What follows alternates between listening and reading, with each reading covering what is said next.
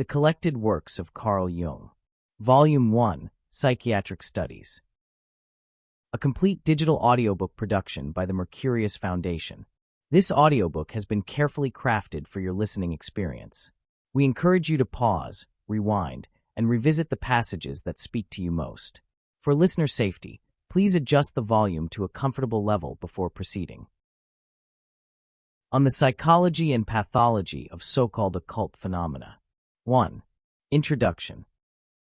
In that wide domain of psychopathic inferiority from which science has marked off the clinical pictures of epilepsy, hysteria, and neurasthenia, we find scattered observations on certain rare states of consciousness as to whose meaning the authors have not yet agreed.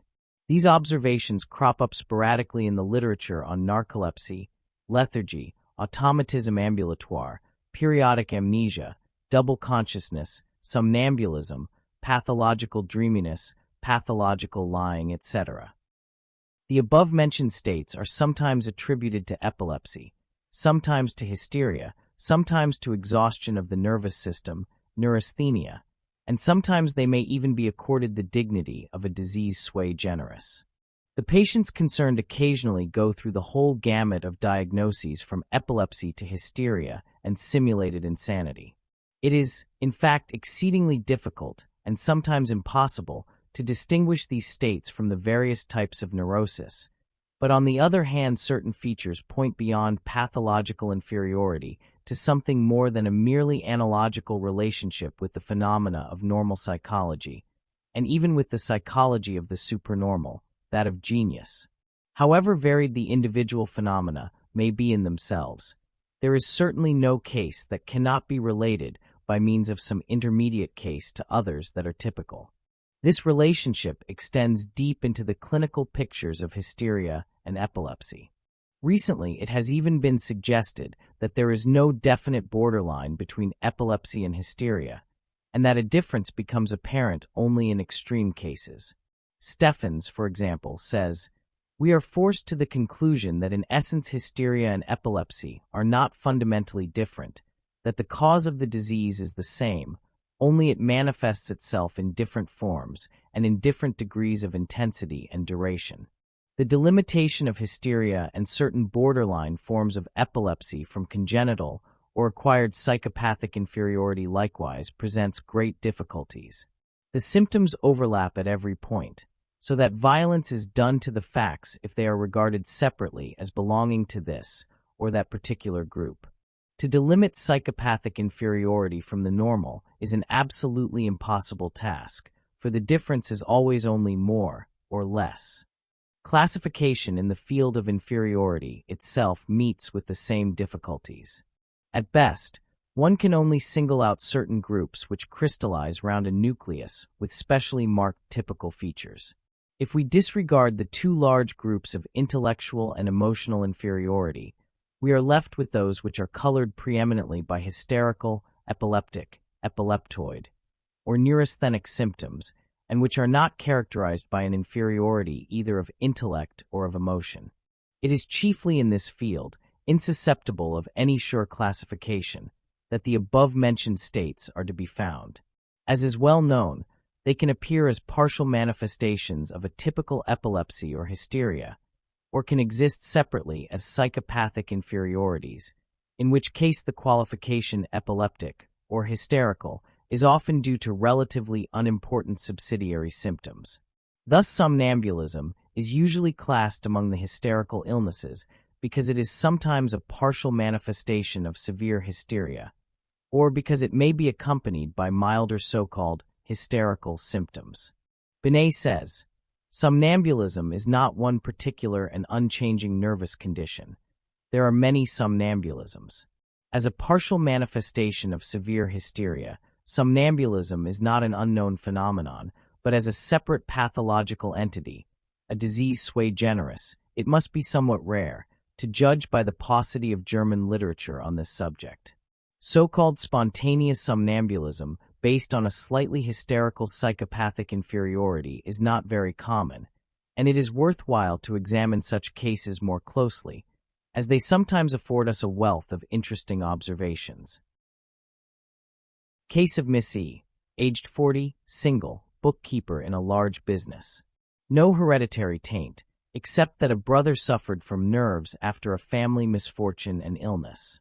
Good education, of a cheerful disposition, not able to save money. Always had some big idea in her head. She was very kind-hearted and gentle, and did a great deal for her parents, who were living in modest circumstances, and for strangers. Nevertheless, she was not happy because she felt she was misunderstood. She had always enjoyed good health till a few years ago, when she said she was treated for dilatation of the stomach and tapeworm. During this illness her hair turned rapidly white. Later she had typhoid. An engagement was terminated by the death of her fiancé from paralysis. She was in a highly nervous state for a year and a half. In the summer of 1897, she went away for a change of air and hydrotherapy. She herself said that for about a year there were moments in her work when her thoughts seemed to stand still, though she did not fall asleep. She made no mistakes in her accounts, however. In the street she often went to the wrong place, and then suddenly realized that she was not in the right street. She had no dizziness or fainting fits. Formerly menstruation occurred regularly every 4 weeks with no bother. Latterly, since she was nervous and overworked, every 14 days. For a long time she suffered from constant headaches. As accountant and bookkeeper in a large business, she had a very strenuous job, which she did well and conscientiously. In the present year, in addition to the strains of her work, she had all sorts of new worries. Her brother suddenly got divorced, and besides her own work she looked after his housekeeping, nursed him and his child through a serious illness, and so on.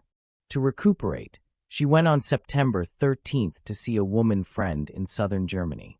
Her great joy at seeing her friend again after such a long absence, and their celebration of a party, made the necessary rest impossible. On the 15th, quite contrary to her usual habit, she and her friend drank a bottle of claret. Afterwards they went for a walk in a cemetery, where she began to tear up flowers and scratch at the graves. She remembered absolutely nothing of this afterwards. On the 16th, she stayed with her friend without anything of importance happening. On the 17th, her friend brought her to Zurich. An acquaintance came with her to the asylum. On the way she talked quite sensibly, but was very tired. Outside the asylum they met 3 boys whom she described as 3 dead people she had dug up. She then wanted to go to the neighboring cemetery, and only with difficulty would be persuaded to enter the asylum. The patient was small, delicately built, slightly anemic. Left side of the heart slightly enlarged, no murmurs but a few double beats, accentuated sounds in the mitral region. The liver dullness extended only to the edge of the upper ribs. Patellar reflexes are rather brisk, but otherwise no tendon reflexes. No anesthesia or analgesia, no paralysis. Rough examination of the field of vision with the hands showed no restriction. Hair of a very pale, yellowish-white color. On the whole, the patient looked her age. She recounted her history and the events of the last few days quite clearly, but had no recollection of what happened in the cemetery at sea, or outside the asylum. During the night of the 17th, she spoke to the attendant and said she saw the whole room full of dead people looking like skeletons. She was not at all frightened, but was rather surprised that the attendant did not see them too. Once she ran to the window, but was otherwise quiet. The next morning in bed she still saw skeletons, but not in the afternoon. The following night she woke up at 4 o'clock and heard the dead children in the adjoining cemetery crying out that they had been buried alive. She wanted to go and dig them up, but allowed herself to be restrained. Next morning at 7 o'clock she was still delirious, but could now remember quite well the events in the cemetery and on her way to the asylum.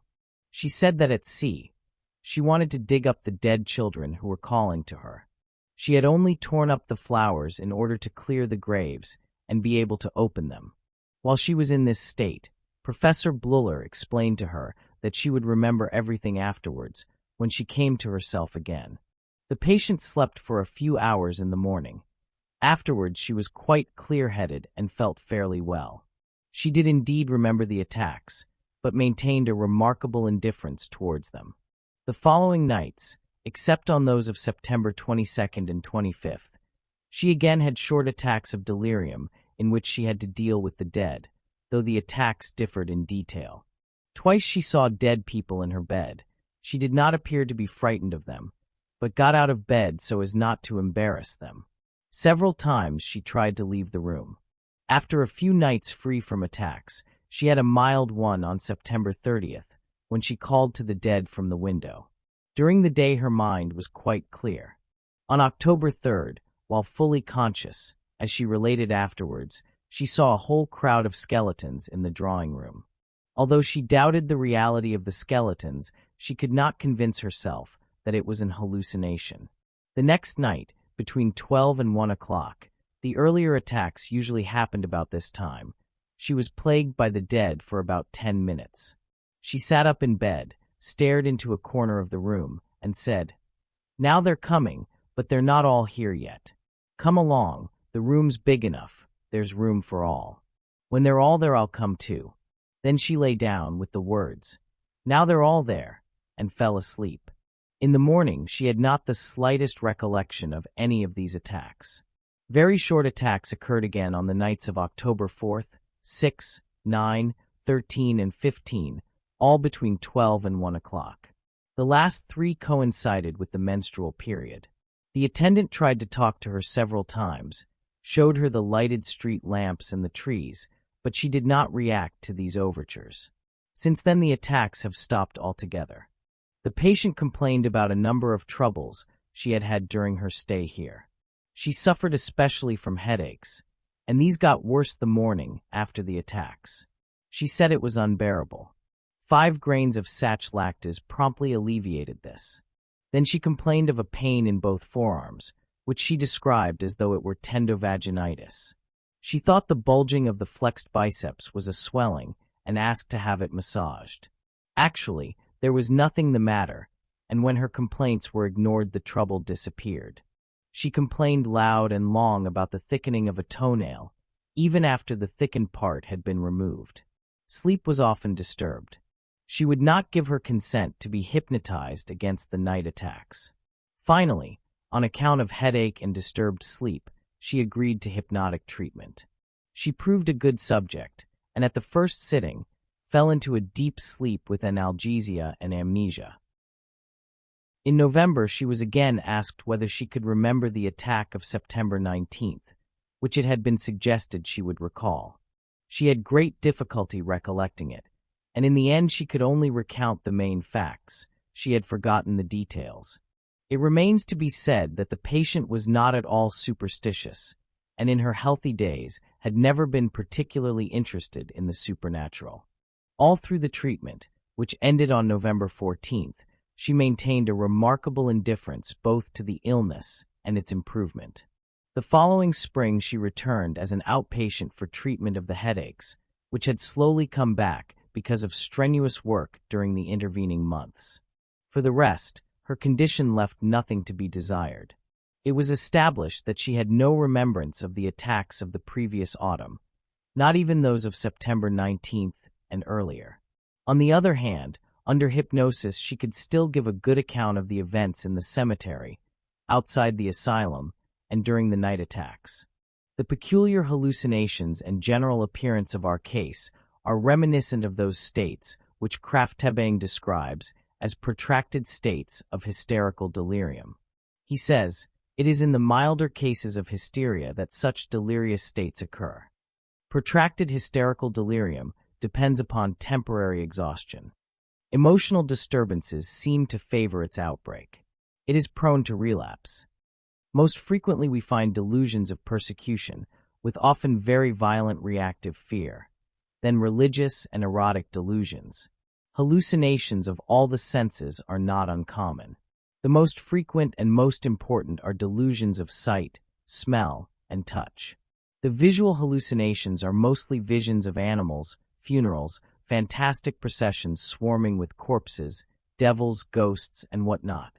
The auditory delusions are simply noises in the ear, shrieks, crashes, bangs, or actual hallucinations, often with sexual content. The corpse visions of our patient and their appearance during attacks remind us of states occasionally observed in hysteroepilepsy. Here too there are specific visions which, in contrast to protracted delirium, are associated with individual attacks. I will give two examples. A 30-year-old lady with grande history had delirious twilight states in which she was tormented by frightful hallucinations. She saw her children being torn away from her, devoured by wild beasts, etc. She had no remembrance of the individual attacks. A girl of 17, also a severe hysteric.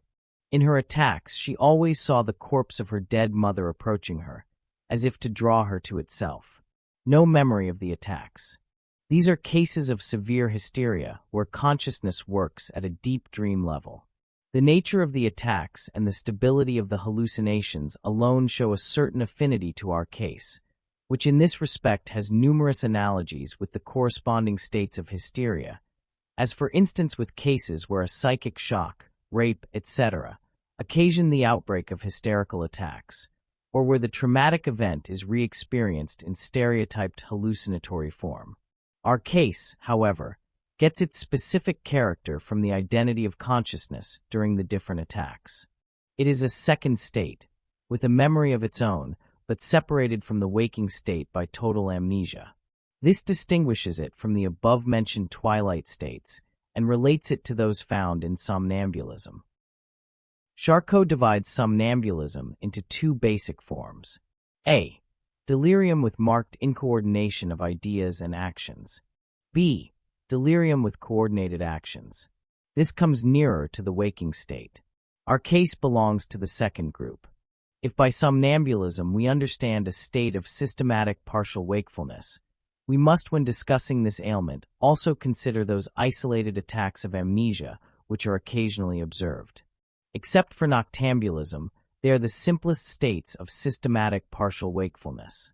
The most remarkable in the literature is undoubtedly Neef's case. It concerns a gentleman of 32 with a bad family history and numerous signs of degeneracy, partly functional, partly organic. As a result of overwork, he had, at the early age of 17, a peculiar twilight state with delusions, which lasted a few days and then cleared up with sudden recovery of memory. Later he was subject to frequent attacks of dizziness with palpitations and vomiting, but these attacks were never attended by loss of consciousness. At the end of a feverish illness, he suddenly left Australia for Zurich, where he spent some weeks in carefree and merry living, only coming to himself when he read of his sudden disappearance from Australia in the newspapers. He had complete retrograde amnesia for the period of several months that included his journey to Australia, his stay there, and the journey back. A case of periodic amnesia is published by Ozam, Albert X, 12.5 years old with hysterical symptoms, had several attacks of amnesia in the course of a few years, during which he forgot how to read, write, count, and even how to speak his own language, for weeks at a stretch. In between times he was normal. A case of automatism ambulatoire on a decidedly hysterical basis, but differing from Neef's case in that the attacks were recurrent, is published by Proust. An educated man, aged 30, exhibited all the symptoms of grande history. He was very suggestible, and from time to time, under the stress of emotional excitement, had attacks of amnesia lasting from 2 days to several weeks. While in these states he wandered about, visited relatives, smashed various things in their houses, contracted debts, and was even arrested and convicted for picking pockets. There is a similar case of vagrancy in Bodo.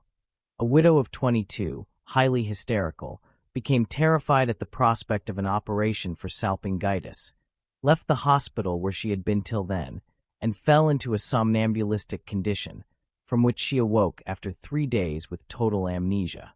In those 3 days she had walked about 30 miles looking for her child. William James describes a case of an ambulatory sort. The Reverend Ansel Bourne, itinerant preacher, 30 years old, psychopath, had on several occasions attacks of unconsciousness lasting an hour. One day, January 17, 1887, he suddenly disappeared from Greene, Rhode Island, after having lifted $551 from a bank.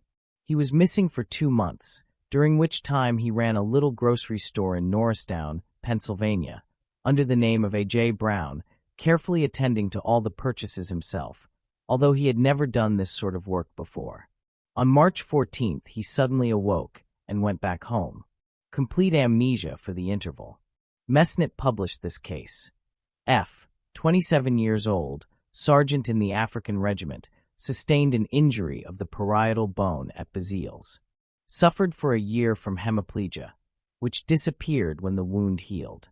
During the illness, he had somnambulistic attacks with marked restriction of consciousness. All the sense functions were paralyzed except for the sense of taste and a little bit of the sense of sight. Movements were coordinated, but their performance in overcoming obstacles was severely limited. During attacks, the patient had a senseless collecting mania. Through various manipulations, his consciousness could be given an hallucinatory content.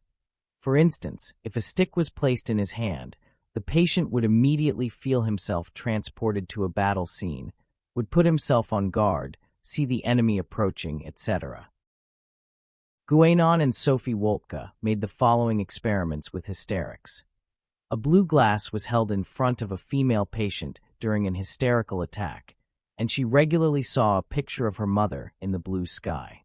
A red glass showed her a bleeding wound, a yellow one an orange cellar, or a lady in a yellow dress. Mesnit's case recalls the cases of sudden restriction of memory. Macnish tells of a case of this sort. An apparently healthy young woman suddenly fell into an abnormally long sleep, apparently with no prodromal symptoms. On waking, she had forgotten the words for and all knowledge of the simplest things. She had to learn how to read, write, and count all over again, at which she made rapid progress. After a second prolonged sleep, she awoke as her normal self with no recollection of the intervening state. These states alternated for more than 4 years, during which time consciousness showed continuity within the two states, but was separated by amnesia from the consciousness of the normal state. These selected cases of various kinds of changes in consciousness each throw some light on our case. Neef's case presents 2 hysteriform lapses of memory, one of which is characterized by delusional ideas, and the other by its long duration, restriction of consciousness, and the desire to wander. The peculiar, unexpected impulses are particularly clear in Proust and Mesnit. In our case, the corresponding features would be the impulsive tearing up of flowers and the digging up of graves. The patient's continuity of consciousness during attacks reminds us of the way consciousness behaved in the Macnish case. Hence, it may be regarded as a temporary phenomenon of alternating consciousness. The dreamlike hallucinatory content of restricted consciousness in our case does not, however, appear to justify us in assigning it without qualification to this double consciousness group. The hallucinations in the second state show a certain creativeness, which seems to be due to its auto-suggestibility. In Mesnit's case, we observe the appearance of hallucinatory processes through simple stimulations of touch. The patient's subconscious uses these simple perceptions for the automatic construction of complicated scenes, which then take possession of his restricted consciousness. We have to take a somewhat similar view of the hallucinations of our patient. At any rate, the outward circumstances in which they arose seem to strengthen this conjecture. The walk in the cemetery induced the vision of the skeletons, and the meeting with the 3 boys evoked the hallucination of children buried alive, whose voices the patient heard at night. She came to the cemetery in a somnambulistic condition, which on this occasion was particularly intense in consequence of her having taken alcohol. She then performed impulsive actions of which her subconscious, at least, received certain impressions. The part played here by alcohol should not be underestimated. We know from experience that it not only acts adversely on these conditions, but like every other narcotic, increases suggestibility. The impressions received in somnambulism go on working in the subconscious to form independent growths, and finally reach perception as hallucinations. Consequently, our case is closely allied to the somnambulistic dream states that have recently been subjected to penetrating study in England and France. The gaps of memory, apparently lacking content at first, acquire such through incidental autosuggestions, and this content builds itself up automatically to a certain point. Then, probably under the influence of the improvement now beginning, its further development comes to a standstill, and finally it disappears altogether as recovery sets in. Binet and Fear have made numerous experiments with the implanting of suggestions in states of partial sleep.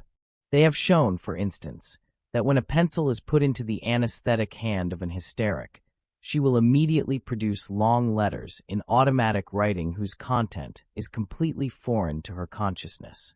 Cutaneous stimuli in anesthetic regions are sometimes perceived as visual images, or at least as vivid and unexpected visual ideas.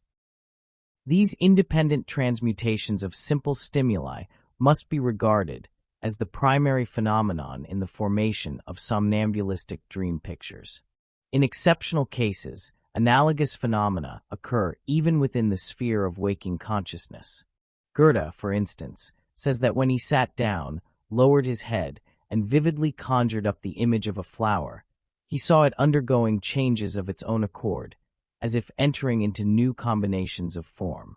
In the half-waking state, these phenomena occur fairly often as hypnagogic hallucinations. Goethe's automatisms differ from truly somnambulistic ones, because in his case the initial idea is conscious, and the development of the automatism keeps within the bounds laid down by the initial idea, that is to say, within the purely motor or visual area.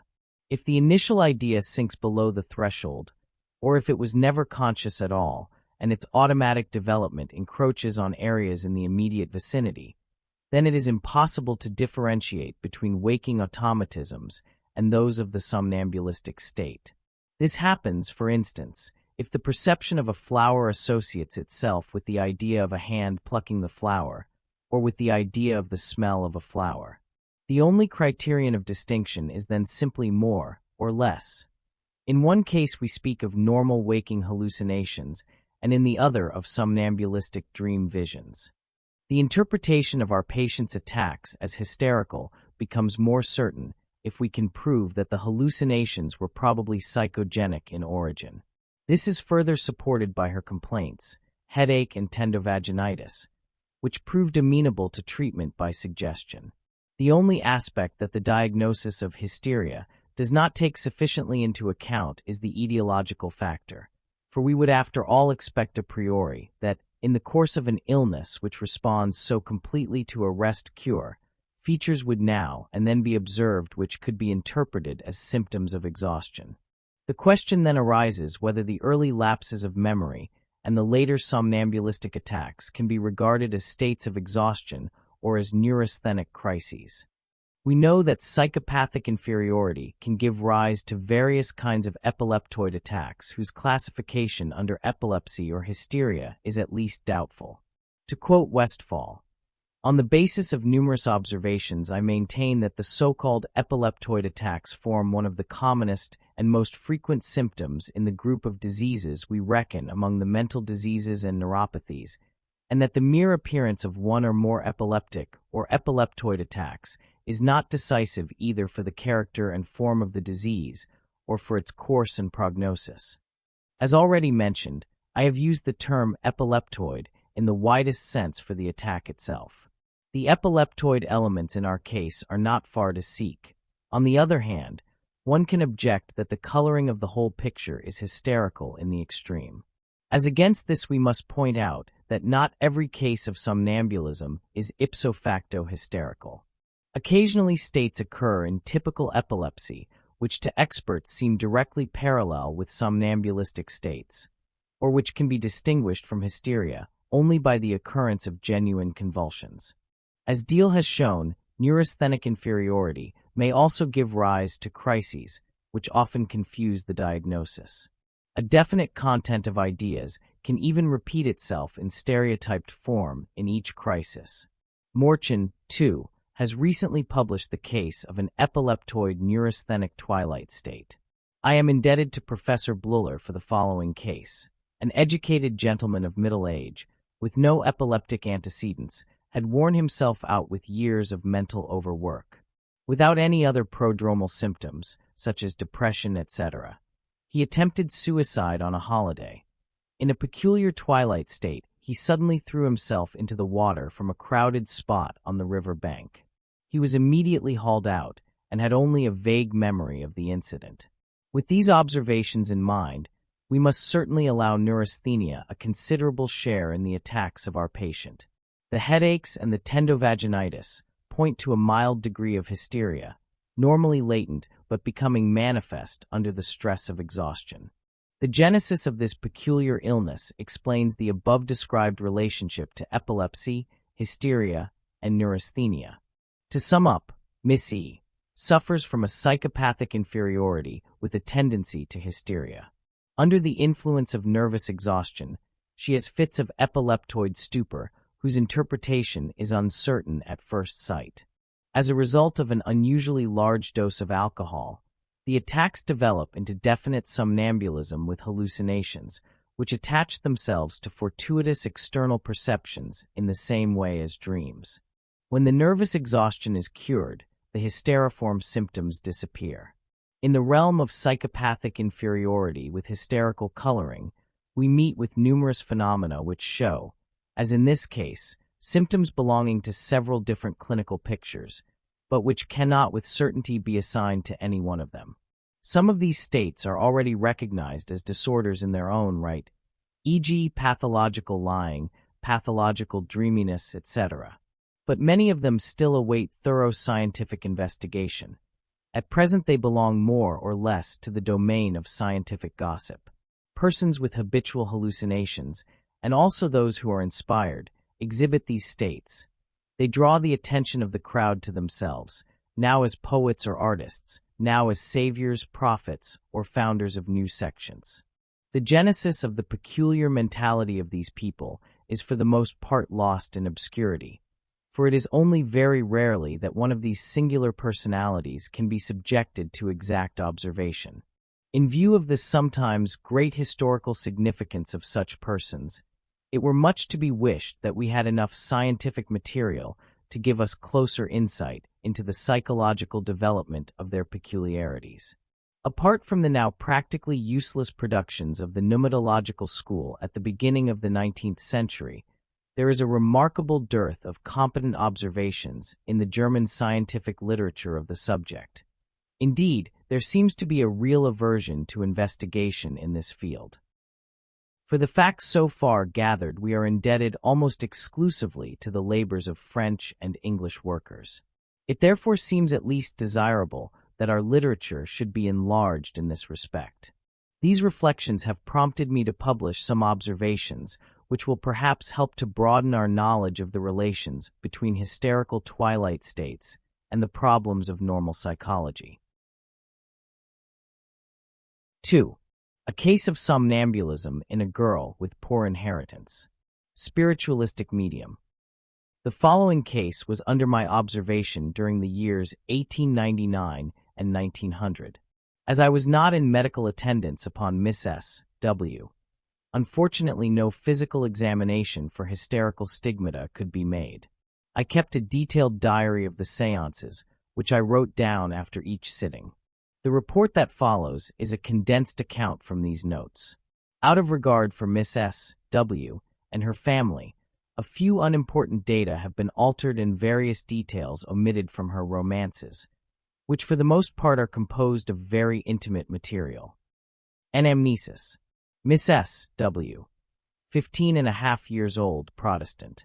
The paternal grandfather was very intelligent, a clergyman who frequently had waking hallucinations, mostly visions, often hold dramatic scenes with dialogues, etc. A brother of her grandfather was feeble-minded, an eccentric who also saw visions. One of his sisters was also a peculiar, odd character. The paternal grandmother, after a feverish illness in her 20th year, typhoid fever, had a trance lasting for 3 days, from which she did not begin to awake until the crown of her head was burnt with a red-hot iron. Later on, when emotionally excited, she had fainting fits. These were nearly always followed by a brief somnambulism during which she uttered prophecies. The father, too, was an odd, original personality with bizarre ideas. 2 of his brothers were the same. All 3 had waking hallucinations. second sight, premonitions, etc. A third brother was also eccentric and odd, talented but one-sided. The mother has a congenital psychopathic inferiority, often bordering on psychosis. One sister is an hysteric and a visionary. Another sister suffers from nervous heart attacks. S.W. is of delicate build, skull somewhat rachitic though not noticeably hydrocephalic, face rather pale, eyes dark, with a peculiar penetrating look. She has had no serious illnesses. At school she passed for average, showed little interest, and was inattentive. In general, her behavior was rather reserved, but this would suddenly give place to the most exuberant joy and exaltation. Of mediocre intelligence, with no special gifts, neither musical nor fond of books, she prefers handwork or just sitting around daydreaming. Even at school she was often absent-minded, misread in a peculiar way when reading aloud. For instance, instead of the word Ziege, goat, she would say Geiss, and instead of trep, stare, she would say Stiege. This happened so often that her brothers and sisters used to laugh at her. Otherwise there were no abnormalities to be noticed about S.W., and especially no serious hysterical symptoms. Her family were all artisans and business people with very limited interests. Books of a mystical nature were never allowed in the family. Her education was deficient. Apart from the fact that there were many brothers and sisters, all given a very casual education, the children suffered a great deal from the inconsequent, vulgar, and often brutal treatment they received from their mother. The father, a very preoccupied businessman, could not devote much time to his children and died when S.W. was still adolescent. In these distressing circumstances, it is no wonder that she felt shut in and unhappy. She was often afraid to go home and preferred to be anywhere rather than there. Hence she was left a great deal with her playmates and grew up without much polish. Her educational level was accordingly pretty low, and her interests were correspondingly limited. Her knowledge of literature was likewise very limited. She knew the usual poems of Schiller and Goethe, and a few other poets learnt by heart at school, some snatches from a songbook and fragments of the Psalms. Newspaper and magazine stories probably represented the upper limit in prose. Up to the time of her somnambulism, she had never read anything of a more cultured nature. Somnambulistic states. At home and from friends she heard about table turning and began to take an interest in it. She asked to be allowed to take part in such experiments, and her desire was soon gratified. In July 1899, she did some table turning several times in the family circle with friends, but as a joke. It was then discovered that she was an excellent medium. Communications of a serious nature arrived, and were received amid general astonishment. Their pastoral tone was surprising. The spirit gave himself out to be the grandfather of the medium. As I was acquainted with the family, I was able to take part in these experiments. At the beginning of August 1899, I witnessed the first attacks of somnambulism. Their course was usually as follows. S.W. grew very pale, slowly sank to the ground or into a chair, closed her eyes, became cataleptic, drew several deep breaths, and began to speak. At this stage she was generally quite relaxed. The eyelid reflexes remained normal, and so did tactile sensibility. She was sensitive to unexpected touches and easily frightened, especially in the initial stage. She did not react when called by name. In her somnambulistic dialogues, she copied in a remarkably clever way her dead relatives and acquaintances, with all their foibles, so that she made a lasting impression even on persons not easily influenced. She could also hit off people whom she knew only from hearsay, doing it so well that none of the spectators could deny her at least considerable talent as an actress.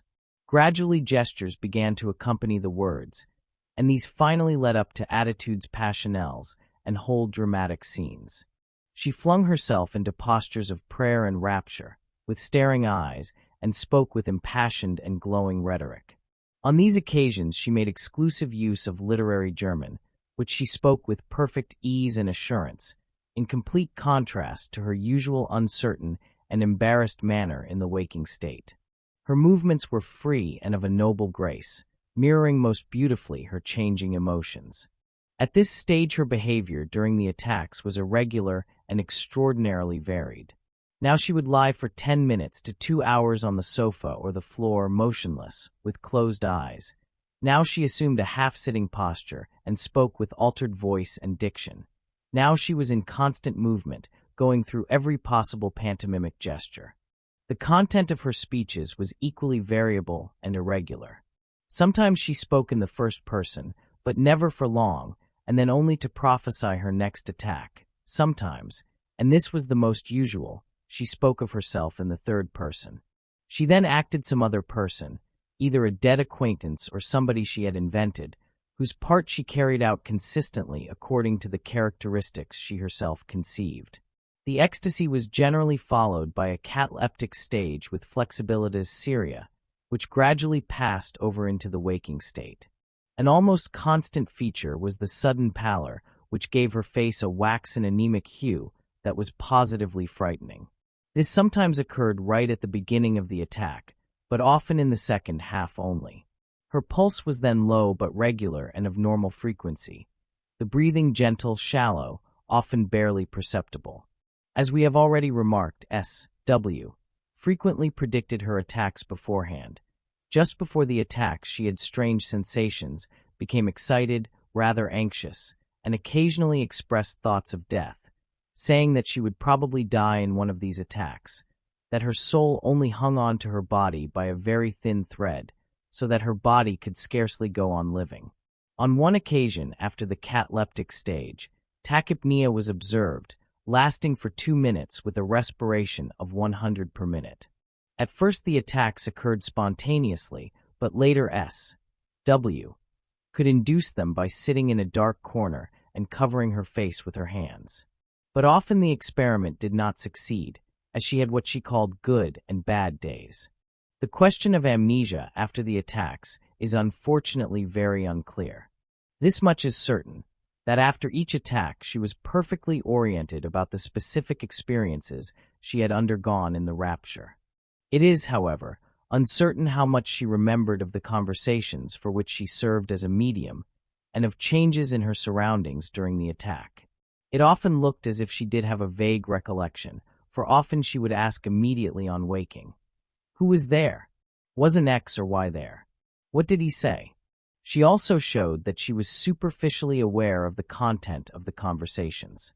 She often remarked that the spirits told her before waking what they had said, but frequently this was not the case at all.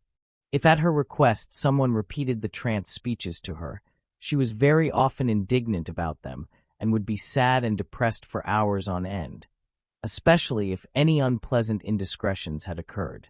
She would rail against the spirits and assert that next time she would ask her guide to keep such spirits away from her. Her indignation was not faked, for in the waking state she could barely control herself and her effects, so that any change of mood was immediately reflected in her face. At times she seemed barely, if at all, aware of what went on around her during the attack. She seldom noticed when anyone left the room or came into it. Once she forbade me to enter the room when she was expecting special communications which she wished to keep secret from me. I went in, nevertheless, sat down with the 3 other sitters, and listened to everything. S.W. had her eyes open and spoke to the others without noticing me. She only noticed me when I began to speak, which gave rise to a veritable storm of indignation. She remembered better, but still only vaguely, the remarks of participants which referred to the trance speeches or directly to herself. I could never discover any definite rapport in this connection. Besides these big attacks, which seemed to follow a certain law, S.W. also exhibited a large number of other automatisms. Premonitions, forebodings, unaccountable moods, and rapidly changing fancies were all in the day's work. I never observed simple states of sleep. On the other hand, I soon noticed that in the middle of a lively conversation she would become all confused and go on talking senselessly in a peculiar monotonous way, looking in front of her dreamily with half-closed eyes. These lapses usually lasted only a few minutes. Then she would suddenly go on. "Yes, what did you say?" At first she would not give any information about these lapses, saying evasively that she felt a bit giddy, had a headache, etc. Later she simply said, "They were there again," meaning her spirits. She succumbed to these lapses very much against her will. Often she struggled against them.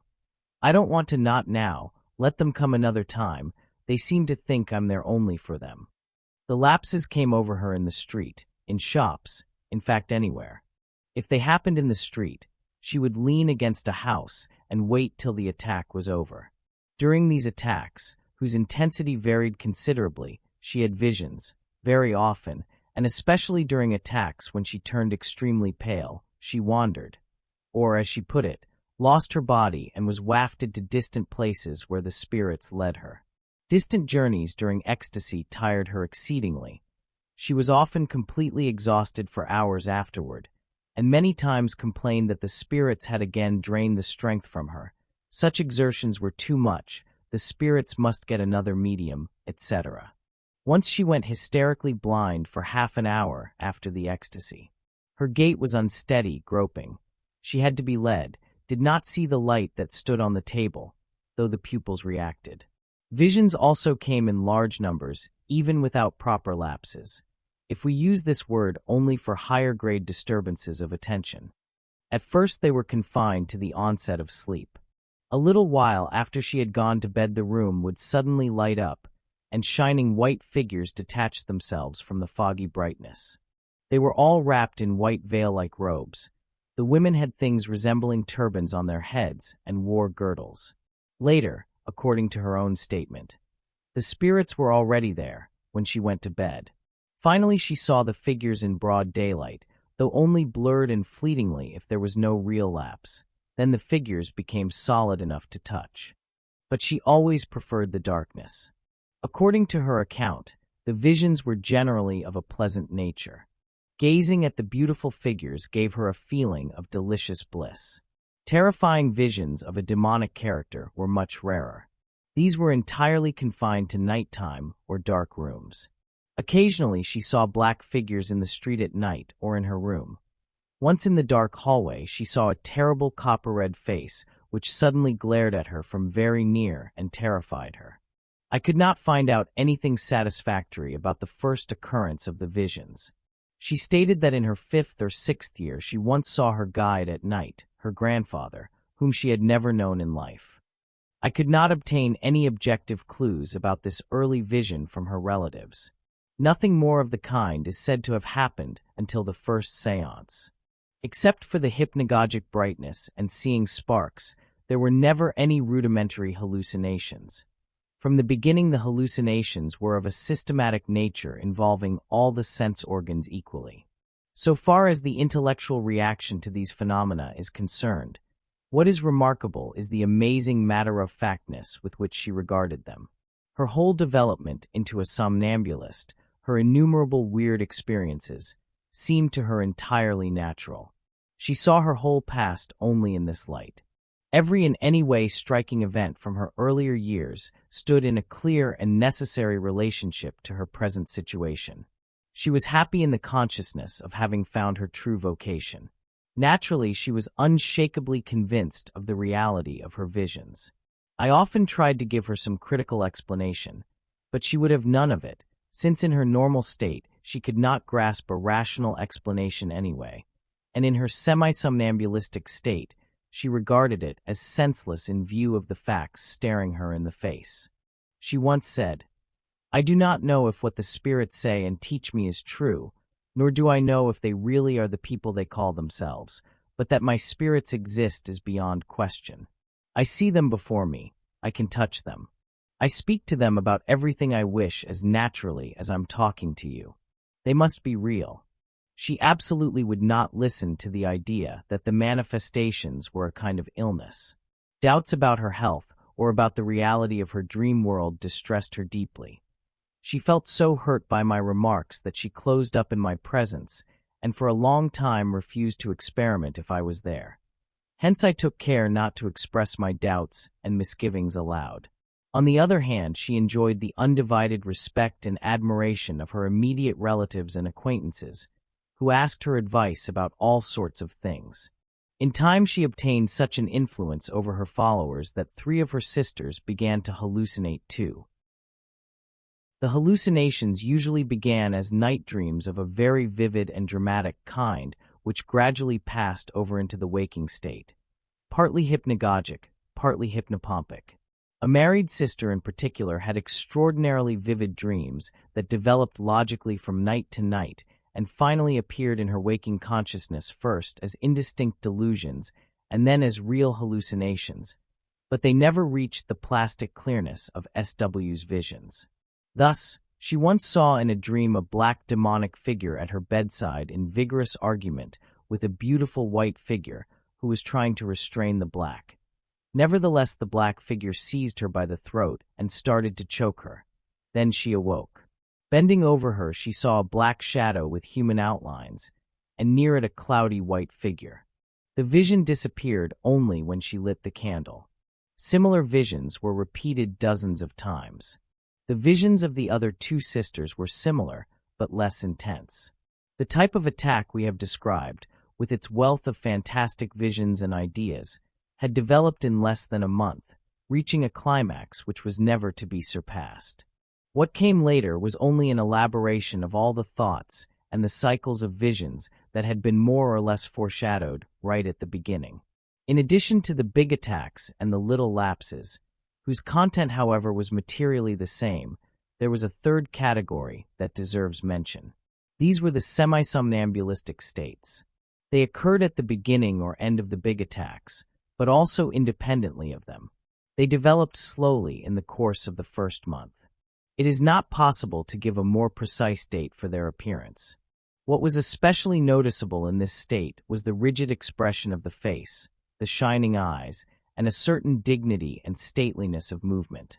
In this condition, SW was herself, or rather her somnambulist ego.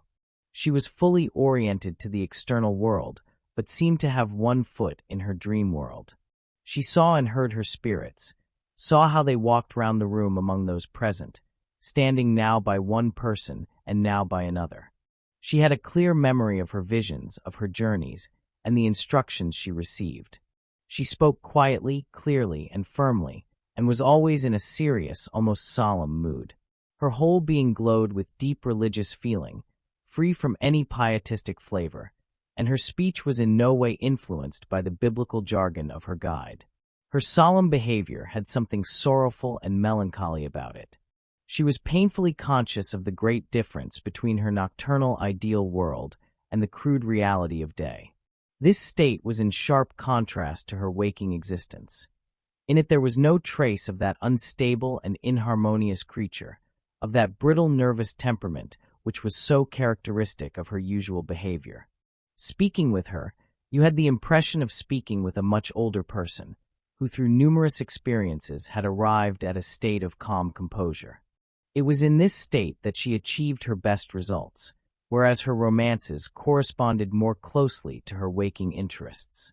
The semi-somnambulism usually appeared spontaneously, as a rule during the table-turning experiments, and it always began by SW's knowing beforehand what the table was going to say. She would then stop table-turning, and after a short pause would pass suddenly into ecstasy. She proved to be very sensitive. She could guess and answer simple questions devised by a member of the circle who was not himself a medium. It was enough to lay a hand on the table, or on her hands, to give her the necessary clues. Direct thought transference could never be established.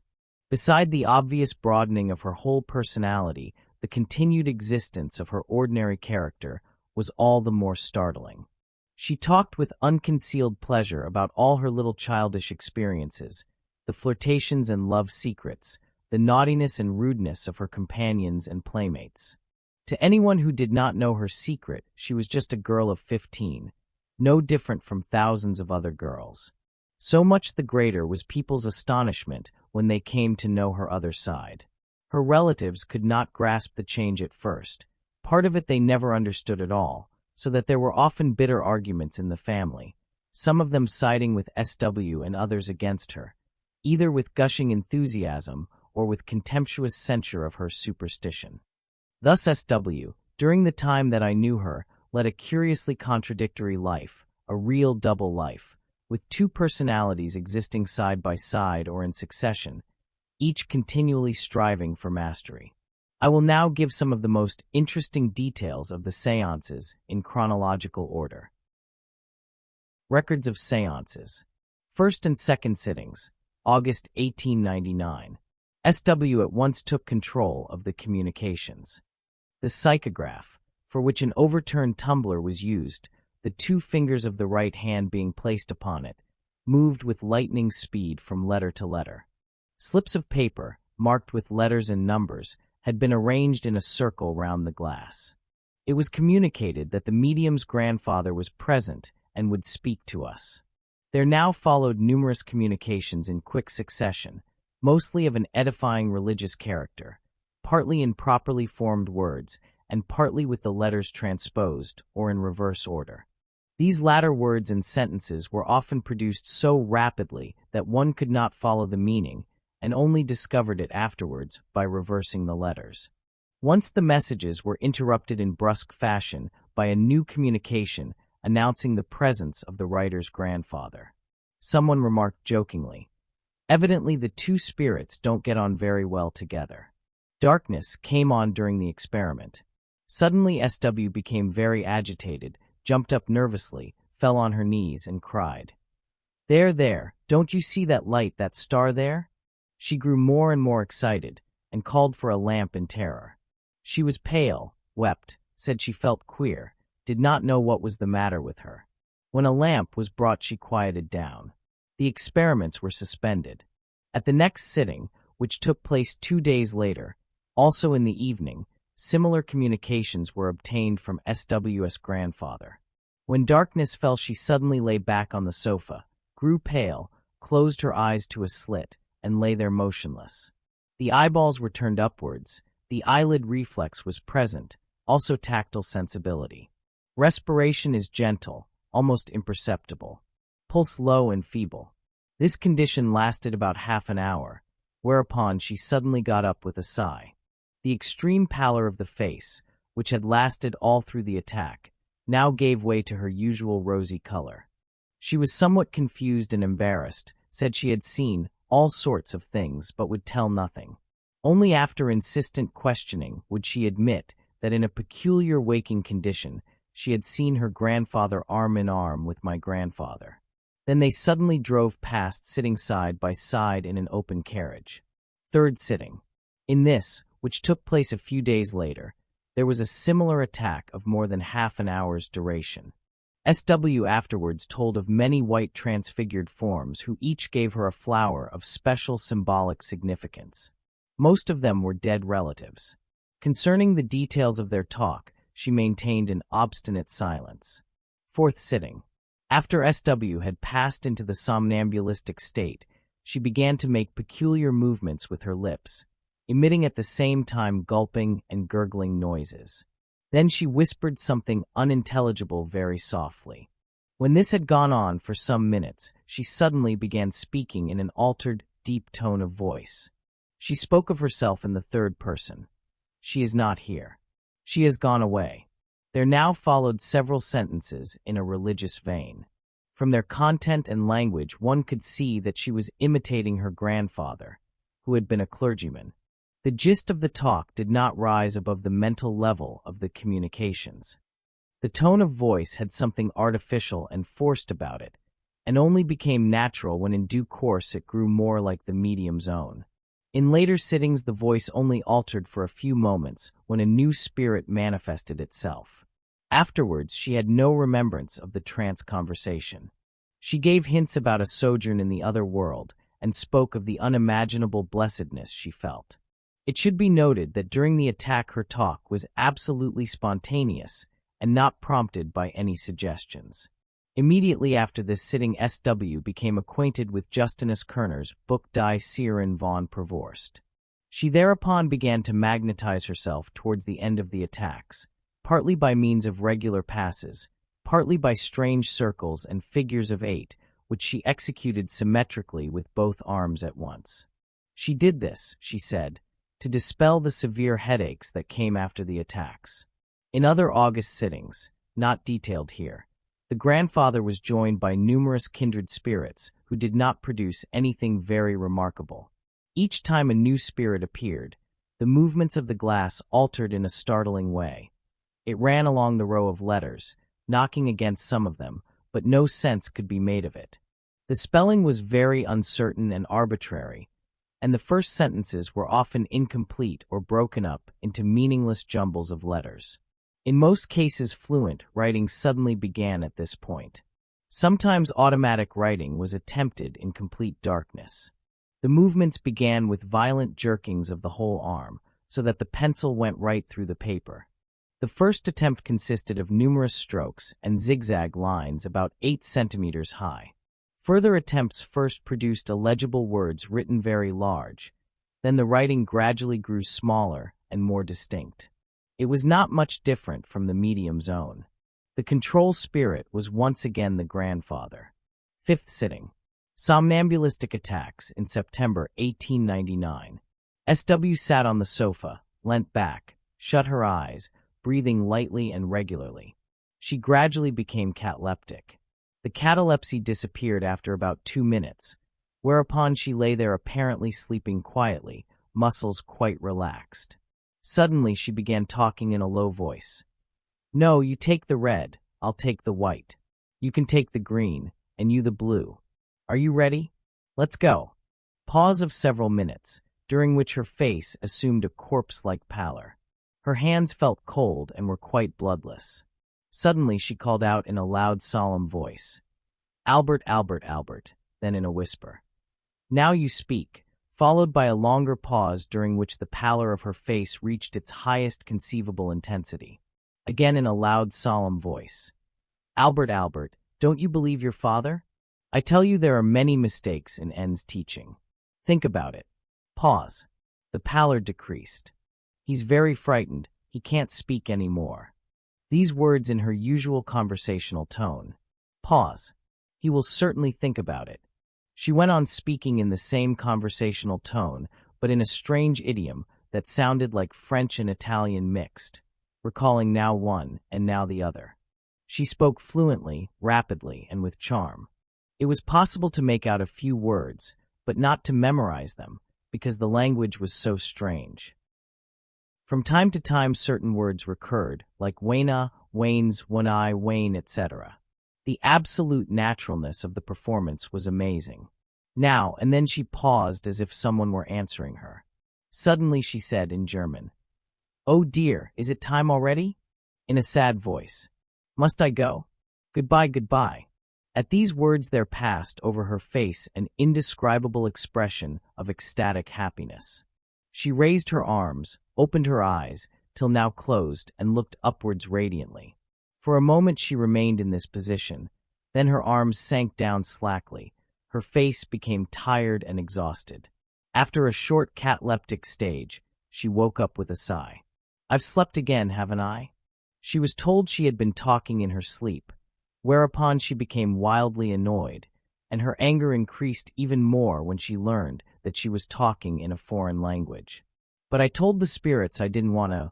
I can't do it. It tires me too much." Began to cry. "Oh God, must everything come back again like last time? Am I to be spared nothing?" The next day at the same time there was another attack. After SW had dropped off, Ulrich von Gerbenstein suddenly announced himself. He proved to be an amusing gossip, speaking fluent High German with a North German accent. Asked what SW was doing, he explained with much circumlocution that she was far away, and that he was here meanwhile to look after her body, its circulation, respiration, etc. He must take care that no black person got hold of her and harmed her. On insistent questioning, he said that SW had gone with the others to Japan to look up a distant relative and stop him from a stupid marriage. He then announced in a whisper the exact moment when the meeting took place. Forbidden to talk for a few minutes, he pointed to SW's sudden pallor, remarking that materialization at such great distances cost a corresponding amount of strength. He then ordered cold compresses to be applied to her head, so as to alleviate the severe headache which would come afterwards. With the gradual return of color to her face, the conversation became more animated. There were all sorts of childish jokes and trivialities. Then UVG suddenly said, "I see them coming, but they are still very far off. I see her there like a little star." SW pointed to the north. We naturally asked in astonishment why they were not coming from the east, whereupon UVG laughingly replied, "They come the direct way over the North Pole. I must go now, goodbye." Immediately afterwards SW awoke with a sigh, in a bad temper, complaining of a violent headache.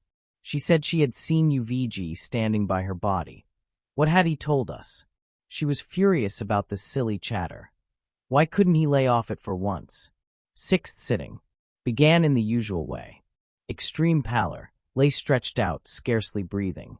Suddenly she spoke in a loud, solemn voice. "Well then, be frightened, I am. I warn you about N's teaching. Look, in hope there is everything needed for faith. You want to know who I am? God gives where one least expects it. Don't you know me?" Then unintelligible whispering. After a few minutes she woke up. Seventh sitting.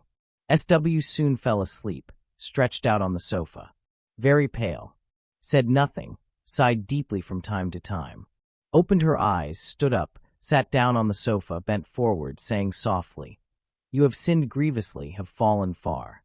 Bent still further forward, as if speaking to someone kneeling in front of her. Stood up, turned to the right, stretched out her hand, and pointed to the spot over which she had been bending. "Will you forgive her?" she asked loudly. "Do not forgive men, but their spirits. Not she, but her human body has sinned." Then she knelt down, remained for about 10 minutes in an attitude of prayer. Suddenly she got up, looked to heaven with an ecstatic expression, and then threw herself on her knees again, her face in her hands, whispering incomprehensible words. Remained motionless in this attitude for several minutes. Then she got up, gazed heavenward again with radiant countenance, and lay down on the sofa, waking soon afterwards. Development of the somnambulistic personalities. At the beginning of many seances, the glass was allowed to move by itself, and this was always followed by the stereotyped invitation. You must ask a question. Since several convinced spiritualists were attending the seances, there was of course an immediate demand for all manner of spiritualistic marvels, especially for the protecting spirits. At these requests the names of well-known dead persons were sometimes produced, and sometimes unknown names such as Bert de Vallers, Elizabeth von Thayer-Felsenberg, Ulrich von Gerbenstein, etc. The control spirit was almost without exception the medium's grandfather, who once declared that he loved her more than anyone in this world because he had protected her from childhood up and knew all her thoughts. This personality produced a flood of biblical maxims, edifying observations, and songbook verses, also verses he had presumably composed himself, like the following. "Be firm and true in thy believing, to faith in God cling ever nigh, thy heavenly comfort never leaving, which having, man can never die. Refuge in God is peace forever when earthly cares oppress the mind. Who from the heart can pray is never bowed down by fate however unkind." Numerous other effusions of this sort betrayed by their hackneyed, unctuous content their origin in some tract or other. From the time SW began speaking in her ecstasies, lively dialogues developed between members of the circle and the somnambulist personality. The gist of the answers received was essentially the same as the banal and generally edifying verbiage of the psychographic communications. The character of this personality was distinguished by a dry and tedious solemnity, rigorous conventionality, and sanctimonious piety, which does not accord at all with the historical reality. The grandfather was the medium's guide and protector. During the ecstasies he offered all kinds of advice, prophesied later attacks, and what would happen when she woke, etc. He ordered cold compresses, gave instructions concerning the way the medium should lie on the couch, arrangements for sittings, and so on. His relationship to the medium was exceedingly tender. In vivid contrast to this heavy-footed dream personage, there appeared a personality who had cropped up occasionally in the psychographic communications of the first sittings. He soon disclosed himself as the dead brother of a Mr. R., who was then taking part in the seances. This dead brother, Mr. PR, peppered his living brother with commonplaces about brotherly love, etc. He evaded specific questions in every possible way. At the same time, he developed a quite astonishing eloquence toward the ladies of the circle, and in particular paid his attention to a lady whom he had never known in life. He stated that even when alive he had always raved about her, had often met her in the street without knowing who she was, and was now absolutely delighted to make her acquaintance in this unusual manner. His stale compliments, pert remarks to the men, innocuous childish jokes, etc., took up a large part of the seances. Several members of the circle took exception to the frivolity and banality of this spirit, whereupon he vanished for 1 or 2 sittings, but soon reappeared, at first well behaved, often with Christian phrases on his lips, but before long slipping back into his old form. Besides these 2 sharply differentiated personalities, others appeared who varied but little from the grandfather type. They were mostly dead relatives of the medium. The general atmosphere of the first 2-month seances was accordingly solemn and edifying, disturbed only from time to time by PR's trivial chatter. A few weeks after the beginning of the seances, Mr. R. left our circle, whereupon a remarkable change took place in PR's behavior. He grew monosyllabic, came less often, and after a few sittings vanished altogether. Later on he reappeared very occasionally, and mostly only when the medium was alone with the lady in question. Then a new personality thrust himself to the forefront. Unlike PR, who always spoke Swiss dialect, this gentleman affected a strong North German accent. In all else he was an exact copy of PR.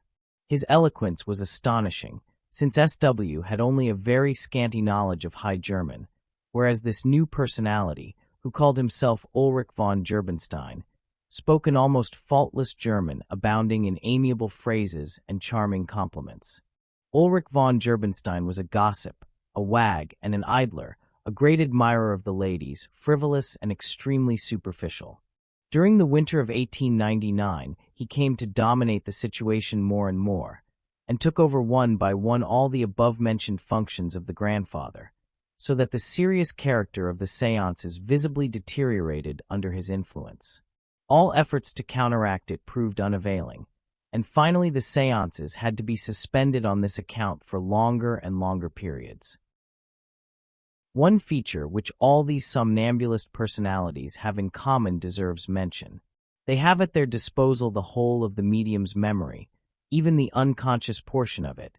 They are also au courant with the visions she has in the ecstatic state, but they have only the most superficial knowledge of her fantasies during the ecstasy.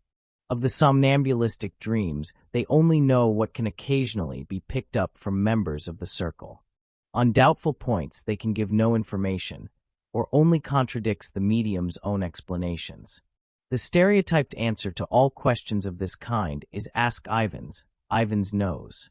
From the examples we have given of the different ecstasies, it is clear that the medium's consciousness is by no means idle during the trance, but develops an extraordinarily rich fantasy activity. In reconstructing her somnambulistic ego, we are entirely dependent on her subsequent statements, for in the first place the spontaneous utterances of the ego associated with the waking state are few and mostly disjointed, and in the second place many of the ecstasies pass off without pantomime and without speech, so that no conclusions about inner processes can be drawn from external appearances. SW is almost totally amnesic in regard to the automatic phenomena during ecstasy, in so far as these fall within the sphere of personalities foreign to her ego. But she usually has a clear memory of all the other phenomena directly connected with her ego, such as talking in a loud voice, glossolalia, etc. In every instance, there is complete amnesia only in the first few moments after the ecstasy. During the first half hour, when a kind of semi-somnambulism with reveries, hallucinations, etc. is still present, the amnesia gradually disappears and fragmentary memories come up of what has happened, though in a quite irregular and arbitrary fashion. The later seances usually began by joining hands on the table, whereupon the table immediately started to move. Meanwhile, SW gradually became somnambulistic, took her hands from the table, lay back on the sofa, and fell into an ecstatic sleep. She sometimes related her experiences to us afterwards, but was very reticent if strangers were present. Even after the first few ecstasies, she hinted that she played a distinguished role among the spirits. Like all the spirits, she had a special name, and hers was Ivan's. Her grandfather surrounded her with quite particular care, and in the ecstasy with the flower vision, she learnt special secrets about which she still maintained the deepest silence. During the séances when her spirits spoke, she made long journeys, mostly to relatives whom she visited, or she found herself in the beyond, in that space between the stars which people think is empty, but which really contains countless spirit worlds. In the semi-somnambulistic state that frequently followed her attacks, she once gave a truly poetic description of a landscape in the beyond, a wonderful moonlit valley that was destined for generations as yet unborn. She described her somnambulistic ego as a personality almost entirely freed from the body, a small but fully grown black-haired woman of a markedly Jewish type, clothed in white garments, her head wrapped in a turban. As for herself, she understood and spoke the language of the spirits, for the spirits still speak with one another from human habit, although they don't really need to because they can see one another's thoughts. She did not always actually talk with them. She just looked at them and knew what they were thinking. She traveled in the company of 4 or 5 spirits, dead relatives, and visited her living relatives and acquaintances in order to investigate their life and way of thinking. She also visited all the places that lay on her ghostly beat. After becoming acquainted with Kerner's book, she, like the clairvoyant, felt it her destiny to instruct and improve the black spirits who are banished to certain regions or who dwell partly beneath the earth's surface. This activity caused her a good deal of trouble and pain. Both during and after the ecstasies she complained of suffocating feelings, violent headaches, etc. But every fortnight, on Wednesdays, she was allowed to spend the whole night in the gardens of the beyond in the company of the blessed spirits.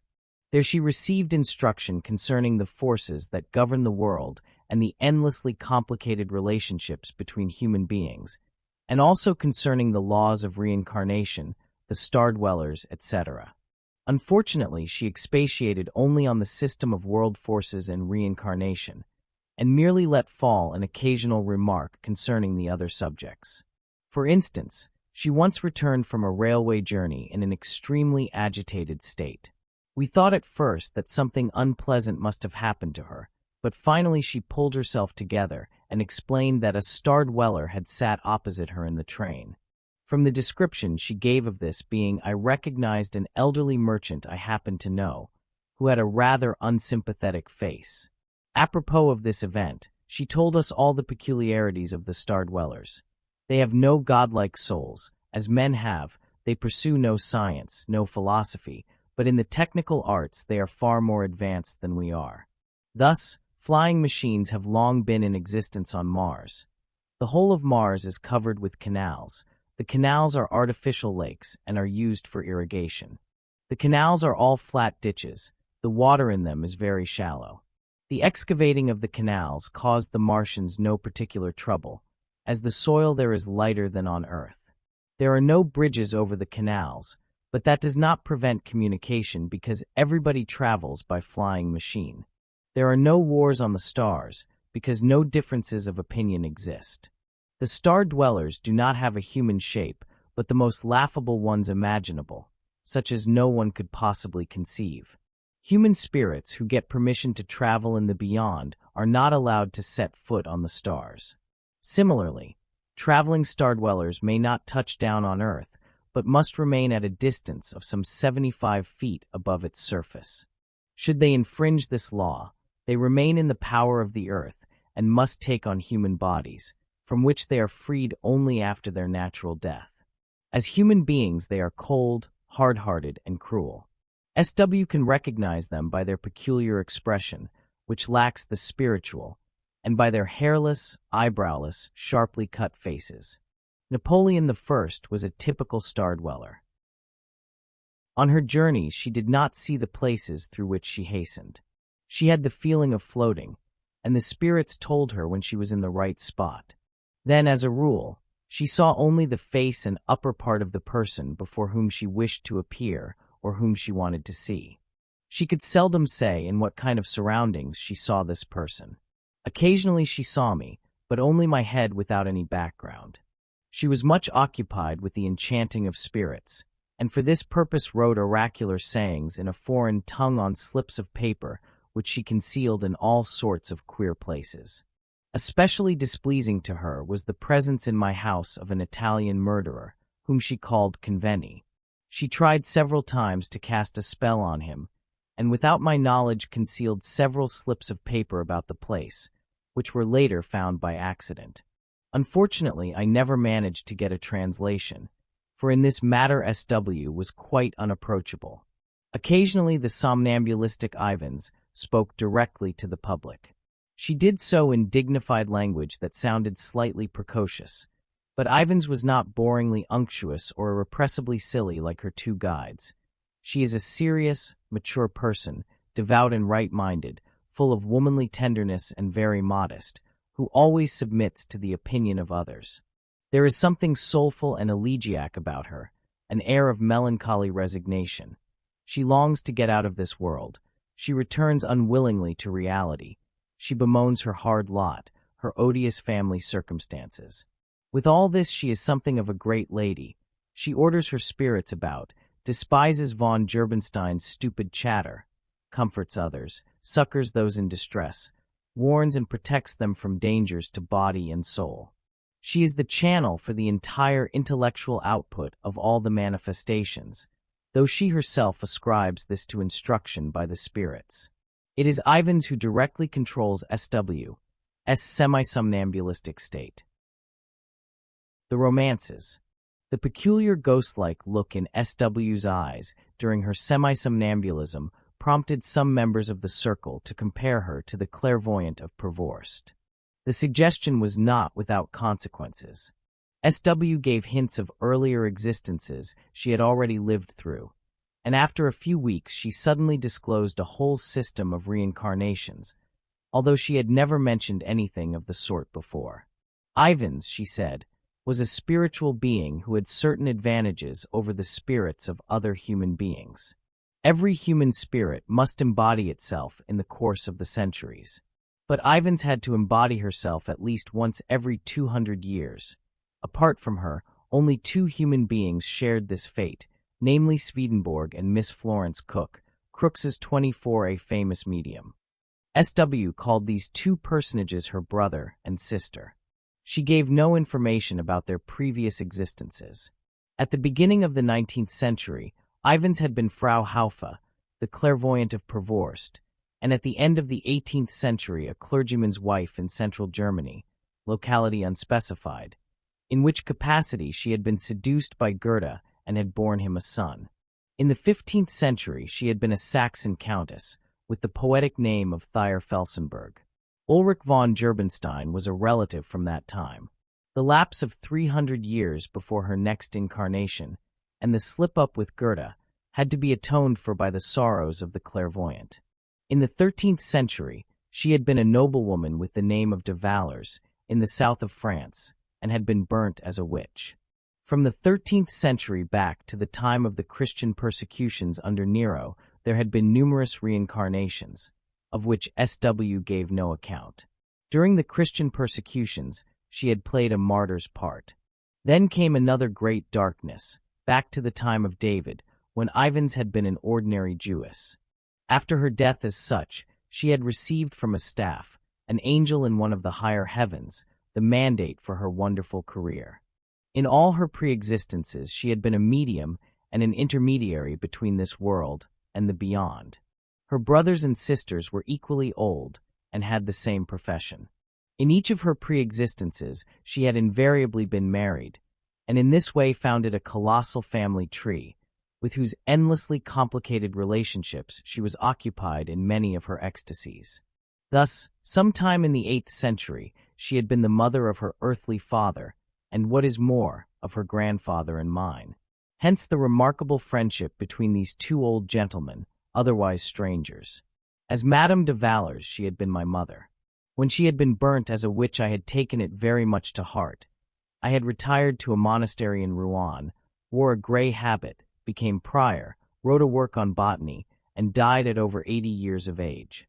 In the refectory of the monastery, there was a portrait of Madame de Vallers, in which she was depicted in a half-sitting, half-reclining position.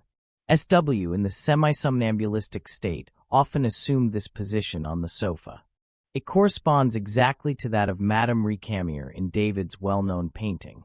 A gentleman who often took part in the séances and bore a distant resemblance to me was also one of her sons from that time. Around this core of relationships there now grouped themselves, at a greater or lesser distance, all the persons in any way related or known to her. One came from the 15th century, another was a cousin from the 18th century, and so on.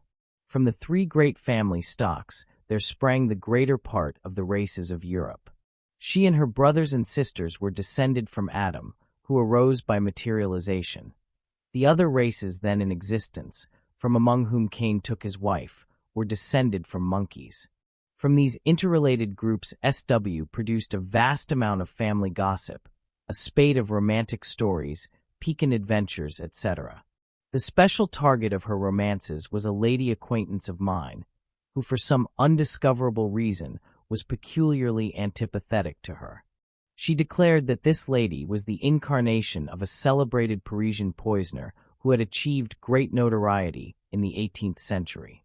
This lady, she maintained, still continued her dangerous work, but in a much more ingenious and refined fashion than before. Through the inspiration of the wicked spirits who accompanied her, she had discovered a fluid which, when merely exposed to the air, attracted any tubercle bacilli flying about and formed a splendid culture medium for them. By means of this fluid, which she was in the habit of mixing with food, she had caused the death of her husband, who had indeed died from tuberculosis, also of one of her lovers and of her own brother, so as to get his inheritance. Her eldest son was an illegitimate child by her lover. During her widowhood, she had secretly borne an illegitimate child to another lover, and had finally had illicit relations with her own brother, whom she later poisoned. In this way, SW wove innumerable stories in which she believed implicitly. The characters in these romances also appeared in her visions, as for instance this lady in the above-mentioned vision with its pantomime of confession and forgiveness of sin. Anything at all interesting that happened in her surroundings was drawn into this system of romances and given a place in the family relationships with a more or less clear account of the pre-existences and influencing spirits. So it fared with all persons who made SW's acquaintance. They were rated as a second or a first incarnation according to whether they had a well-marked or an indistinct character. In most cases, they were also designated as relatives, and always in the same quite definite way. Only afterwards, often several weeks later, a new and complicated romance would suddenly make its appearance after an ecstasy, explaining the striking relationship by means of pre-existences or illegitimate liaisons. Persons sympathetic to Southwest were usually very close relatives. These family romances, with the exception of the one described above, were all composed very carefully, so that it was absolutely impossible to check up on them. They were delivered with the most amazing aplomb and often surprised us by the extremely clever use of details which SW must have heard or picked up from somewhere. Most of the romances had a pretty gruesome character. Murder by poison and dagger, seduction and banishment, forgery of wills, and so forth played a prominent role. Mystic science. SW was subjected to numerous suggestions in regard to scientific questions.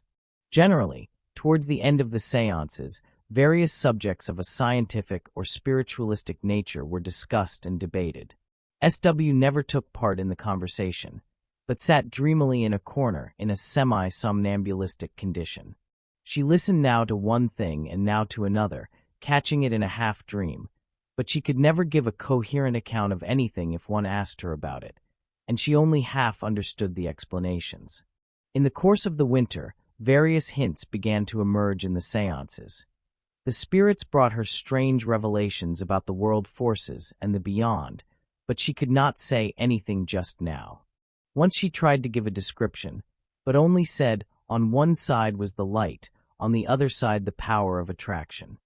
Finally, in March 1900, after nothing more had been heard of these things for some time, she suddenly announced with a joyful face that she had now received everything from the spirits. She drew forth a long, narrow strip of paper on which numerous names were written. Despite my request, she would not let it out of her hands.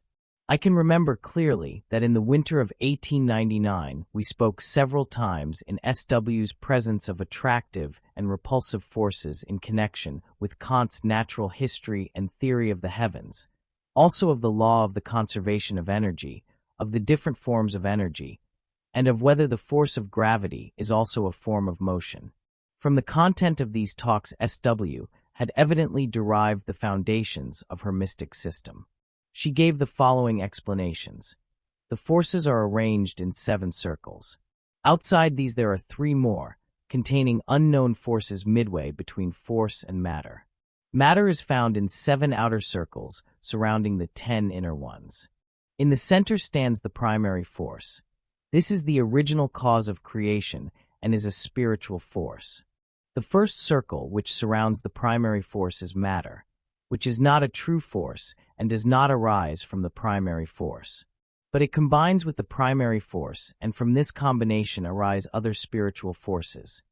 On one side the good or light powers, magneser, on the other side the dark powers, connoisseur.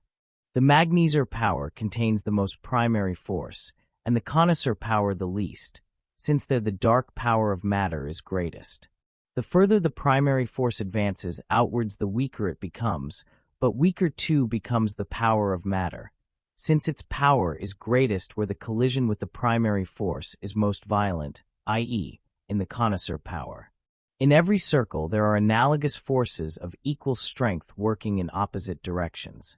The system could also be written out in a single line or column, beginning with primary force, magneser, kafar, etc., and then, going from left to right on the diagram, up through tusa and endos to connoisseur, but in that way it would be difficult to see the different degrees of intensity.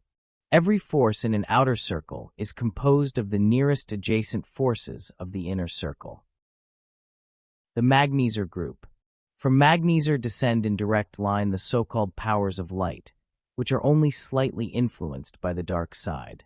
Magneser and kafar together form the life force, which is not uniform, but is differently composed of animals and plants. Man's life force stands between magneser and kafar. Morally good persons and mediums who facilitate communication between good spirits and the earth have most magneser. Somewhere about the middle are the life forces of animals, and in kafar those of plants. Nothing is known about Huffa, or rather SW can give no information. Pursues is the basic force that manifests itself in the forces of motion. Its recognizable forms are heat, light, electricity, magnetism, and 2 unknown forces, one of which is to be found only in comets. Of the forces in the 6th circle, SW could only name north and south magnetism and positive and negative electricity. Deca is unknown. Smar is of special significance, to be discussed below. It leads over to the hypoj group. Hypoj and hyphenism are powers which dwell only in certain human beings, in those who are able to exert a magnetic influence on others. Athyloe is the sexual instinct. Chemical affinity is directly derived from it. In the 7th circle comes inertia. Surus and Kara are of unknown significance. Pusa corresponds to smar in the opposite sense. The connoisseur group. Connoisseur is the counterpole to magneser. It is the dark and evil power equal in intensity to the good power of light. What the good power creates turns into its opposite. Endos is a basic power in minerals. From tusa, significance unknown, is derived gravitation, which in its turn is described as the basic power manifesting itself in the forces of resistance, gravity, capillarity, adhesion, and cohesion. Nakus is the secret power in a rare stone which counteracts the effect of snake poison. The 2 powers smar and pusa have a special significance. According to SW, smar develops in the bodies of morally good people at the moment of death. This power enables the soul to ascend to the powers of light. Pusa works the opposite way, for it is the power that leads the morally bad soul into the state of connoisseur on the dark side. With the sixth circle, the visible world begins. This appears to be so sharply divided from the beyond only because of the imperfection of our organs of sense. In reality, the transition is a very gradual one, and there are people who live on a higher plane of cosmic knowledge because their perceptions and sensations are finer than those of other human beings. Such seers are able to see manifestations of force where ordinary people can see nothing. SW sees magneser as a shining white or bluish vapor which develops when good spirits are near. Connoisseur is a black fuming fluid which develops on the appearance of black spirits. On the night before the great visions began, the shiny magneser vapor spread round her in thick layers, and the good spirits solidified out of it into visible white figures. It was just the same with connoisseur. These two forces have their different mediums. SW is a magneser medium, like the clairvoyant of Prevorst and Swedenborg. The materialization mediums of the spiritualists are mostly connoisseur mediums, since materialization takes place much more easily through connoisseur on account of its close connection with the properties of matter. In the summer of 1900, SW tried several times to produce a picture of the circles of matter, but she never got beyond vague and incomprehensible hints, and afterwards she spoke of it no more. Termination of the disorder. The really interesting and significant seances came to an end with the production of the power system. Even before this, the vitality of the ecstasies had been falling off considerably. Ulrich von Gerbenstein came increasingly to the forefront and filled the seances for hours on end with his childish chatter. The visions which SW had in the meantime likewise seemed to have lost much of their richness and plasticity of form, for afterwards she was only able to report ecstatic feelings in the presence of good spirits and disagreeable ones in that of bad spirits. Nothing new was produced. In the trance conversations, one could observe a trace of uncertainty, as if she were feeling her way and seeking to make an impression on her audience. There was also an increasing staleness of content. In her outward behavior, too, there was a marked shyness and uncertainty, so that the impression of willful deception became ever stronger. The writer therefore soon withdrew from the seances. SW experimented later in other circles, and 6 months after the conclusion of my observations was caught cheating in flagrant. She wanted to revive the wavering belief in her supernatural powers by genuinely spiritualistic experiments like apport, etc., and for this purpose concealed in her dress small objects which she threw into the air during the dark seances. After that her role was played out. Since then, 18 months have gone by, during which I have lost sight of her. But I learned from an observer who knew her in the early days that now and again she still has rather peculiar states of short duration, when she is very pale and silent and has a fixed glazed look. I have heard nothing of any more visions. She is also said not to take part any longer in spiritualistic seances. SW is now an employee in a large business, and is by all accounts an industrious and dutiful person who does her work with zeal and skill to the satisfaction of all concerned. According to the report of trustworthy persons, her character has much improved. She has become on the whole quieter, steadier, and more agreeable. No further abnormalities have come to light. 3. Discussion of the case. This case, in spite of its incompleteness, presents a mass of psychological problems whose detailed discussion would far exceed the compass of this paper. We must therefore be content with a mere sketch of the more remarkable phenomena. For the sake of clearer exposition, it seems best to discuss the different states under separate heads. The waking state. Here the patient shows various peculiarities. As we have seen, she was often absent-minded at school, misread in a peculiar way, was moody, changeable, and inconsequential in her behavior, now quiet, shy, reserved, now uncommonly lively, noisy, and talkative. She cannot be called unintelligent, yet her narrow-mindedness is sometimes as striking as her isolated moments of intelligence. Her memory is good on the whole, but is often very much impaired by marked distractibility. Thus, despite numerous discussions and readings of Kerner's Siren von Provorst, she still does not know after many weeks whether the author is called Kerner, or the name of the clairvoyant, if directly asked. Nevertheless, the name Kerner appears correctly written when it occasionally turns up in the automatic communications. In general, it may be said that there is something extremely immoderate, unsteady, almost protean, in her character. If we discount the psychological fluctuations of character due to puberty, there still remains a pathological residue which expresses itself in her immoderate reactions and unpredictable, bizarre conduct. One can call this character disequilibre, or unstable. It gets its specific cast from certain features that must be regarded as hysterical. Above all, her distractibility and her dreamy nature must be viewed in this light. As Janet maintains, the basis of hysterical anesthesias is disturbance of attention. He was able to show in youthful hysterics a striking indifference and lack of attention towards everything to do with the sphere of the perceptions. A notable instance of this, and one which beautifully illustrates hysterical distractibility, is misreading. The psychology of this process may be thought of somewhat as follows. While reading aloud, a person's attention slackens and turns towards some other object. Meanwhile, the reading continues mechanically. The sense impressions are received as before, but owing to the distraction, the excitability of the perceptive center is reduced, so that the strength of the sense impression is no longer sufficient to fix the attention in such a way as to conduct perception along the verbal motor route. In other words, to repress all the inflowing associations which immediately ally themselves with any new sense impression. The further psychological mechanism permits of two possible explanations.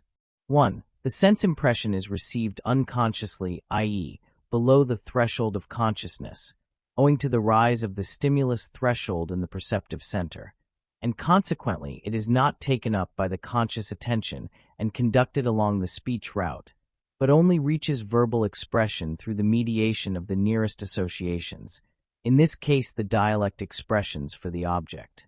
2. The sense impression is received consciously, but at the moment of entering the speech route it reaches a spot whose excitability is reduced by the distraction. At this point, the dialect word is substituted by association for the verbal motor speech image and is uttered in place of it. In either case, it is certain that the acoustic distraction fails to correct the error. Which of the two explanations is the right one cannot be determined in our case.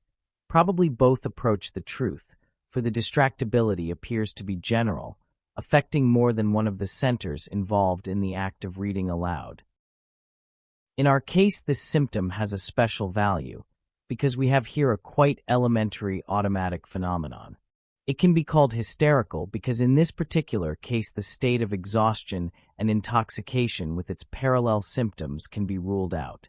Only in exceptional circumstances does a healthy person allow himself to be so gripped by an object that he fails to correct the errors due to inattention, especially those of the kind described. The frequency with which this happens in the patient points to a considerable restriction of the field of consciousness, seeing that she can control only a minimum of the elementary perceptions simultaneously flowing in upon her. If we wish to define the psychological state of the psychic shadow side, we might describe it as a sleep or dream state according to whether passivity or activity is its dominant feature. A pathological dream state of rudimentary scope and intensity is certainly present here. Its genesis is spontaneous, and dream states that arise spontaneously and produce automatisms are usually regarded as hysterical. It must be pointed out that instances of misreading were a frequent occurrence in our patient, and that for this reason the term hysterical is appropriate, because, so far as we know, it is only on the basis of an hysterical constitution that partial sleep or dream states occur both frequently and spontaneously. The automatic substitution of some adjacent association has been studied experimentally by Binet in his hysterical subjects. When he pricked the anesthetic hand of the patient, she did not feel the prick but thought of points. When he moved her fingers, she thought of sticks or columns. Again, when the hand, concealed from the patient's sight by a screen, wrote Salpêtrière. She saw before her the word Salpêtrière, in white writing on a black ground. This recalls the experiments of Guénon and Sophie Woltke, previously referred to. We thus find in our patient, at a time when there was nothing to suggest the later phenomena, rudimentary automatisms, fragments of dreaming, which harbor in themselves the possibility that someday more than one association will slip in between the distractibility of her perceptions and consciousness. The misreading also reveals a certain autonomy of the psychic elements, even with a relatively low degree of distractibility, not in any other way striking or suspicious. They develop a noticeable, if slight, productivity which approximates to that of the physiological dream. The misreading can therefore be regarded as a prodromal symptom of subsequent events, especially as its psychology is the prototype of the mechanism of somnambulistic dreams, which are in fact nothing but a multiplication and infinite variation of the elementary process we have described above. At the time of my observations, I was never able to demonstrate any other rudimentary automatisms of this kind. It seems as if the originally low-grade states of distractibility gradually grew beneath the surface of consciousness into those remarkable somnambulistic attacks, and therefore disappeared from the waking state. So far as the development of the patient's character is concerned, except for a slight increase in maturity, no striking change could be noted in the course of observations lasting nearly 2 years. On the other hand, it is worth mentioning that in the 2 years since the subsidence, complete cessation, of the somnambulistic attacks, a considerable change of character has taken place. We shall have occasion later on to speak of the significance of this observation. Semisomnambulism. In our account of SW's case, the following condition was indicated by the term semisomnambulism. For some time before and after the actual somnambulistic attack, the patient found herself in a state whose most salient feature can best be described as preoccupation. She lent only half an ear to the conversation around her, answered absent-mindedly, frequently lost herself in all manner of hallucinations. Her face was solemn, her look ecstatic, visionary, ardent. Closer observation revealed a far-reaching alteration of her entire character. She was now grave, dignified. When she spoke, the theme was always an extremely serious one. In this state she could talk so seriously, so forcefully and convincingly, that one almost had to ask oneself, is this really a girl of 15? One had the impression that a mature woman was being acted with considerable dramatic talent. The reason for this seriousness, this solemnity of behavior, was given in the patient's explanation that at these times she stood on the frontier of this world and the next, and associated just as really with the spirits of the dead as with the living. And indeed her conversation was about equally divided between answers to objectively real questions and hallucinatory ones. I call this state semisomnambulistic because it coincides with Richet's own definition. Such a person's consciousness appears to persist in its integrity, while all the time highly complex operations are taking place outside consciousness, without the voluntary and conscious ego seeming to be aware of any modification at all. He will have another person within him, acting, thinking, and willing, without his consciousness, that is, his conscious reflecting ego, having the least idea that such is the case. Binet says of the term semisomnambulism, this term indicates the relations in which this state stands to genuine somnambulism, and further, it gives us to understand that the somnambulistic life which shows itself during the waking state is overcome and suppressed by the normal consciousness as it reasserts itself. Automatisms. Semisomnambulism is characterized by the continuity of consciousness with that of the waking state, and by the appearance of various automatisms which point to the activity of a subconscious independent of the conscious self. Our case shows the following automatic phenomena. 1. Automatic movements of the table. 2. Automatic writing. 3. Hallucinations. 1. Automatic movements of the table. Before the patient came under my observation, she had been influenced by the suggestion of table turning, which she first came across as a parlor game. As soon as she entered the circle, communications arrived from members of her family, and she was at once recognized as a medium. I could only ascertain that as soon as her hands were placed on the table, the typical movements began. The content of the communications has no further interest for us. But the automatic character of the act itself merits some discussion, for the objection might very well be made that there was some deliberate pushing or pulling on the part of the patient. As we know from the investigations of Chevreul, Glay, Lehman, and others, unconscious motor phenomena are not only a frequent occurrence among hysterical persons and those pathologically inclined in other ways, but can also be induced fairly easily in normal persons who exhibit no other spontaneous automatisms. I have made many experiments on these lines and can fully confirm this observation. In the great majority of cases, all that is required is enough patience to put up with an hour or so of quiet waiting. With most subjects, motor automatisms will eventually be obtained in more or less high degree, if not hindered by countersuggestions. In a relatively small number of cases, the phenomena arise spontaneously, i.e., directly under the influence of verbal suggestion or of some earlier autosuggestion. In our case, the subject was powerfully affected by suggestion. In general, the disposition of the patient is subject to all those laws which also hold good for normal hypnosis. Nevertheless, certain special circumstances must be taken into account which are conditioned by the peculiar nature of the case. It was not a question here of total hypnosis, but of a partial one limited entirely to the motor area of the arm, like the cerebral anesthesia produced by magnetic passes for a painful spot in the body. We touched the spot in question, employing verbal suggestion or making use of some existing autosuggestion, and we use the tactile stimulus which we know acts suggestively to bring about the desired partial hypnosis. In accordance with this procedure, refractory subjects can be brought easily enough to an exhibition of automatism. The experimenter intentionally gives the table a slight push, or better, a series of light rhythmical taps. After a while he notices that the oscillations become stronger, that they continue although he has stopped his own intentional movements. The experiment has succeeded. The subject has unsuspectingly taken up the suggestion. Through this procedure, far better results are obtained than by verbal suggestion. With very receptive persons, and in all those cases where the movement seems to start spontaneously, the intended tremors, which are not of course perceptible to the subject, take over the role of agent provocateur.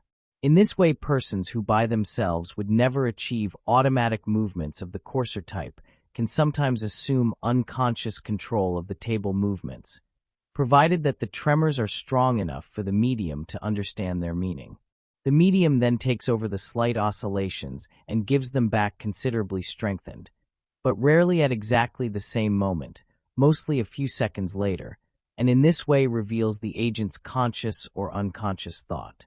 This simple mechanism may give rise to instances of thought reading which are quite bewildering at first sight.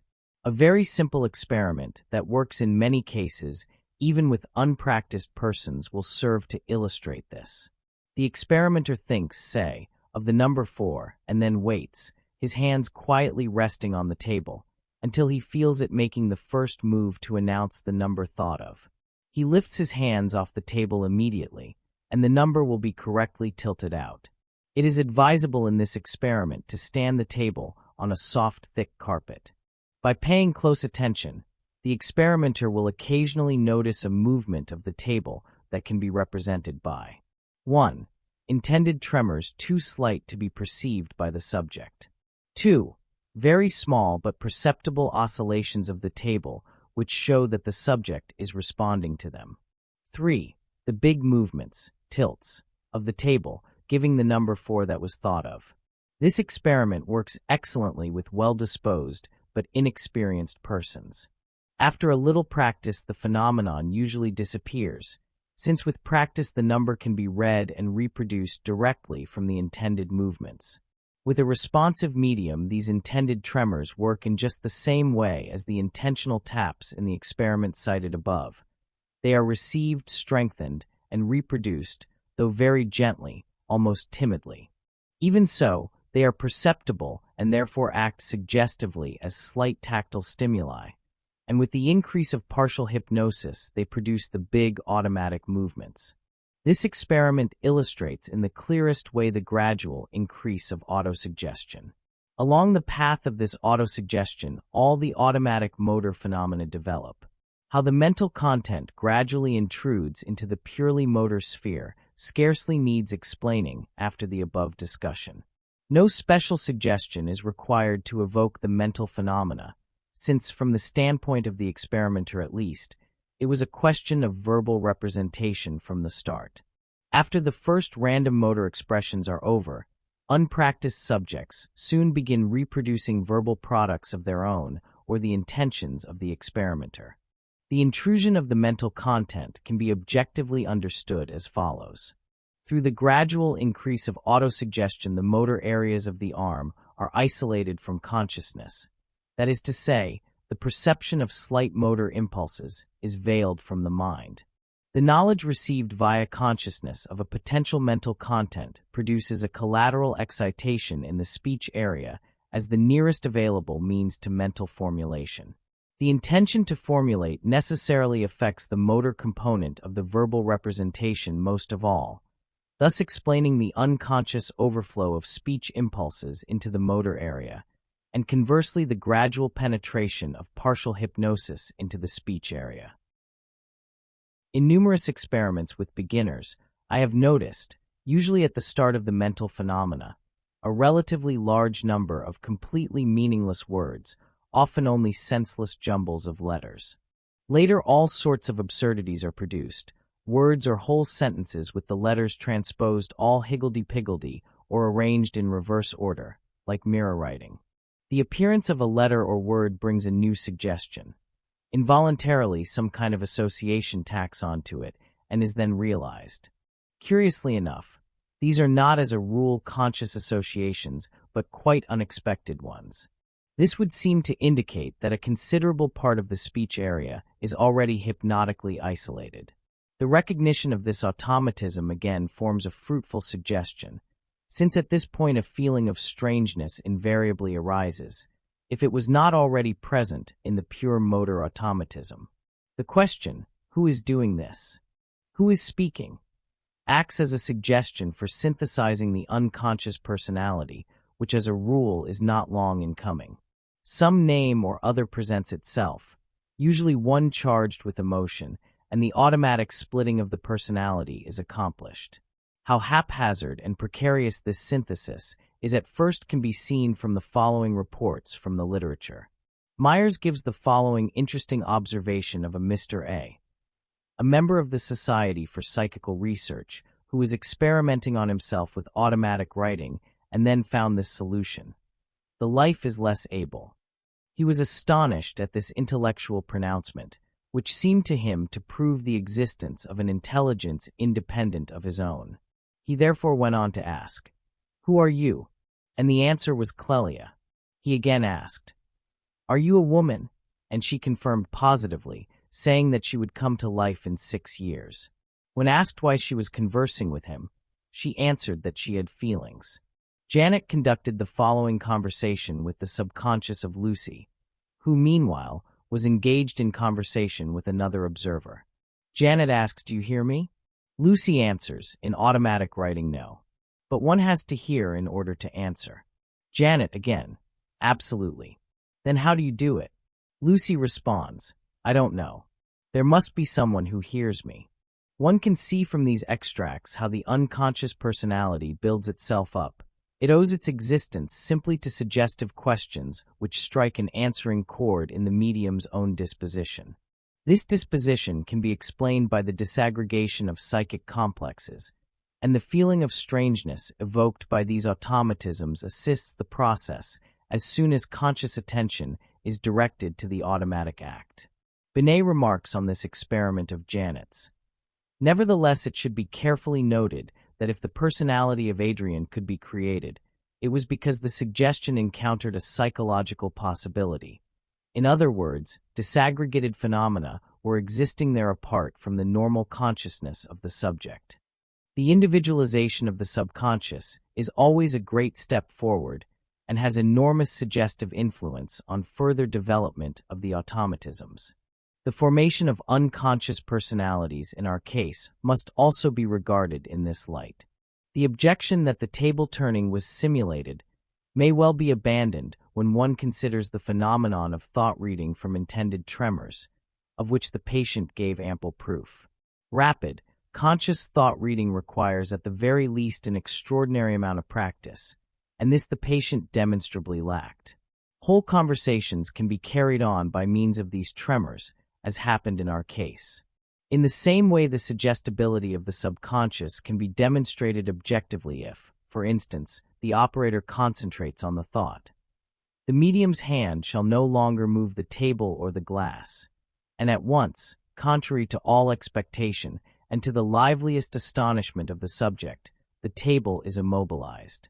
Naturally, all kinds of other suggestions can be realized too, provided that their innervation does not exceed the area of partial hypnosis, which proves at the same time the partial nature of the hypnosis. Hence, suggestions aimed at the legs or the other arm will not work. The table turning was not an automatism confined exclusively to the patient's semisomnambulism. On the contrary, it occurred in its most pronounced form in the waking state, and in most cases then passed over into semisomnambulism, whose onset was generally announced by hallucinations, as at the first séance. 2. Automatic writing. Another automatic phenomenon, which from the first corresponds to a higher degree of partial hypnosis, is automatic writing. It is, at least in my experience, much rarer and much more difficult to produce than table turning. Here again it is a question of a primary suggestion, directed to the conscious mind when sensibility is retained, and to the unconscious when it is extinct. The suggestion, however, is not a simple one, since it already contains an intellectual element. To write means to write something. This special property of the suggestion, going beyond the purely motor sphere, often confuses the subject and gives rise to counter-suggestions which prevent the appearance of automatisms. However, I have noticed in a few cases that the suggestion is realized despite its comparative boldness.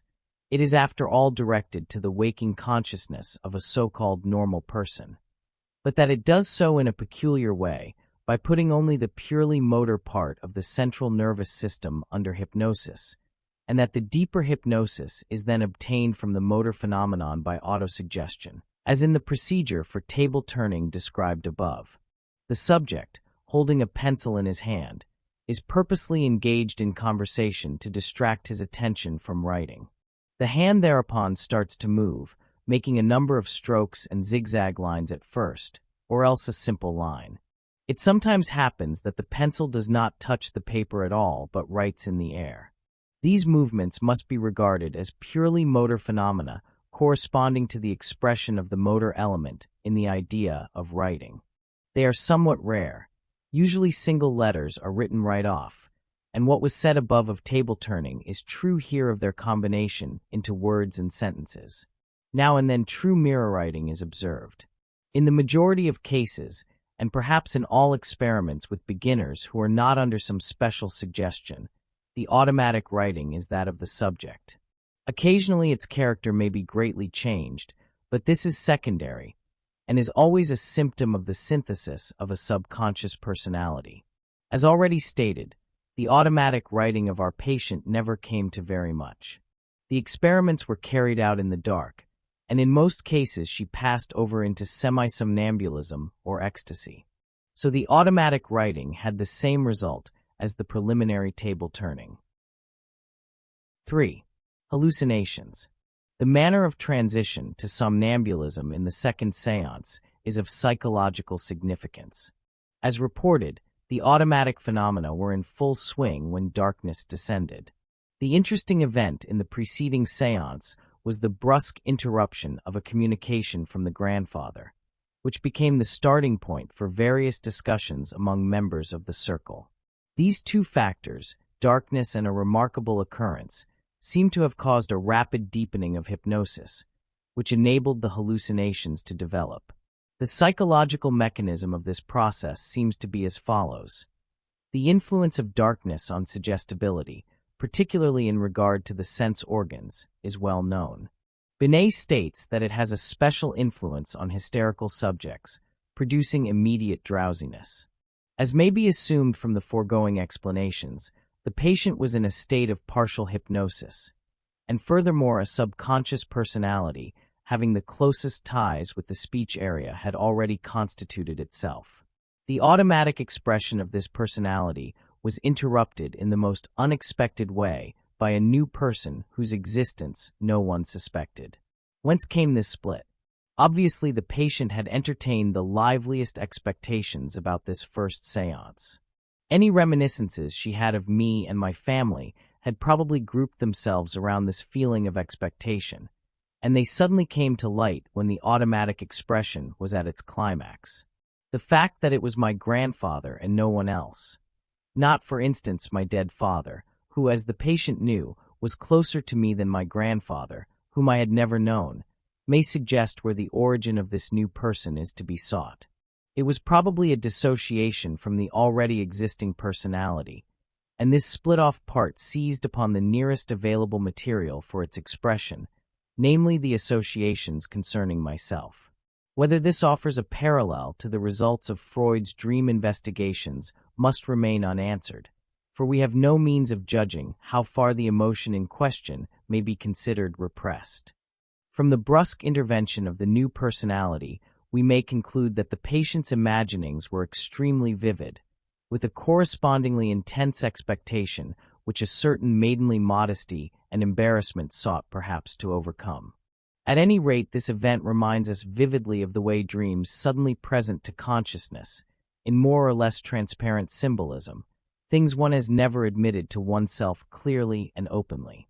We do not know when the splitting off of the new personality occurred, whether it had been slowly preparing in the unconscious, or whether it only came about during the séance. In any case, it meant a considerable increase in the extent of the unconscious area rendered accessible by hypnosis. At the same time, this event, in view of the impression it made on the waking consciousness of the patient, must be regarded as powerfully suggestive, for the perception of the unexpected intervention of a new personality was bound to increase still further the feeling of strangeness aroused by the automatism, and would naturally suggest the thought that an independent spirit was making itself known. From this followed the very understandable association that it might be possible to see this spirit. The situation that ensued at the second séance can be explained by the coincidence of this energizing suggestion with the heightened suggestibility occasioned by the darkness. The hypnosis, and with it the chain of split-off ideas, breaks through into the visual sphere. The expression of the unconscious, hitherto purely motor, is objectified, in accordance with the specific energy of the newly created system, in the form of visual images having the character of an hallucination, not as a mere accompaniment of the verbal automatism, but as a direct substitute function. The explanation of the unexpected situation that arose in the first séance, at the time quite inexplicable, is no longer given in words, but as an allegorical vision. The proposition, "They do not hate one another, but are friends," is expressed in a picture of the two grandfathers arm in arm. We frequently come across such things in somnambulism. The thinking of somnambulists proceeds in plastic images which constantly break through into this or that sensory sphere and are objectified as hallucinations. The thought process sinks into the subconscious, and only its final terms reach consciousness directly as hallucinations or as vivid and sensuously colored ideas. In our case, the same thing occurred as with the patient whose anesthetic hand Binet pricked 9 times, making her think vividly of the number 9, or Flournoy's Helene Smith, who, on being asked in her shop about a certain pattern, suddenly saw before her the figure 18, 8 to 10 inches high, representing the number of days the pattern had been on loan. The question arises as to why the automatism broke through in the visual sphere and not in the acoustic. There are several reasons for this choice of the visual. A. The patient was not gifted acoustically. She was, for instance, very unmusical. B. There was no silence to correspond with the darkness, which might have favored the occurrence of auditory hallucinations, for we were talking all the time. C. The heightened conviction of the near presence of spirits, owing to the feeling of strangeness evoked by the automatism, could easily lead to the idea that it might be possible to see a spirit, thus causing a slight excitation of the visual sphere. D. The entoptic phenomena in the darkness favored the appearance of hallucinations.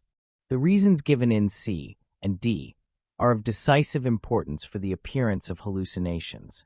The entoptic phenomena in this case play the same role in producing automatisms by autosuggestion as do the slight tactile stimuli during hypnosis of the motor centers. As reported, the patient saw sparks before passing into the first hallucinatory twilight state at the first séance. Obviously, attention was already at high pitch and directed to visual perceptions, so that the light sensations of the retina, usually very weak, were seen with great intensity.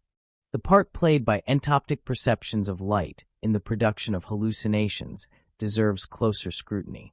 Schul says, "The swarm of lights and colors that excite and activate the nocturnal field of vision in the darkness supplies the material for the fantastic figures seen in the air before going to sleep. As we know, we never see absolute darkness. Always a few patches of the dark field are dully illuminated.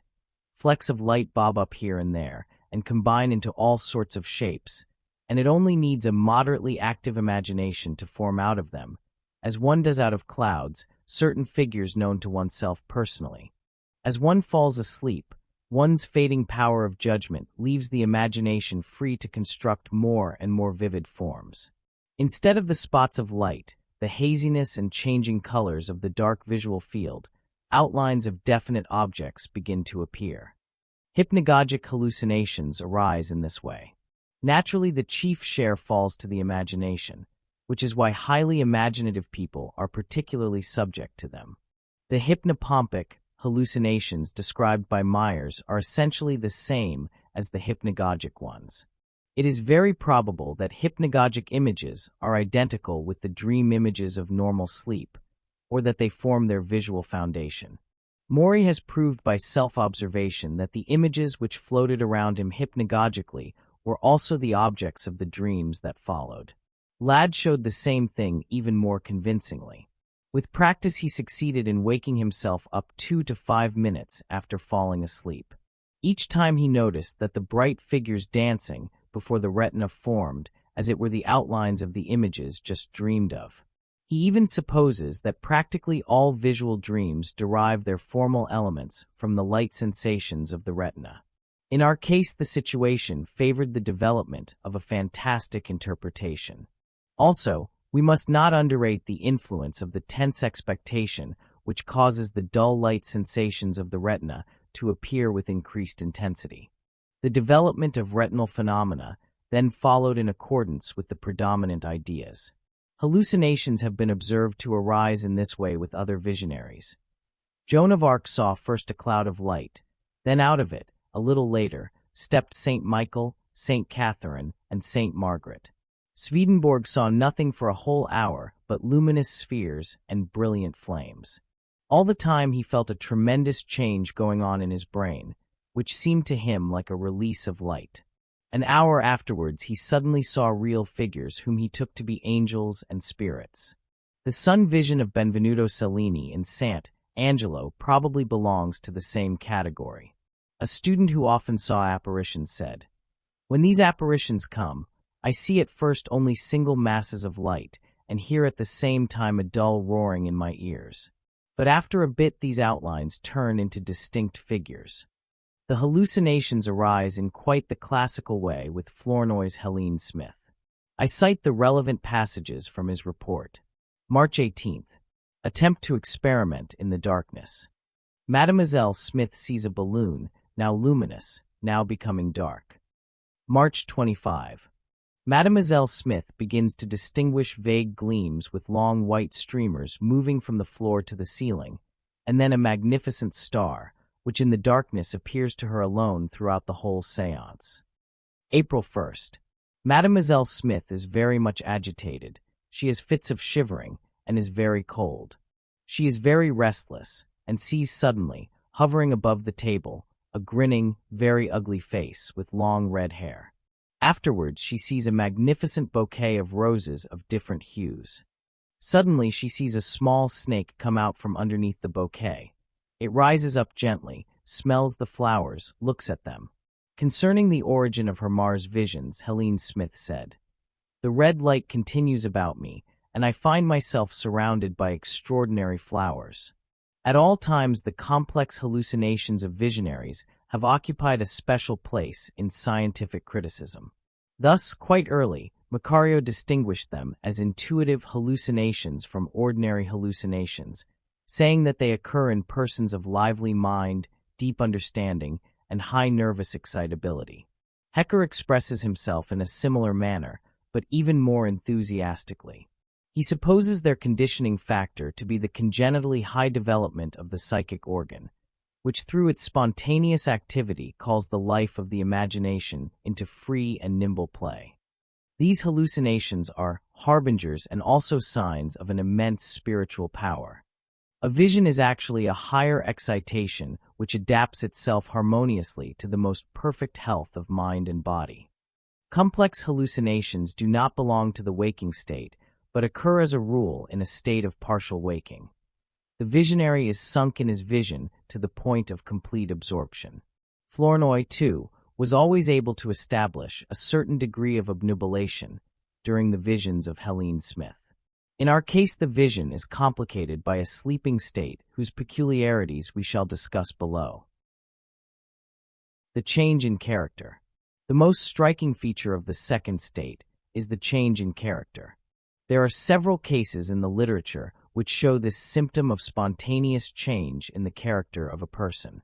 The first to be made known in a scientific journal was that of Mary Reynolds, published by Weir Mitchell. This was the case of a young woman living in Pennsylvania in 1811. After a deep sleep of about 20 hours, she had totally forgotten her entire past and everything she had ever learnt. Even the words she spoke had lost their meaning. She no longer knew her relatives. Slowly she relearnt to read and write, but her writing now was from right to left. More striking still was the change in her character. Instead of being melancholy, she was now cheerful to extremity. Instead of being reserved, she was buoyant and social. Formerly taciturn and retiring, she was now merry and jocose. Her disposition was totally and absolutely changed. In this state, she gave up entirely her former secluded life and liked to set out on adventurous expeditions unarmed, through woods and mountains, on foot and on horseback. On one of these expeditions, she encountered a large black bear, which she took for a pig. The bear stood up on his hind legs and gnashed his teeth at her. As she could not induce her horse to go any further, she went up to the bear with an ordinary stick and hit him until he took to flight. 5 weeks later, after a deep sleep, she returned to her earlier state with amnesia for the interval. These states alternated for about 16 years. But the last 25 years of her life Mary Reynolds passed exclusively in the second state. Schroeder van der Kolk reports the following case. The patient became ill at the age of 16 with a periodic amnesia after a previous long illness of 3 years. Sometimes in the morning after waking, she fell into a peculiar choreic state, during which she made rhythmical beating movements with her arms. Throughout the day, she would behave in a childish, silly way, as if she had lost all her educated faculties. When normal, she was very intelligent, well-read, and spoke excellent French. In the second state, she began to speak French faultily. On the second day, she was always normal again. The two states were completely separated by amnesia. Hofelt reports on a case of spontaneous somnambulism in a girl who in her normal state was submissive and modest, but in somnambulism was impertinent, rude, and violent. Azam's Felida was in her normal state depressed, inhibited, timid, and in the second state lively, confident, enterprising to recklessness. The second state gradually became the dominant one and finally supplanted the first to such an extent that the patient called her normal states, which now lasted only a short time, her crises. The amnesic attacks had begun at the age of 14. In time, the second state became more moderate, and there was a certain approximation in the character of the two states. A very fine example of change in character is the case worked out by Camusat, Ribot, Legrand du Sol, Richer, and Voisin and put together by Bourou and Buret. It is that of Louis V, a case of severe male hysteria, with an amnesic alternating character. In the first state he was rude, cheeky, querulous, greedy, thievish, inconsiderate. In the second state he showed an agreeable, sympathetic character and was industrious, docile, and obedient. The amnesic change in character has been put to literary use by Paul Lindau in his play Der Andier. A case that parallels Lindau's criminalistic public prosecutor is reported on by Rieger. The subconscious personalities of Janet's Lucy and Leonie, or of Morton Prince's patient, can also be regarded as parallels of our case, though these were artificial therapeutic products whose importance lies rather in the domain of dissociated consciousness and memory. In all these cases, the second state is separated from the first by an amnesic split, and the change in character is accompanied by a break in the continuity of consciousness. In our case, there is no amnesic disturbance whatsoever. The transition from the first to the second state is quite gradual. Continuity of consciousness is preserved, so that the patient carries over into the waking state everything she has experienced of the otherwise unknown regions of the unconscious during hallucinations in the second state. Periodic changes in personality without an amnesic split are found in cyclic insanity, but they also occur as a rare phenomenon in hysteria, as Renaudin's case shows. A young man, whose behavior had always been exemplary, suddenly began to display the worst tendencies. No symptoms of insanity were observed, but on the other hand the whole surface of his body was found to be anesthetic. This state was periodic, and in the same way, the patient's character was subject to fluctuations. As soon as the anesthesia disappeared, he became manageable and friendly. The moment it returned, he was dominated by the worst impulses, including even the lust for murder. If we remember that our patient's age at the beginning of the disturbances was 15, i.e., that the age of puberty had just been reached, we must suppose that there was some connection between these disturbances and the physiological changes of character at puberty. At this period of life, there appears in the consciousness of the individual a new group of sensations together with the ideas and feelings arising therefrom. This continual pressure of unaccustomed mental states, which constantly make themselves felt because their cause is constantly at work, and which are coordinated with one another because they spring from one and the same source, must in the end bring about far-reaching changes in the constitution of the ego. We all know the fitful moods, the confused, new, powerful feelings, the tendency to romantic ideas, to exalted religiosity and mysticism, side by side with relapses into childishness, which give the adolescent his peculiar character. At this period, he is making his first clumsy attempts at independence in every direction. For the first time, he uses for his own purposes all that family and school have inculcated into him in childhood. He conceives ideals, constructs lofty plans for the future, lives in dreams whose main content is ambition and self-complacency. All this is physiological. The puberty of a psychopath is a serious crisis. Not only do the psychophysical changes run an exceedingly stormy course, but features of an inherited degenerate character, which do not appear in the child at all or only sporadically, now become fixed. In explaining our case, we are bound to consider a specifically pubertal disturbance. The reasons for this will appear from a more detailed study of her second personality. For the sake of brevity, we shall call this second personality Ivan's, as the patient herself christened her higher ego. Ivan's is the direct continuation of her everyday ego. She comprises its whole conscious content.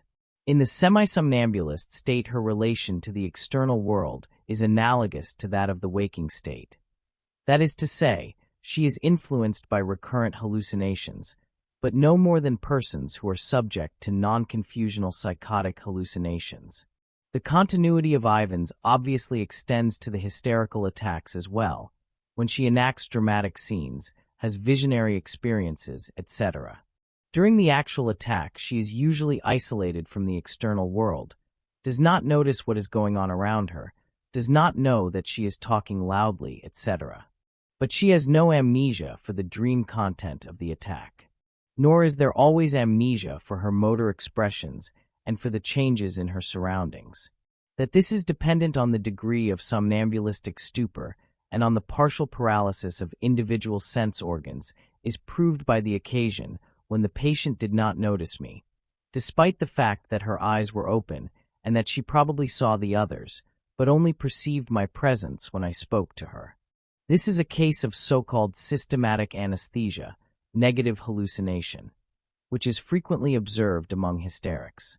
Flournoy, for instance, reports of Helene Smith that during the séances she suddenly ceased to see those taking part, although she still heard their voices and felt their touch, or that she suddenly stopped hearing, although she saw the speakers moving their lips, etc. Just as Ivan's is a continuation of the waking ego, so she carries over her whole conscious content into the waking state. This remarkable behavior argues strongly against any analogy with cases of double consciousness. The characteristics reported of Ivan's contrast favorably with those of the patient. She is the calmer, more composed personality, and her pleasing modesty and reserve, her more uniform intelligence, her confident way of talking, may be regarded as an improvement on the patient's whole being. Thus far there is some resemblance to Janet's Leonie, but it is no more than a resemblance. They are divided by a deep psychological difference, quite apart from the question of amnesia. Leonie, too, is the healthier, the more normal. She has regained her natural capacities. She represents the temporary amelioration of a chronic condition of hysteria. Ivan's gives more the impression of an artificial product. She is more contrived, and despite all her excellent points, she strikes one as playing a part superlatively well. Her world-weariness, her longing for the beyond, are not mere piety, but the attributes of saintliness. Ivan's is no longer quite human. She is a mystic being who only half belongs to the world of reality. Her mournful features, her suffering resignation, her mysterious fate all lead us to the historical prototype of Ivan's, Justinus Kerner's clairvoyant of Prevorst. I assume that the content of Kerner's book is generally known, so I omit references to the features they have in common. Ivan's, however, is not just a copy of the clairvoyant. The latter is simply a sketch for an original. The patient pours her own soul into the role of the clairvoyant, seeking to create out of it an ideal of virtue and perfection. She anticipates her own future and embodies in Ivan's what she wishes to be in 20 years' time, the assured, influential, wise, gracious, pious lady. In the construction of the second personality lies the deep-seated difference between Leonie II and Ivan's. Both are psychogenic, but whereas Leonie I obtains in Leonie II what properly belongs to her, the patient builds up a personality beyond herself. One cannot say that she deludes herself into the higher ideal state, rather she dreams herself into it. The realization of this dream is very reminiscent of the psychology of the pathological swindler. Delbruck and Farrell have pointed out the importance of autosuggestion in the development of pathological cheating and pathological daydreaming. Pick regards intense autosuggestion as the first symptom of hysterical dreamers, which makes the realization of daydreams possible. One of Pick's patients dreamt herself into a morally dangerous situation and finally carried out an attempt at rape on herself by lying naked on the floor and tying herself to the table and chairs. The patients may create some dramatic personage with whom they enter into correspondence by letter, as in Bond's case, where the patient dreamt herself into an engagement with a completely imaginary lawyer in Nice, from whom she received letters which she had written herself in disguised handwriting. This pathological dreaming, with its autosuggestive falsifications of memory, sometimes amounting to actual delusions and hallucinations, is also found in the lives of many saints. It is only a step from dreamy ideas with a strong sensuous coloring to complex hallucinations proper. For instance, in Pick's first case, one can see how the patient, who imagined she was the Empress Elizabeth, gradually lost herself in her reveries to such an extent that her condition must be regarded as a true twilight state. Later it passed over into an hysterical delirium in which her dream fantasies, became typical hallucinations. The pathological liar who lets himself be swept away by his fantasies behaves exactly like a child who loses himself in the game he is playing, or like an actor who surrenders completely to his part. There is no fundamental distinction between this and the somnambulistic dissociation of the personality, but only a difference of degree based on the intensity of the primary autosuggestibility or disaggregation of the psychic elements. The more consciousness becomes dissociated, the greater becomes the plasticity of the dream situations, and the less, too, the amount of conscious lying and of consciousness in general. This state of being carried away by one's interest in the object is what Freud calls hysterical identification. For instance, Ehrler's patient, a severe hysteric, had hypnagogic visions of little riders made of paper, who so took possession of her imagination that she had the feeling of being herself one of them. Much the same sort of thing normally happens to us in dreams, when we cannot help thinking hysterically. Complete surrender to the interesting idea explains the wonderful naturalness of these pseudological or somnambulistic performances, which is quite beyond the reach of conscious acting. The less the waking consciousness intervenes with its reflection and calculation, the more certain and convincing becomes the objectivation of the dream.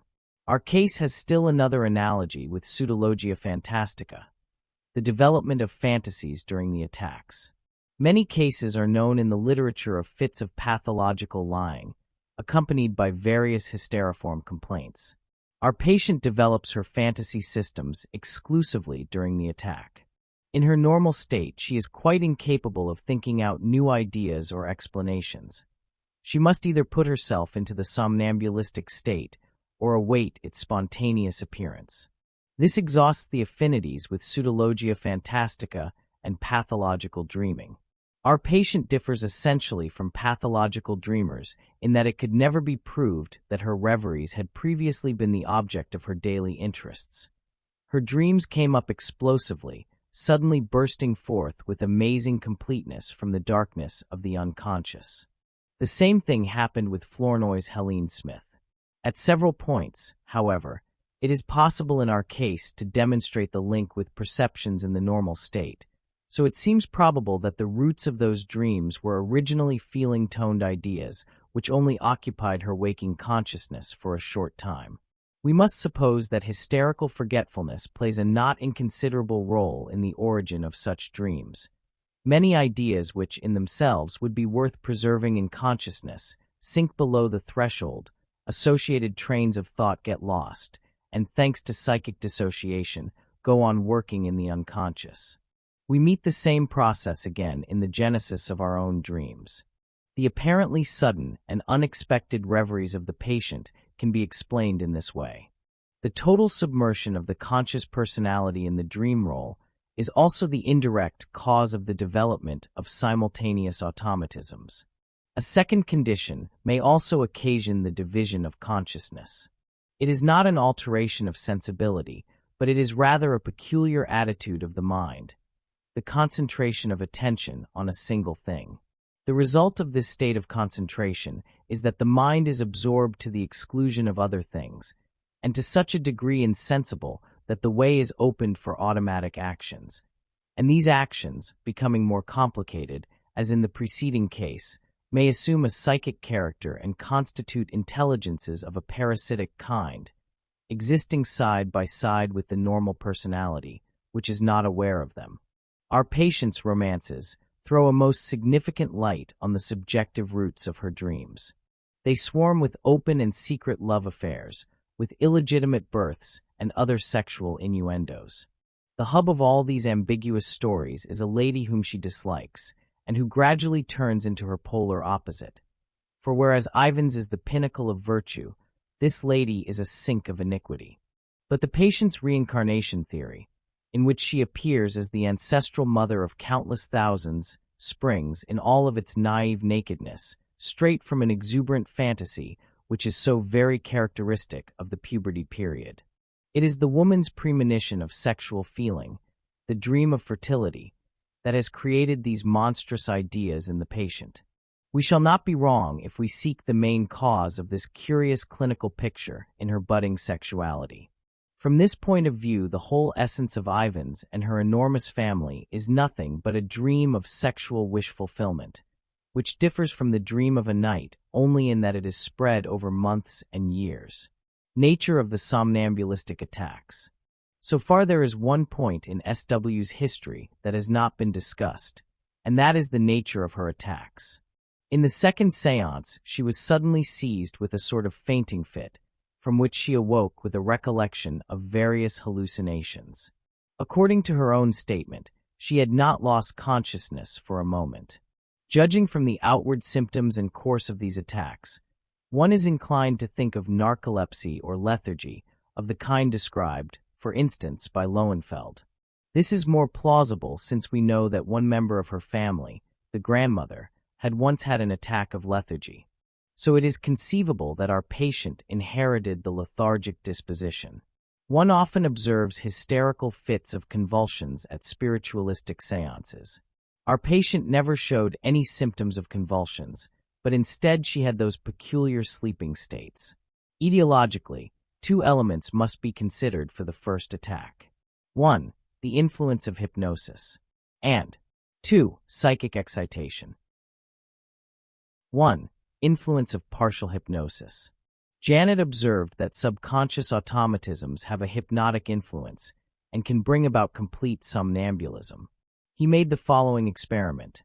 While the patient, who was fully awake, was engaged in conversation by a second observer, Janet stationed himself behind her and by means of whispered suggestions made her unconsciously move her hand, write, and answer questions by signs.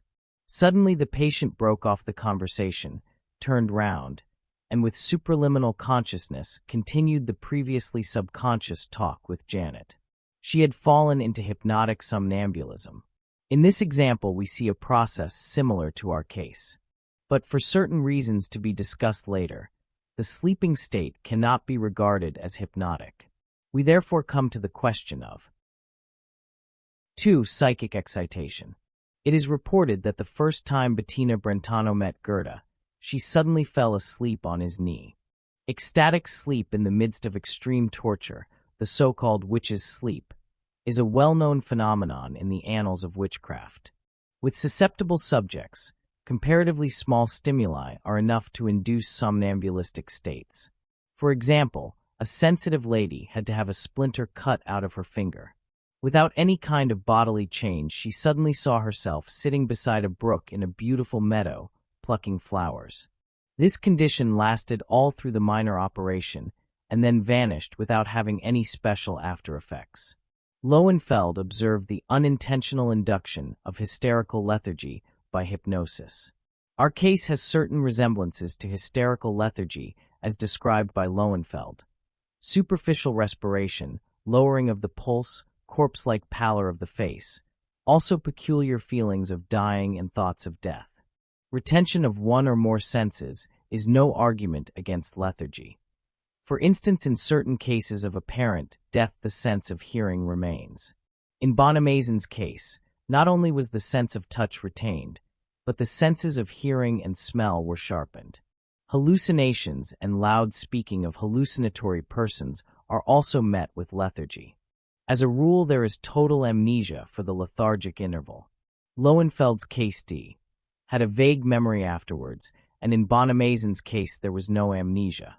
Lethargic patients do not prove accessible to the usual stimuli for rousing them, but Lowenfeld succeeded, with his patient Street, in changing the lethargy into hypnosis by means of mesmeric passes, thus establishing contact with the rest of her consciousness during the attack. Our patient proved at first absolutely inaccessible during lethargy. Later she started to speak spontaneously, was indistractable when her somnambulistic ego was speaking, but distractible when the speaker was one of her automatic personalities.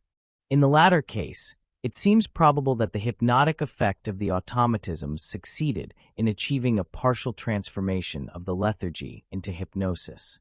When we consider Lowenfeld's view that the lethargic disposition must not be identified outright with the peculiar behavior of the nervous apparatus in hysteria, Then the assumption that this disposition was due to family heredity becomes fairly probable. The clinical picture is much complicated by these attacks. So far we have seen that the patient's ego consciousness was identical in all states. We have discussed two secondary complexes of consciousness and followed them into the somnambulistic attack, where, owing to loss of motor expression, they appeared to the patient in the second séance as a vision of the two grandfathers. These complexes completely disappeared from view during the attacks that followed, but on the other hand they developed an all the more intense activity during the twilight state in the form of visions. It seems that numerous secondary sequences of ideas must have split off quite early from the primary unconscious personality, for soon after the first two séances spirits appeared by the dozen.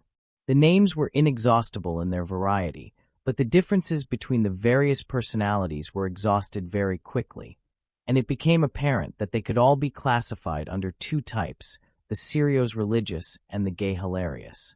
It was really only a question of two different subconscious personalities appearing under various names, which had however no essential significance. The older type, the grandfather, who had started the automatisms off in the first place, was also the first to make use of the twilight state. I cannot remember any suggestion that might have given rise to the automatic speaking. According to our previous explanations, the attack can in these circumstances be thought of as a partial self-hypnosis. The ego consciousness, which remains over and, as a result of its isolation from the external world, occupies itself entirely with its hallucinations, is all that is left of the waking consciousness. Thus the automatism has a wide field for its activity. The autonomy of the individual centers, which we found to be present in the patient from the beginning, makes the act of automatic speaking more understandable. Dreamers, too, occasionally talk in their sleep, and people in the waking state sometimes accompany intense thought with unconscious whispering. The peculiar movements of the speech muscles are worth noting. They have also been observed in other somnambulists. These clumsy attempts can be directly paralleled by the unintelligent and clumsy movements of the table or glass. In all probability, they correspond to the preliminary expression of the motor components of an idea, or they correspond to an excitation limited to the motor centers and not yet subordinated to a higher system. I do not know whether anything of the sort occurs with people who talk in their dreams, but it has been observed in hypnotized persons. Since the convenient medium of speech was used as the means of communication, it made the study of the subconscious personalities considerably easier. Their intellectual range was relatively narrow. Their knowledge comprised all that the patient knew in her waking state, plus a few incidental details such as the birthdays of unknown persons who were dead, etc. The source of this information is rather obscure, since the patient did not know how she could have procured knowledge of these facts in the ordinary way. They were cryptomnesias, but are too insignificant to deserve more detailed mention. The two subconscious personalities had a very meager intelligence. They produced almost nothing but banalities. The interesting thing is their relation to the ego consciousness of the patient in the somnambulistic state. They were well informed about everything that took place during the ecstasies and occasionally gave an exact report, like a running commentary. But they had only a very superficial knowledge of the patient's fantasies. They did not understand them and were unable to answer a single question on this subject correctly. Their stereotyped reply was, "Ask Ivans." This observation reveals a dualism in the nature of the subconscious personalities which is rather difficult to explain. For the grandfather, who manifests himself through automatic speech, also appears to Ivans, and according to her own statement, knew all her thoughts. How is it that when the grandfather speaks through the mouth of the patient, he knows nothing about the very things he teaches Ivans in the ecstasies? Let us go back to what we said at the first appearance of the hallucinations. There we described the vision of the grandfathers as an eruption of hypnosis into the visual sphere. That eruption did not lead to a normal hypnosis but to hysterohypnosis.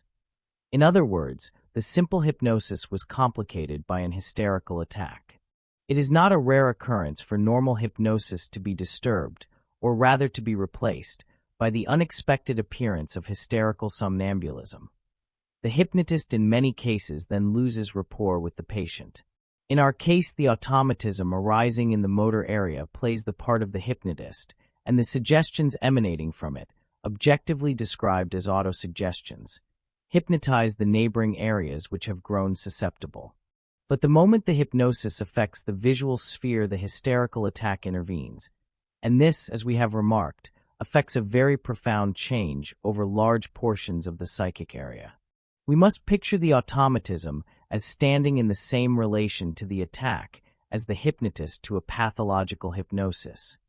It loses its influence on the subsequent development of the situation.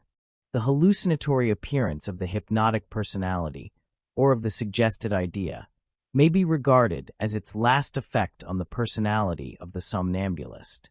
Thereafter, the hypnotist becomes a mere figure with whom the somnambulistic personality engages autonomously.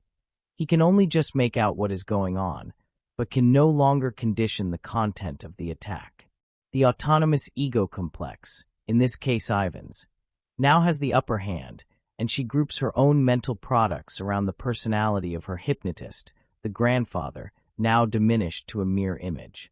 In this way, we are able to understand the dualism in the nature of the grandfather. Grandfather I, who speaks directly to those present, is a totally different person and a mere spectator of his double, Grandfather II, who appears as Ivan's teacher.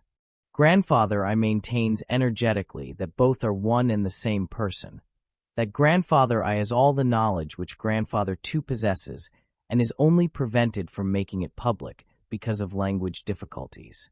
The patient herself was naturally not conscious of this split, but took both to be the same person.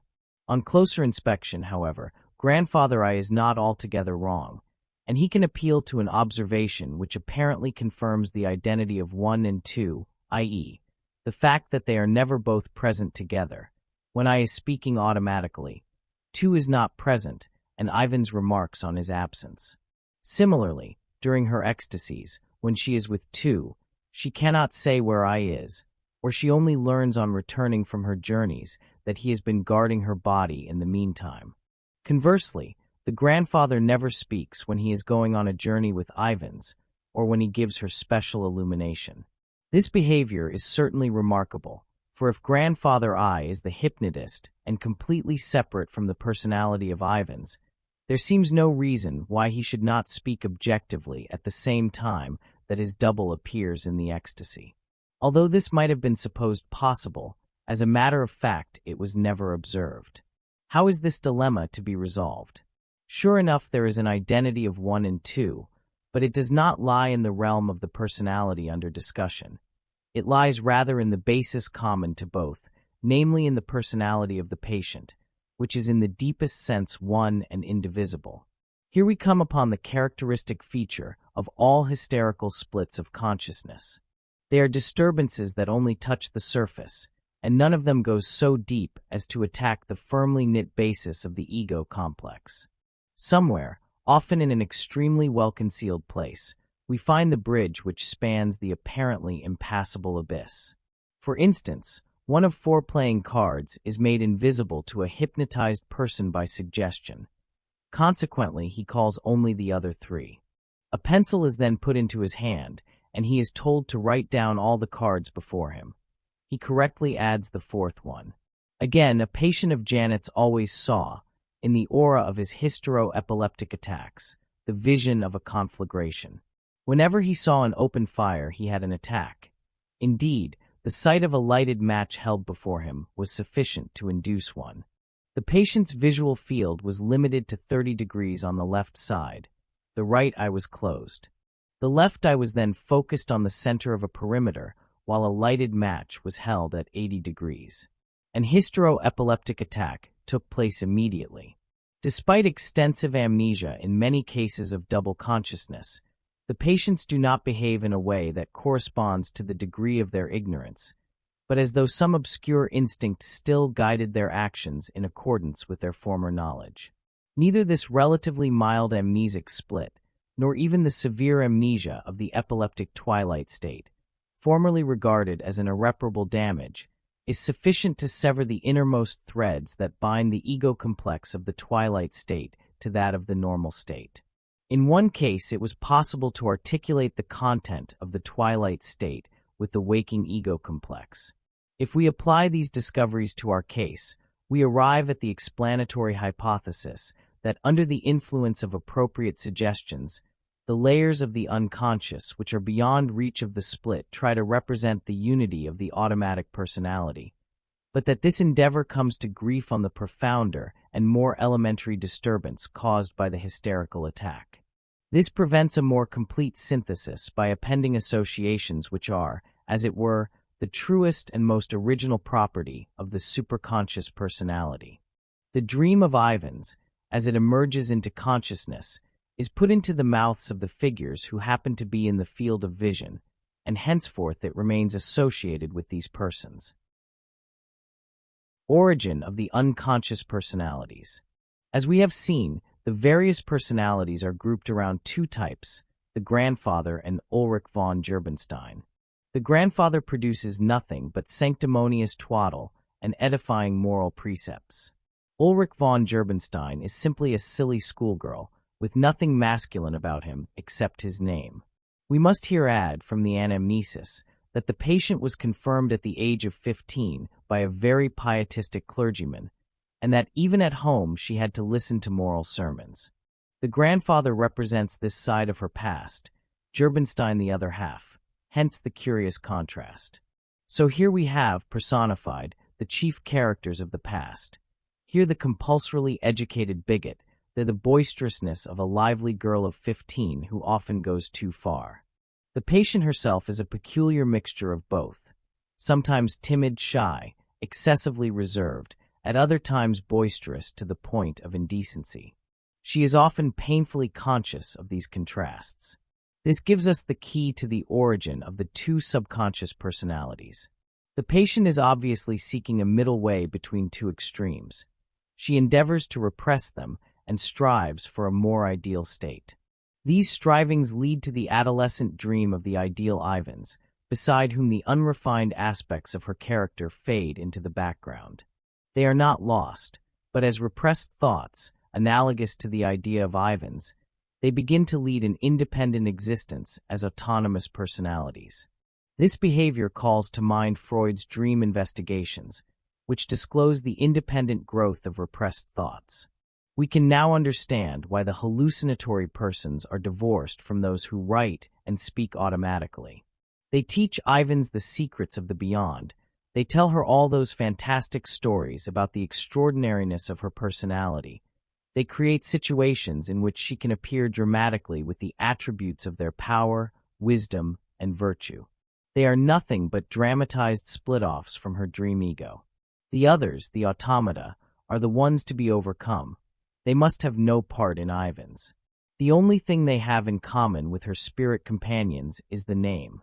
It is not to be expected in a case like this, where no clear-cut divisions exist, that two such pregnant groups of characters, with all their idiosyncrasies, should disappear entirely from a somnambulistic ego complex so closely connected with the waking consciousness.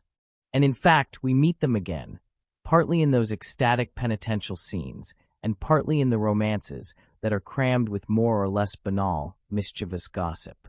On the whole, however, a very much milder form predominates. Course of the disorder. It only remains now to say a few words about the course of this singular ailment. The whole process reached its climax within 4 to 8 weeks, and the descriptions of Ivan's and the other subconscious personalities refer in general to this period. Thereafter a gradual decline became noticeable. The ecstasies grew more and more vacuous as Gerbenstein's influence increased. The phenomena lost their plasticity and became ever shallower. Characters which at first were well differentiated became by degrees inextricably mixed. The psychological yield grew more and more meager, until finally the whole story assumed the appearance of a first-class fraud. Ivans herself was severely hit by this decline. She became painfully uncertain, spoke cautiously, as if feeling her way, so that the character of the patient came through in more and more undisguised form. The somnambulistic attacks, 2. Decreased in frequency and intensity. One could observe with one's own eyes all the gradations from somnambulism to conscious lying. Thus the curtain fell. The patient has since gone abroad. The fact that her character has become pleasant and more stable may have a significance that is not to be underestimated, if we remember those cases where the second state gradually came to replace the first. We may be dealing here with a similar phenomenon. It is well known that somnambulistic symptoms are particularly common in puberty. The attacks of somnambulism in Dice's case began immediately before the onset of puberty and lasted just till its end. The somnambulism of Helene Smith is likewise closely connected with puberty. Schroeder van der Kolk's patient was 16 at the time of her illness, Felita X, 14. We know also that the future character is formed and fixed at this period. We saw in the cases of Felita X and Mary Reynolds how the character of the second state gradually replaced that of the first. It is therefore conceivable that the phenomena of double consciousness are simply new character formations, or attempts of the future personality to break through, and that in consequence of special difficulties, unfavorable circumstances, psychopathic disposition of the nervous system, etc., they get bound up with peculiar disturbances of consciousness. In view of the difficulties that oppose the future character, the somnambulisms sometimes have an eminently teleological significance, in that they give the individual, who would otherwise inevitably succumb, the means of victory. Here I am thinking especially of Joan of Arc, whose extraordinary courage reminds one of the feats performed by Mary Reynolds in her second state. This is also, perhaps, the place to point out the likely significance of teleological hallucinations, of which occasional cases come to the knowledge of the public, although they have not yet been subjected to scientific study. Heightened unconscious performance. We have now discussed all the essential phenomena presented by our case, which were significant for its inner structure. Certain accompanying phenomena have still to be briefly considered. These are the phenomena of heightened unconscious performance. In this field, we meet with a not altogether unjustifiable skepticism on the part of the scientific pundits. Even Dessoir's conception of the second ego aroused considerable opposition and was rejected in many quarters as too enthusiastic. As we know, occultism has claimed a special right to this field and has drawn premature conclusions from dubious observations. We are still very far indeed from being able to say anything conclusive, for up to the present our material is nothing like adequate. If therefore we touch on this question of heightened unconscious performance, we do so only to do justice to all sides of our case. By heightened unconscious performance we mean that peculiar automatic process whose results are not available for the conscious psychic activity of the individual. Under this category comes, first of all, thought reading by means of table movements. I do not know whether there are people who can guess an entire long train of thought by means of inductive inferences from the intended tremors. At any rate, it is certain that, granting this to be possible, such persons must be making use of a routine acquired by endless practice. But in our case, routine can be ruled out at once, and there is no choice but to assume for the present a receptivity of the unconscious far exceeding that of the conscious mind. This assumption is supported by numerous observations on somnambulists. Here I will mention only Binet's experiments, where little letters or other small objects, or complicated little figures in relief, were laid on the anesthetic skin of the back of the hand or the neck, and the unconscious perceptions were registered by means of signs. On the basis of these experiments, he comes to the following conclusion. According to the calculations that I have been able to make, the unconscious sensibility of an hysterical patient is at certain moments 50 times more acute than that of a normal person. Another example of heightened performance that applies to our case and to numerous other somnambulists is the process known as cryptomnesia. By this is meant the coming into consciousness of a memory image which is not recognized as such in the first instance, but only secondarily, if at all, by means of subsequent recollection or abstract reasoning. It is characteristic of cryptomnesia that the image which comes up does not bear the distinctive marks of the memory image, That is to say, it is not connected with the supraliminal ego complex in question. There are three different ways in which the cryptomnesic image may be brought into consciousness. 1. The image enters consciousness without the mediation of the senses, intrapsychically. It is a sudden idea or hunch whose causal nexus is hidden from the person concerned. To this extent, cryptomnesia is an everyday occurrence and is intimately bound up with normal psychic processes. But how often it misleads the scientist, author, or composer into believing that his ideas are original, and then along comes the critic and points out the source. Generally, the individual formulation of the idea protects the author from the charge of plagiarism and proves his good faith, though there are cases where the reproduction occurs unconsciously, almost word for word. Should the passage contain a remarkable idea, then the suspicion of more or less conscious plagiarism is justified. After all, an important idea is linked by numerous associations to the ego complex. It has been thought about at different times and in different situations, and therefore has innumerable connecting threads leading in all directions.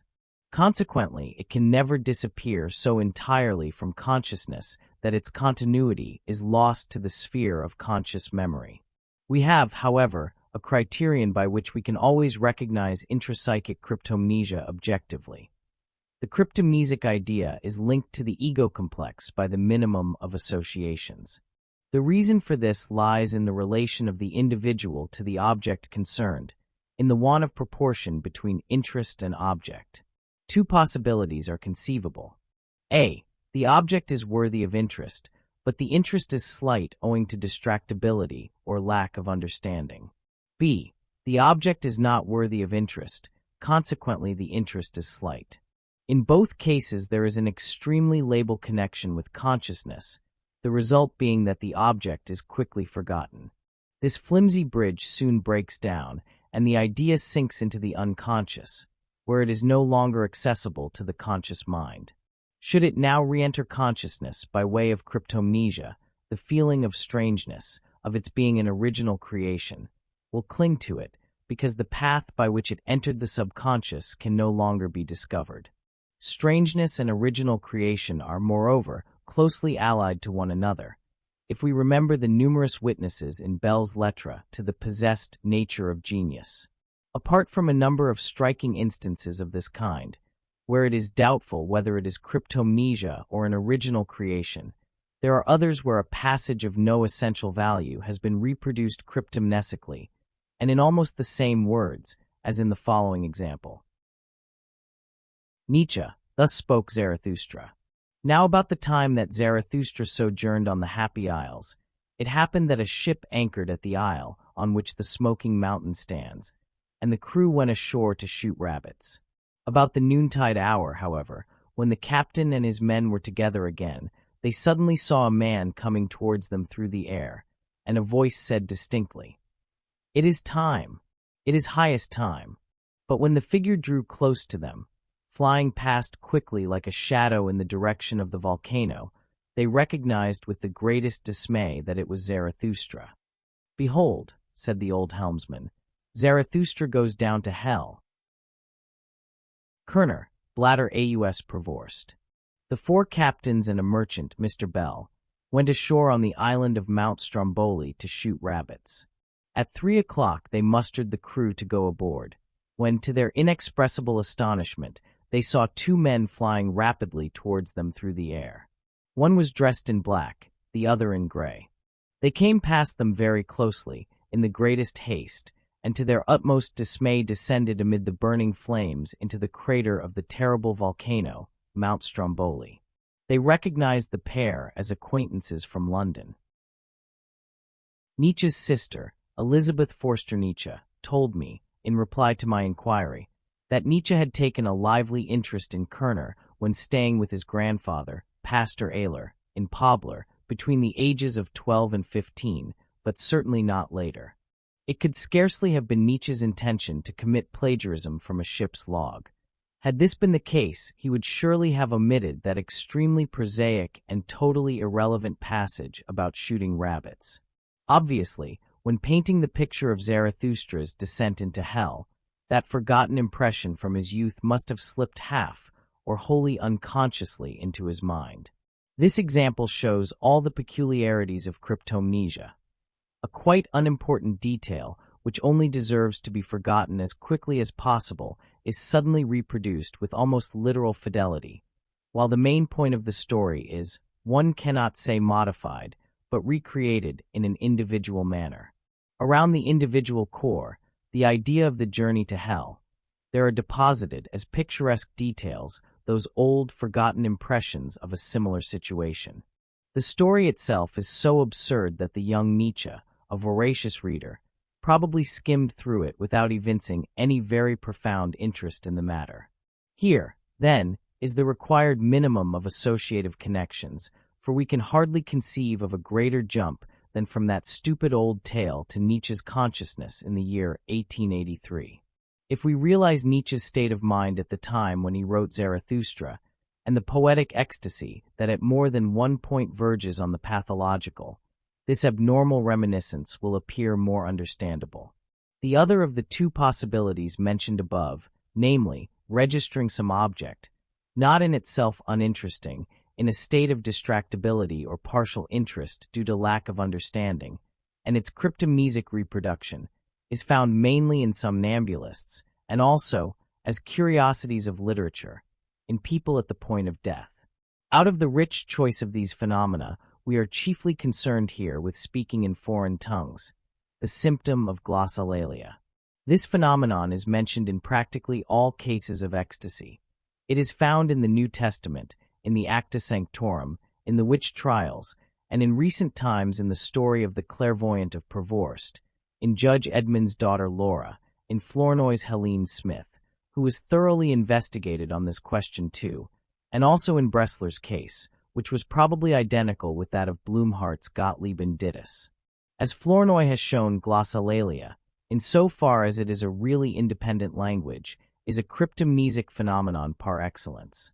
I would refer the reader to Flournoy's exceedingly interesting study of this subject.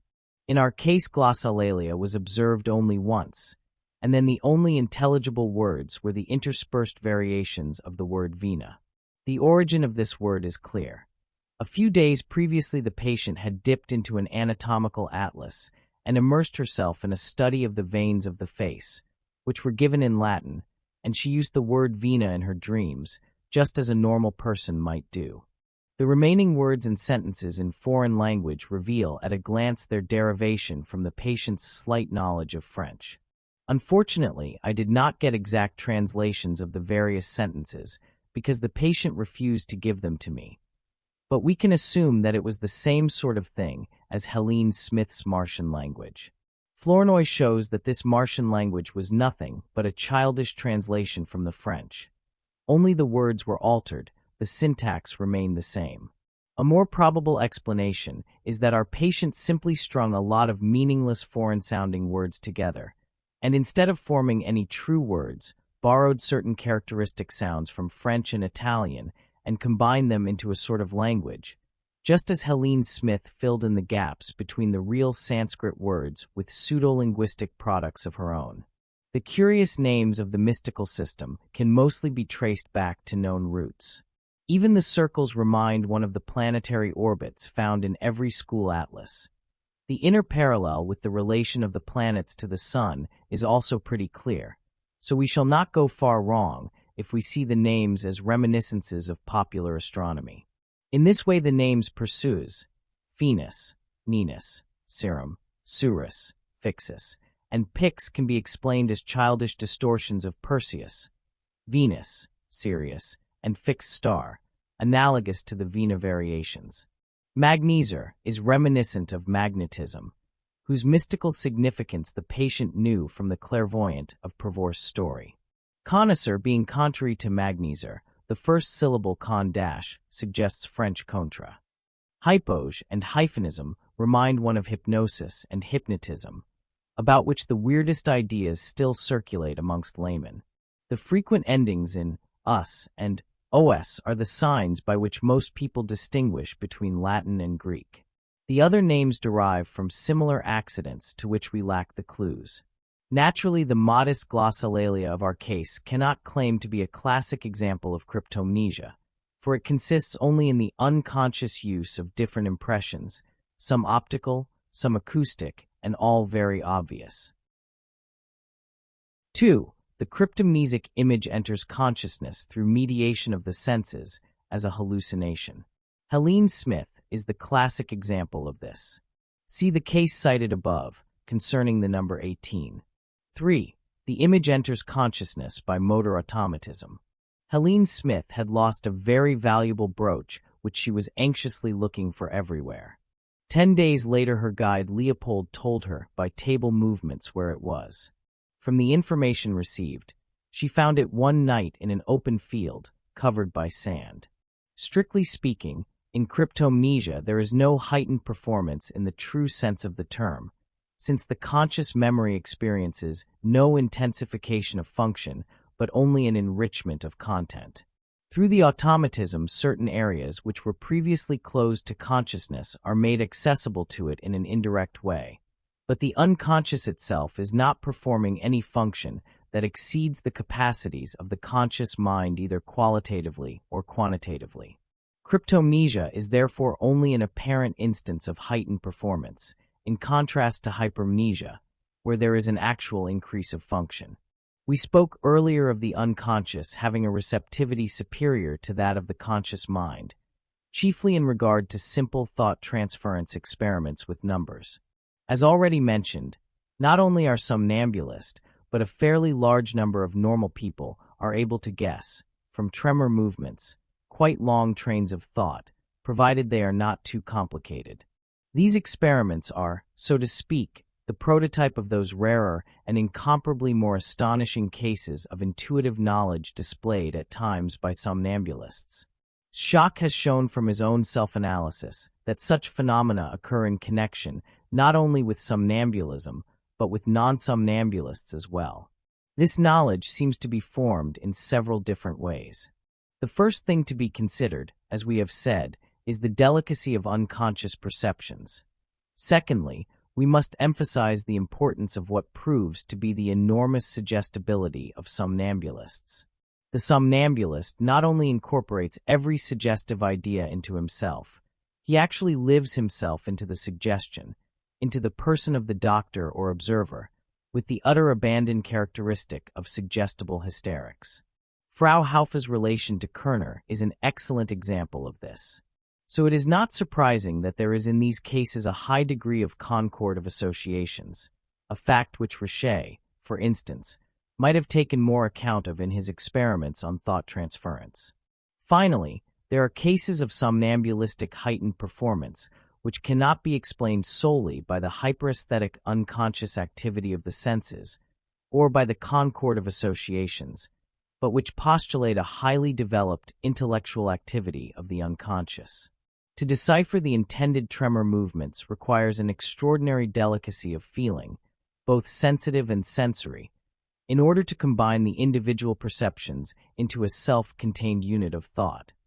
If indeed it is permissible at all to make an analogy between the cognitive processes in the unconscious and those of the conscious, the possibility must always be borne in mind that, in the unconscious, feelings and concepts are not so clearly separated, and may even be one.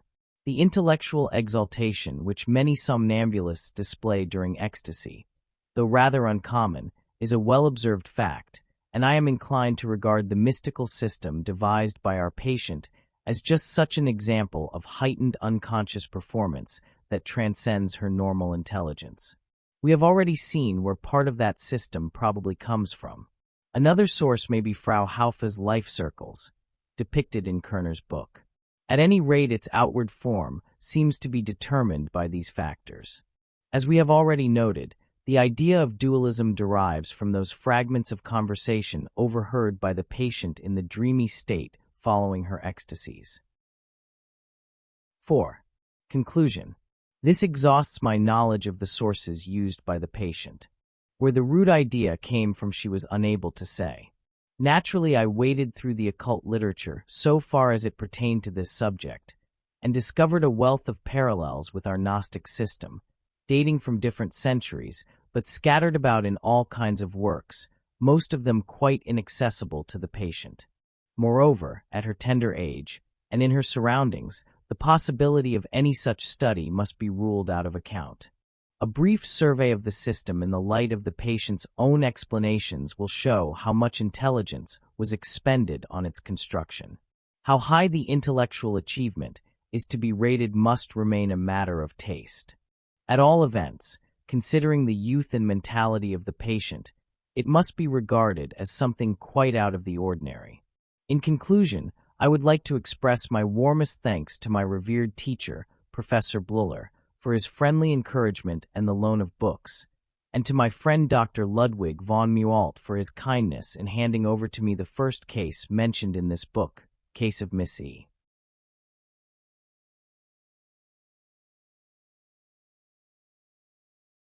On hysterical misreading. In his review of my paper on the psychology and pathology of so-called occult phenomena, Mr. Hahn misrepresented my views on hysterical misreading. Since I regard this phenomenon as being of fundamental importance, perhaps I may be allowed to state my views once again. My patient misread with remarkable frequency at school, and always in a quite definite way. Each time she substituted the Swiss dialect word for the word in question. So instead of saying Treppe, stare, she said Stiege, and instead of Ziege, goat, she said Geiss, and so on. These expressions are absolutely synonymous. Hence, if the word Stiege is produced, it proves that the meaning of the word Treppe was understood. There are two possible ways of explaining this phenomenon.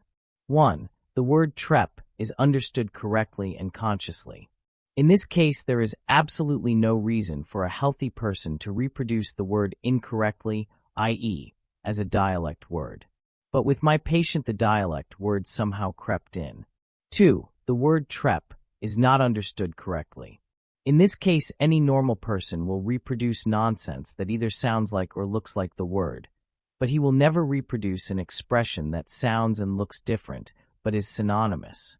I have made numerous reading tests with patients suffering from paralysis, mania, alcoholism, senile dementia, etc., who are distractible and unable to concentrate, and on the basis of hundreds of these experiences, I can confidently assert that this kind of misreading does not occur in individuals who are not hysterical. Every misreading that occurs in a state of distractibility is based on a phonetic or a textual likeness. With normal persons, it is usually caused by momentary constellations. I have found this rule amply confirmed by association tests conducted under conditions of distraction. If, therefore, my patient reproduces dialect words instead of the literary ones without noticing this frequently repeated mistake, she has in the first place a defective acoustic control of what she is saying, and in the second place, the synonym shows that the meaning of the optic impression was understood correctly, but it is reproduced incorrectly. Where does the cause of the mistake lie? In my paper, I left this question open, contenting myself with the general remark that it was an automatic phenomenon which I was not able to localize at the time. The most probable explanation is as follows. We know from everyday experience that the ordinary kind of misreading disturbs the sense by substituting for the right word a word akin to it in sound or form. Slips of the tongue in uttering a correctly understood word follow the same rule, and when, as often happens, a Swiss finds himself uttering a dialect word, he very rarely does so when reading out loud, and the words that are confused with one another are mostly those with a strong phonetic affinity. This cannot be said of the example I have deliberately chosen. Ziege Geiss. In order to explain their confusion, we have to assume an additional factor. This additional factor is the patient's hysterical disposition. Our dreamy, somewhat drowsy patient reads mechanically. Her comprehension of the meaning is therefore practically nil.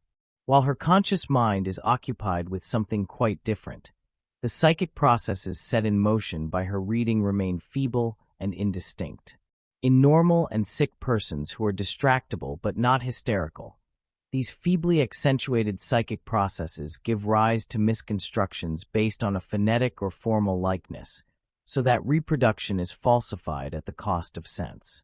It is the other way round with my patient. The formal connection breaks down completely but the sense connection is preserved. This can only be explained by the hypothesis of a split consciousness. That is to say, besides the ego complex, which follows its own thoughts, there is another conscious complex which reads and understands correctly and allows itself various modifications of expression, as indeed is frequently the case with complexes that function automatically. Hysterical misreading differs from all other types in that, despite the misreading, the sense is preserved during reproduction. If Mr. Hahn fails to understand this well-known automatization of psychic functions in the psychopathology of hysteria, I can only recommend him to a study of the literature and to a little practical observation on his own account. Literature and reality abound in analogous phenomena. The reason why I attach particular importance to hysterical misreading is that it demonstrates in a nutshell the splitting off of psychic functions from the ego complex, which is such a characteristic of hysteria, and consequently the strong tendency of the psychic elements towards autonomy. In my paper, I cited by way of analogy the observations made by Binet, for who, having anesthetized the subject's hand by hypnosis, split it off from the ego complex, pricked it with a needle under the cover of a screen, whereupon the subject suddenly thought of a row of dots corresponding to the number of pricks. Or Binet would move the subject's fingers, and she at once thought of sticks or columns, or the anesthetic hand was induced to write the name Salpêtrière, and the subject suddenly saw Salpêtrière before her, in white writing on a black ground. Mr. Hahn is of the opinion that these observations have to do with something essentially different from misreading. What is this something?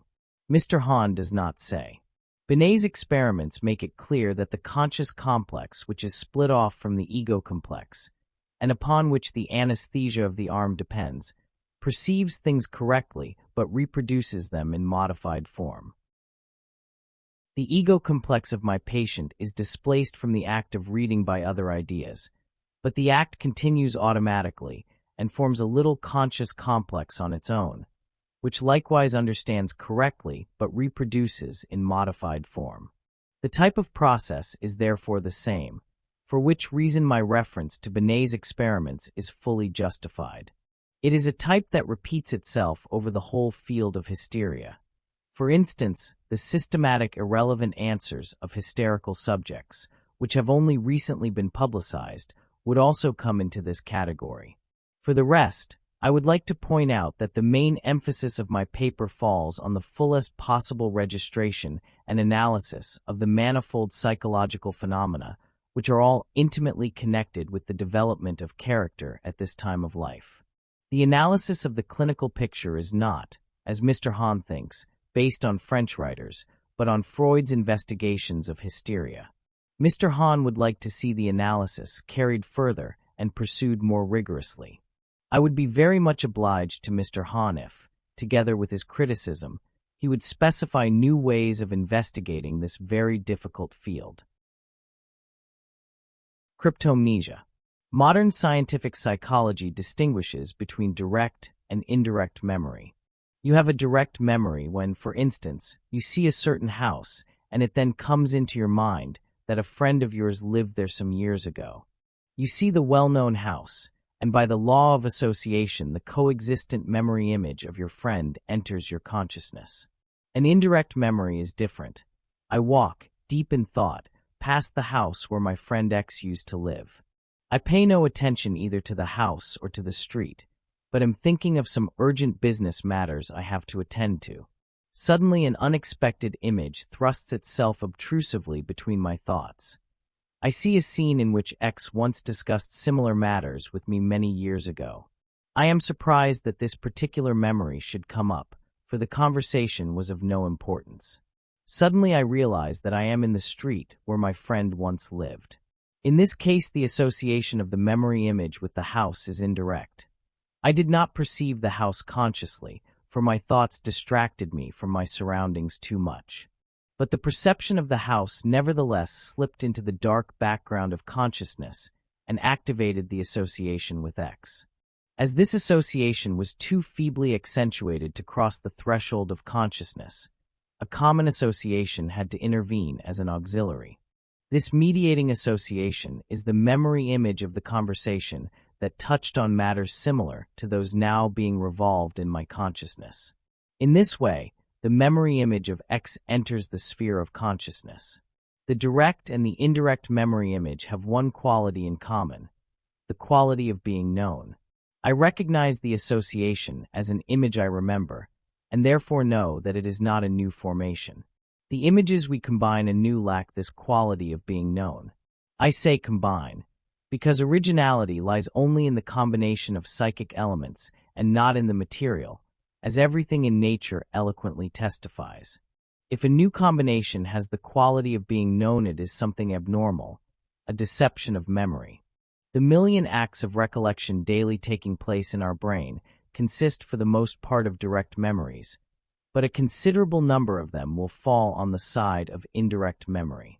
These last are especially interesting.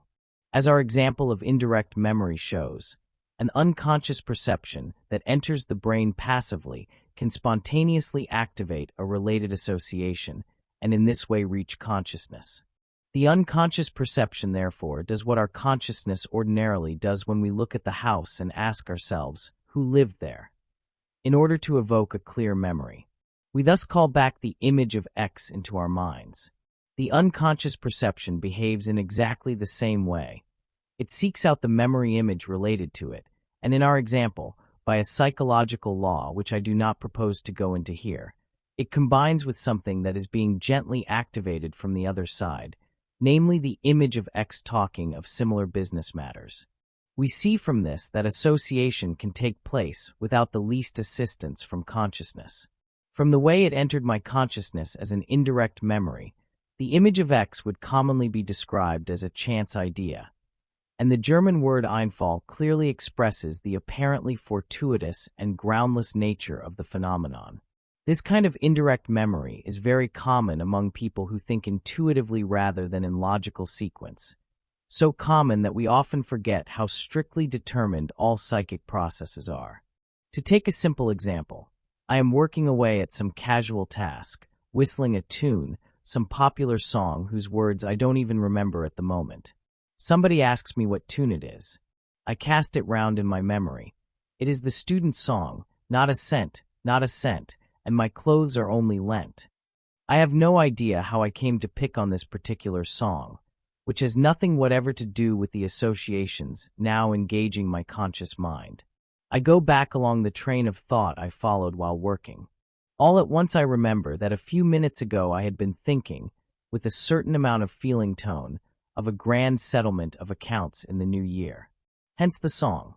I need hardly add that one can carry out some very pretty psychological diagnoses on one's fellows in this way. For instance, when a friend of mine was imprudent enough to whistle 3 little melodies within a space of 10 minutes, I could tell him to his face how sorry I was to hear that his love affair had ended unhappily. The melodies were I'm Argau sin zwei Liebe. In Argau are 2 lovers, a Swiss folk song, Verlassen bin I, forlorn am I, and Steh ich in finster Mitternacht, I stand in midnight's gloom. It even happened that on one occasion I whistled a tune whose text I did not know. On making inquiries, I discovered a text that was undoubtedly associated with a strongly feeling-toned train of thought I had pursued 5 minutes before. These examples, which one can observe every day in oneself and others, clearly show that a feeling-toned train of thought can disappear from the conscious mind without therefore ceasing to exist. On the contrary, it still has sufficient energy to send up, in the midst of the conscious world of associations that have completely changed in the meantime, an idea that bears no relation to its momentary surroundings. Still more drastic examples are provided by hysteria, which is nothing other than a caricature of normal psychological mechanisms. Recently I had to treat a hysterical young lady who became ill chiefly because she had been brutally beaten by her father. Once, when we were out for a walk, this lady dropped her cloak in the dust. I picked it up and tried to get the dust off by beating it with my stick. The next moment the lady hurled herself upon me with violent defensive gestures and tore the cloak out of my hands. She said she couldn't stand the sight. It was quite unendurable to her. I at once guessed the connection and urged her to tell me the motives for her behavior. She was nonplussed and could only say that it was extremely unpleasant for her to see her cloak cleaned like that. These symptomatic actions, as Sigmund Freud calls them, are very common among hysterics. The explanation is simple. A feeling-toned memory complex, though not present in consciousness at the moment, motivates certain actions from its invisible seat in the unconscious, just as if it were present in the conscious mind. We can confidently say that our consciousness fairly swarms with strange intruders of this kind, which would be hard put to it to establish their identity. Every day, thousands of associations enter the luminous circle of consciousness, and we would question them in vain for a more specific account of their origins. We must always bear in mind that conscious psychic phenomena are only a very small part of our total psyche. By far the greater part of the psychic elements in us is unconscious. Our consciousness, therefore, finds itself in a rather precarious position with regard to automatic movements of the unconscious that are independent of our will. The unconscious can perceive and can associate autonomously, and the trouble is that only those associations which have once passed through our conscious minds have the quality of being known, and many of them can fall into oblivion so completely that they lose any such quality. Our unconscious must therefore harbor an immense number of psychic complexes which would astonish us by their strangeness. The inhibitions imposed by our waking consciousness do something to protect us from invasions of this kind. But in dreams, when the inhibitions of the conscious mind are lifted, the unconscious can play the maddest games. Anyone who has read Freud's dream analyses, or better still, has done some himself, will know how the unconscious can bedevil the most innocent and decent-minded people with sexual symbols whose lewdness is positively horrifying. It is to this unconscious that all those who do creative work must turn. All new ideas and combinations of ideas are premeditated by the unconscious. And when our own consciousness approaches the unconscious with a wish, it was the unconscious that gave it this wish. The unconscious brings the wish and its fulfillment. On this treacherous ground wander all who seek new combinations of ideas. Woe to them if they do not continually exercise the most rigorous self-criticism, since in the airy world of thought, one usually finds what one seeks and gets what one wishes. The man who seeks new ideas will also be the most easily enchanted with the deceptive gifts of the psyche. Not only is the history of religion or the psychology of the masses rich in examples, but so is the intellectual life of anyone who has ever hoped to achieve anything. What poet or composer has not been so beguiled by certain of his ideas as to believe in their novelty? We believe what we wish to believe. Even the greatest and most original genius is not free from human wishes and their all too human consequences. Quite apart from this general proposition, what kind of people seek these new combinations? They are the men of thought, who have finely differentiated brains coupled with the sensitivity of a woman and the emotionality of a child. They are the slenderest, most delicate branches on the great tree of humanity. They bear the flower and the fruit. Many become brittle too soon, many break off. Differentiation creates in its progress the fit as well as the unfit. Wits are mingled with nitwits. There are fools with genius and geniuses with follies, as Lombroso has remarked. One of the commonest and most usual marks of degeneracy is hysteria, the lack of self-control and self-criticism. Without succumbing to the pseudo-psychiatric witch-hunting of an author like Nordau, Three Who Sees Fools Everywhere, we can assert with confidence that unless the hysterical mentality is present to a greater or lesser degree, genius is not possible. As Schopenhauer rightly says, the characteristic of the genius is great sensibility, something of the mimosa-like quality of the hysteric. Geniuses also have other qualities in common with hysterical persons. It may be that the majority of hysterical persons are ill because they possess a mass of memories, highly charged with affect, and therefore deeply rooted in the unconscious, which cannot be controlled and which tyrannize the conscious mind and will of the patient. With women it is sometimes disappointed hopes of love, sometimes an unhappy marriage. With men, a bad position in life or unrewarded merits. They try to repress the effect from their daily lives, and so it torments them with horrid dream symbols at night, plagues them with fits of precordial anxiety by day, saps their energy, drives them into all kinds of crazy sex, and causes headaches that defy all the medicine men and all the magic remedies of electricity, sunbaths, and food cures. The genius, too, has to bear the brunt of an outsized psychic complex. If he can cope with it, he does so with joy. If he can't, he must painfully perform the symptomatic actions which his gift lays upon him.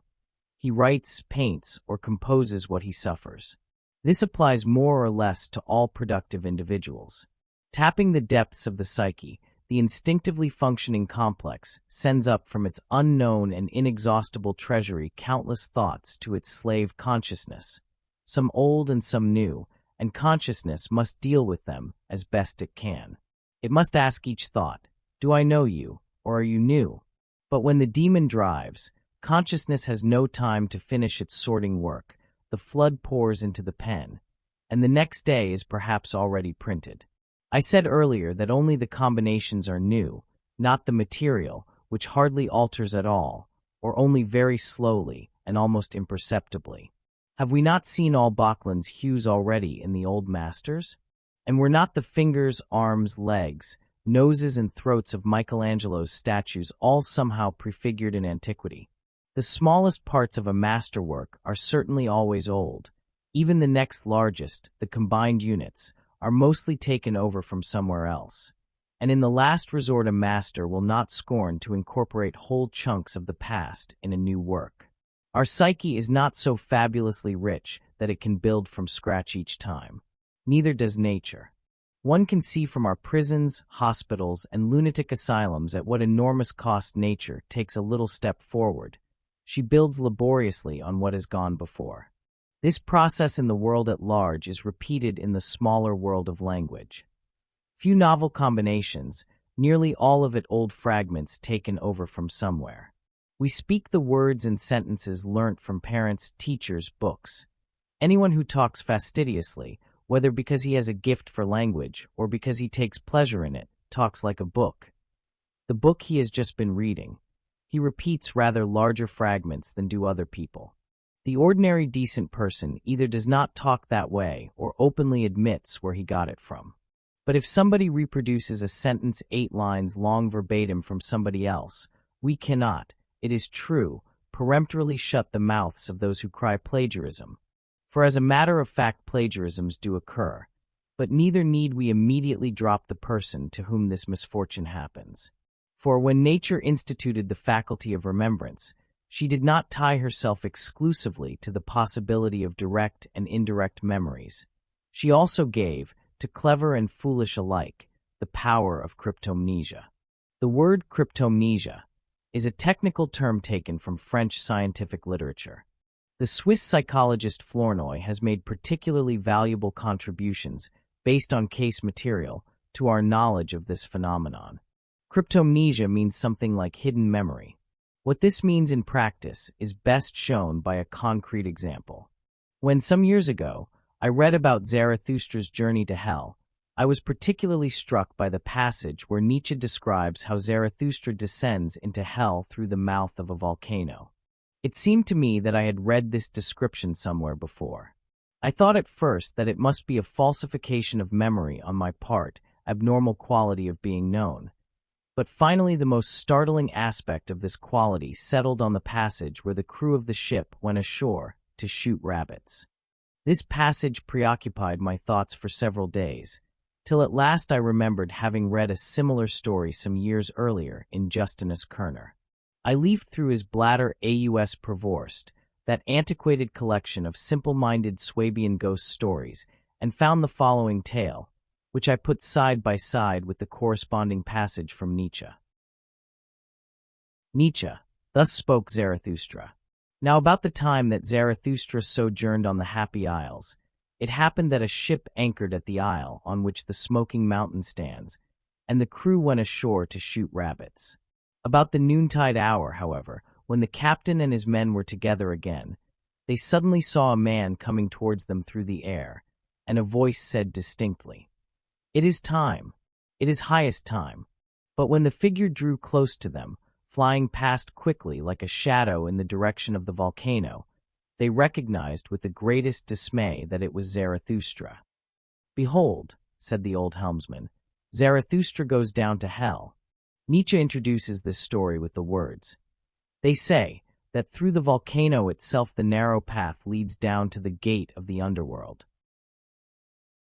Kerner, Bladder Aus Provorst.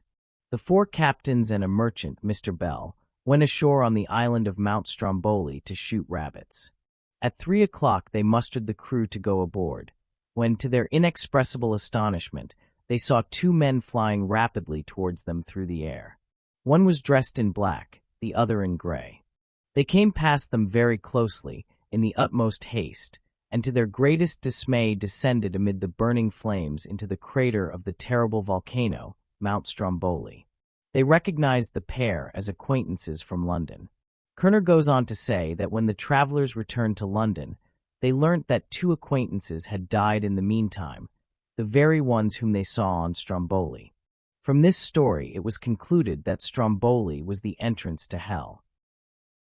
One can see at once that the similarity between the 2 stories cannot be mere chance.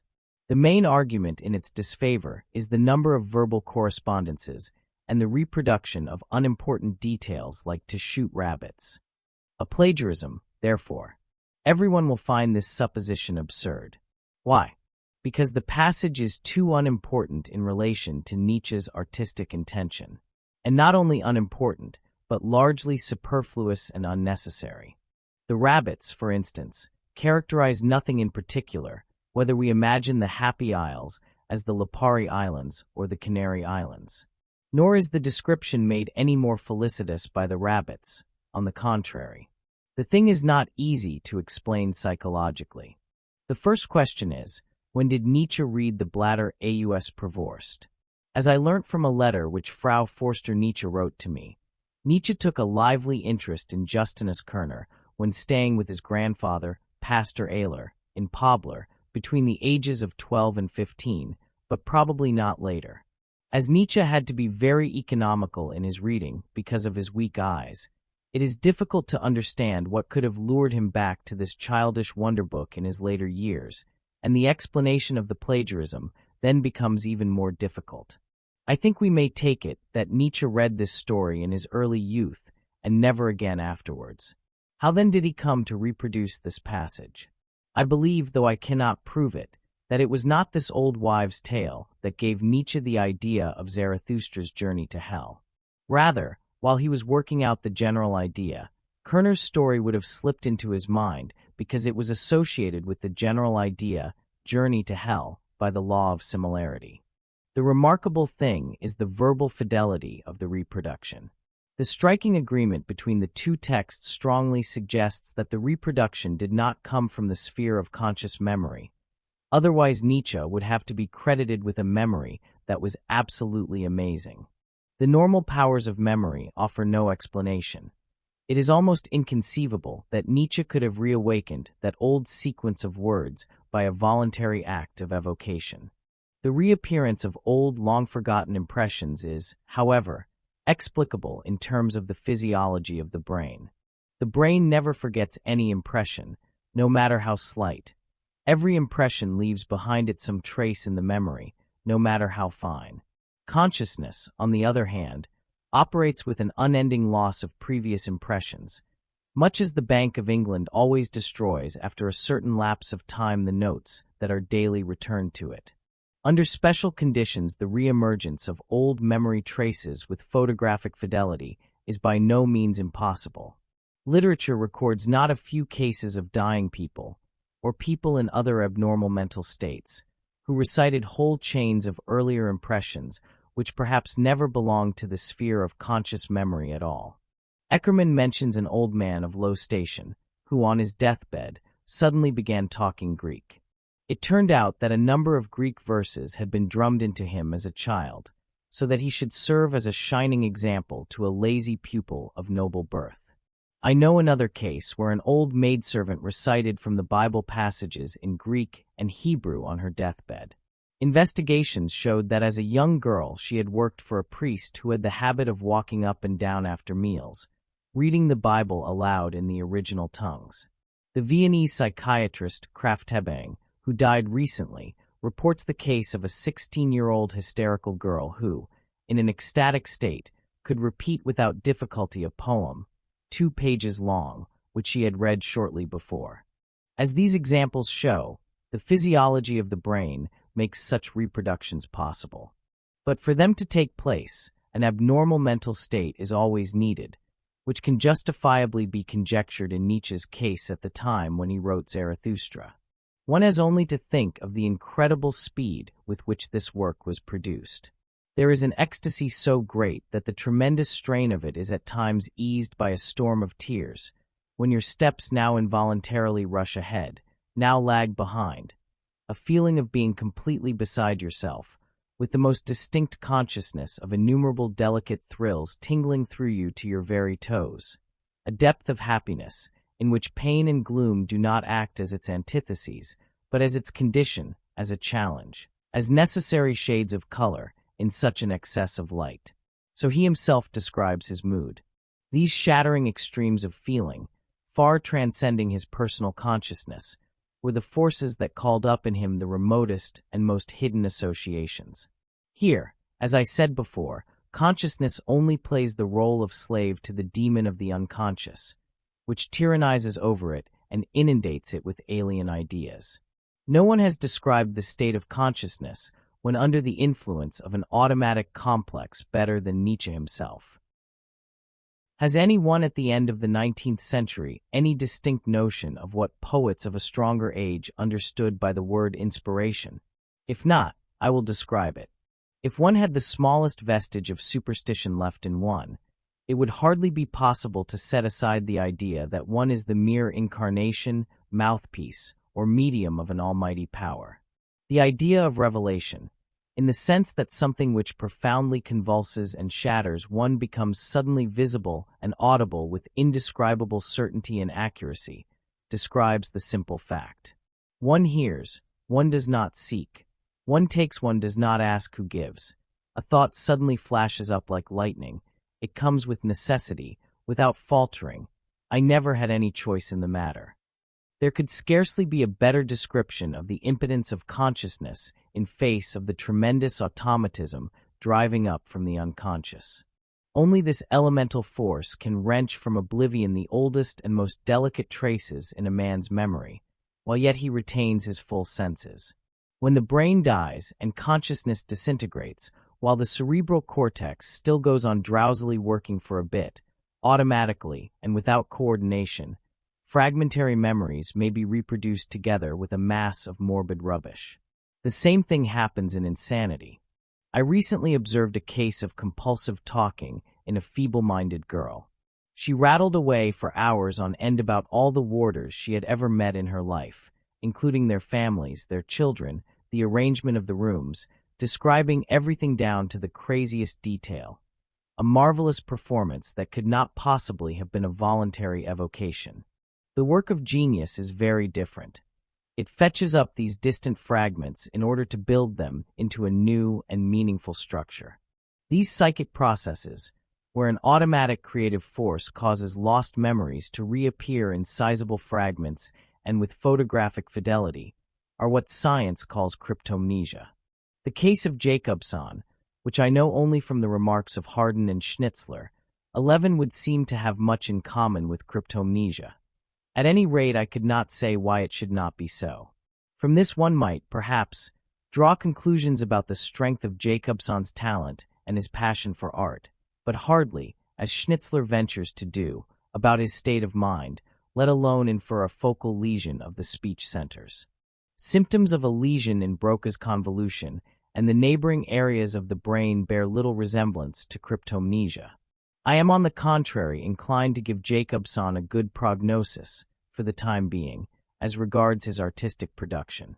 Should any human ill befall him, it would be the purest accident if the cortex of his speech convolutions were also affected.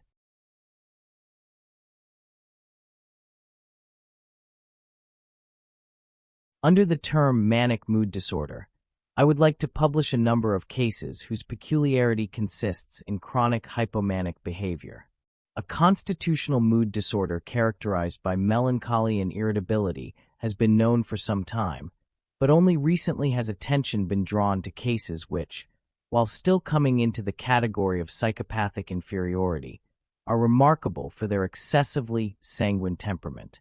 So far as I know from the relevant literature, Seifert was the first to publish a case of this kind. It offered clear indications of a manic state, which, as the anamnesis showed, was chronic and could be followed back into youth. The patient was 36 years old on his admission and had suffered a severe head trauma at the age of 9. He was intelligent and a skilled worker. Later, however, he led a vagabond's life, was a deserter, thief, jailbreaker, and hardened alcoholic. He was arrogant in his behavior, tremendously active, full of noble intentions and plans for world betterment, showing flight of ideas and surprisingly little need for sleep. In earlier writers, we find only the barest hints, which might possibly refer to similar cases, as for instance in Pinel, whose Monnier sans délire, with unimpaired brain activity and manic behavior, is nevertheless too wide a frame for the narrowly circumscribed clinical picture we have in mind. The mania chronica mentioned in Mendel is a secondary psychopathic state with imbecility, a picture that hardly fits here. Even in Koch, Schul, Krafft-Ebing, and others we find no mention of these states. In 1896, Van Deventer published a second case under the term sanguine inferiority, which comes midway between the sanguine-tempered normal person on the one hand and the maniac on the other. The patient had an hereditary taint, was excitable and wayward from youth up, of good intelligence, skilled in various crafts, always cheerful and carefree, but with a wild and turbulent character, morally defective in every sense, showing flight of ideas, dangerous recklessness, and immense activity, occasionally also deep depressions. In his Grundrister Psychiatry, Wernicke gives an excellent description of these cases under the term chronic mania. He can say nothing certain about their causation, but thinks it safe to say that a pure mania never terminates in such a chronic state. The case he cites was preceded by a psychosis of several years' standing, about which no information was available. He describes this state as follows. Chronic mania has all the essential marks of acute mania, only these are modified in accordance with the conditions of a chronic, stable state. Hence, the flight of ideas keeps within the bounds of moderation, and can still be influenced to some extent by reflection and self-control. The elated mood is less marked, but occasionally it breaks through. On the other hand, the irascible mood is maintained owing to unavoidable conflicts with society. The heightened feeling of self-confidence, though not amounting to real megalomania, is very marked and gives these persons a certainty of address which, combined with their undeniable mental productivity, helps them to get on in the world. At the same time, they create for themselves all sorts of difficulties and conflicts by disregarding all the norms and checks which are imposed on them by custom and law. They have no consideration for others, yet demand every consideration for themselves. No signs of any formal disturbance of thinking need be present in this state. Although this general description fits in very well with the picture of a chronic hypomanic state, it still seems to me rather too broad, since it could also cover a large number of instabilities listed by Magnin, many querulous and morally feeble-minded persons' moral insanity. As experience shows, in many psychopathic illnesses there are persons who think unclearly and are prone to flights of ideas, who are ruthlessly egocentric, irascible, and mentally productive, but who can hardly be said to be suffering from chronic mania. In order to arrive at an accurate diagnosis, we require the symptoms of mania in more definite form. Occasional elation, exaggerated self-confidence, mental productivity, conflicts with law and order are not in themselves sufficient to warrant a diagnosis of chronic mania.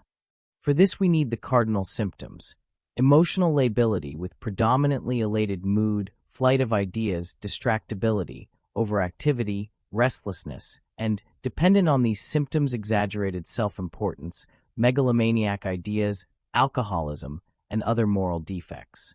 So far as the term manic mood disorder is concerned, I would prefer Van Deventer's sanguine inferiority, because in my view it gives a more accurate description of what the term connotes.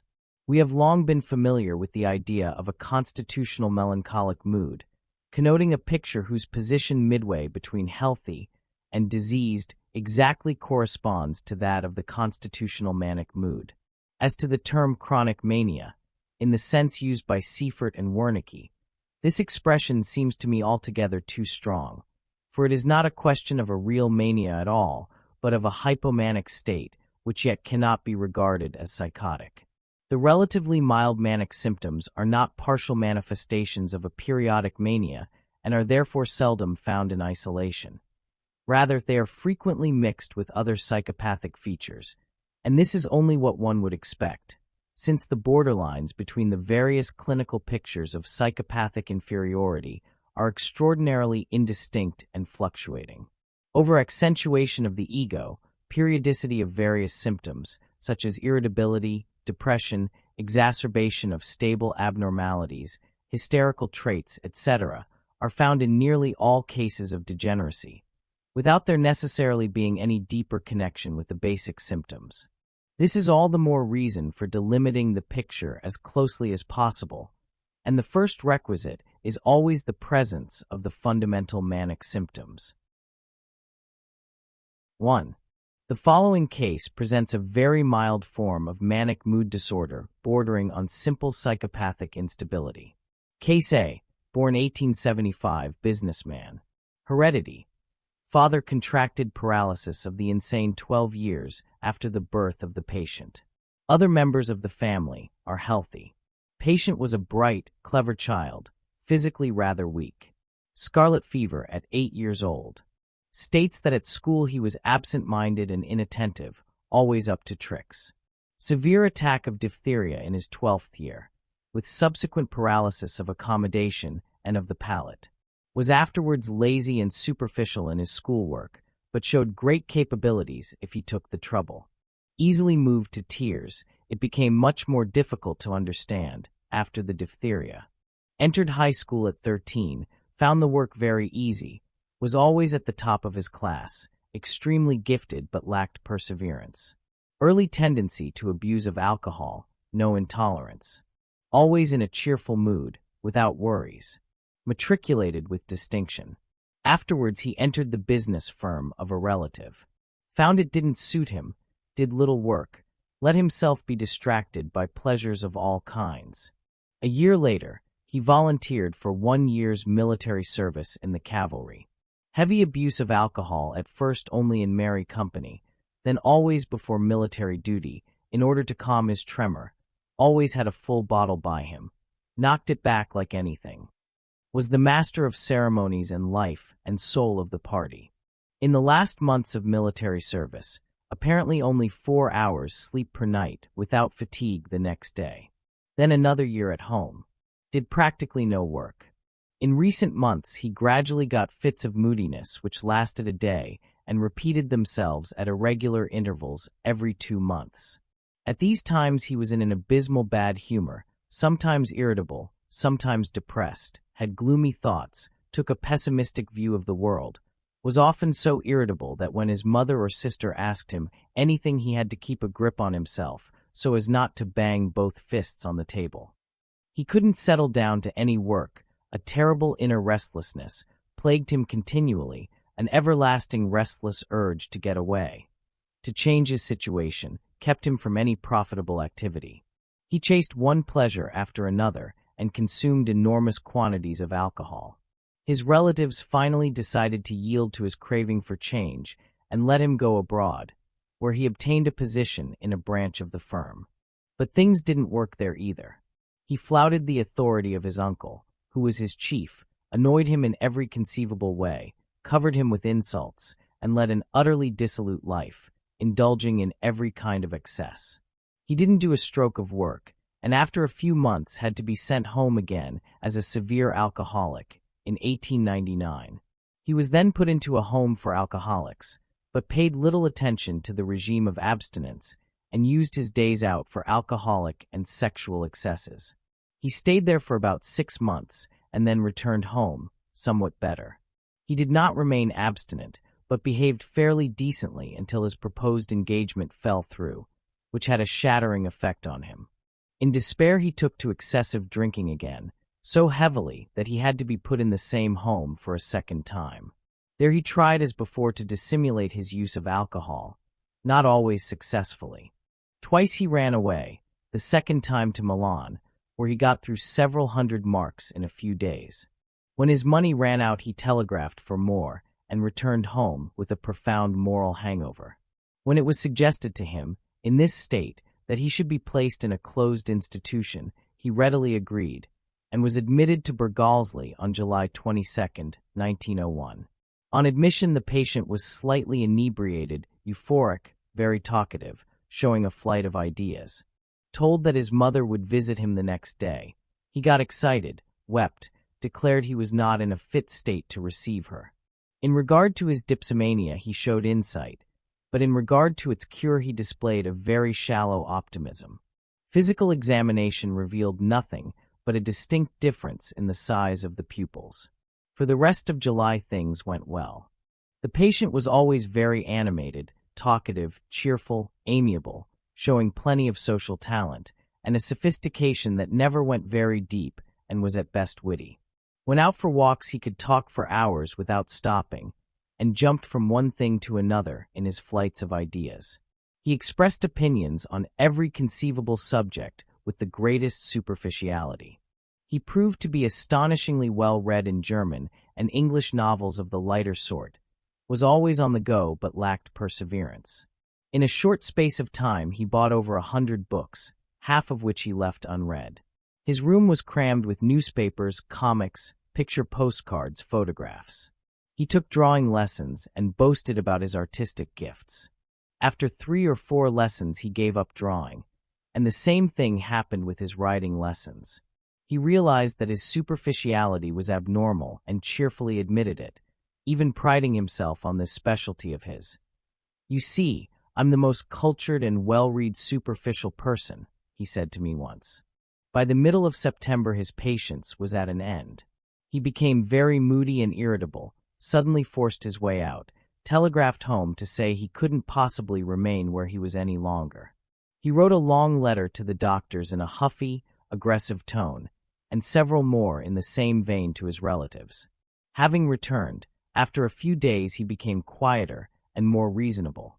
Henceforth he was allowed more freedom, and could go out when he wished.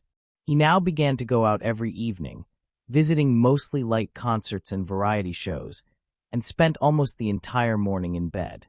His mood was continuously elated. He did no work, but did not feel the least unhappy about it.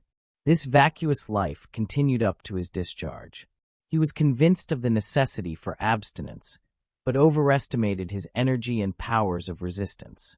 For his former life he lacked all feeling of shame, could talk with broad complacency about how he had worried his uncle almost sick, and felt no trace of gratitude to him for having taken a great deal of trouble to put him on the right road again. Similarly, he reveled in stories of his drinking bouts and other excesses, although there was nothing in the least praiseworthy about them. The manic symptoms in this case can be traced back to the high school period, and the purely psychopathic ones to the diphtheria in his 12th year. The life the patient led from the time he matriculated was quite abnormal and offers a choice of 2 diagnoses: psychopathic instability or manic mood disorder. Moral insanity, which one might also think of, appears to be ruled out by the wealth of emotional reactions. It is certainly not a case of simple alcoholism, since the psychic abnormality persisted even during abstinence. If we exclude the features that could be grouped under ordinary psychopathic inferiority, we are left with definite hypomanic symptoms: mild flight of ideas, predominantly elated but quite inadequate mood, overactivity without consistency or perseverance. The moral defect is sufficiently explained by the superficiality of mood and the transitoriness of affects. 2. The next case concerns a woman whose life took a similar course, but whose anamnesis, being more detailed, allows us a deeper insight into the nature of the emotional change. Case B, born in 1858, married.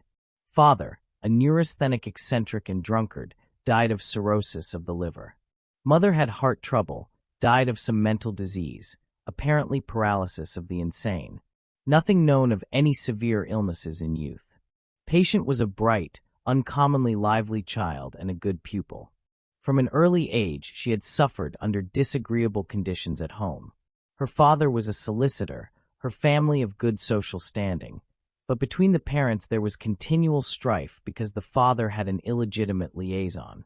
In her 18th year, a male secretary employed in her father's business made 2 violent attempts to rape her, but she did not dare to divulge them to her parents, as the secretary threatened to make devastating revelations concerning her father's affairs. She suffered for years from the memory of these assaults and from the continual sexual molestations of the secretary. Gradually, she developed hysterical attacks of convulsions, unaccountable moods, mostly depressions with fits of despair, and to deaden them, she began drinking wine. According to her relatives, she was good-natured and soft-hearted, but extremely weak-willed. At 22, she married. Before her marriage, she got the consent of her parents to travel part of the way to meet her fiancé, who lived in Italy, but did not return with him at once. Instead, she ran around with him for a couple of days before coming home again. She was married with great eclat.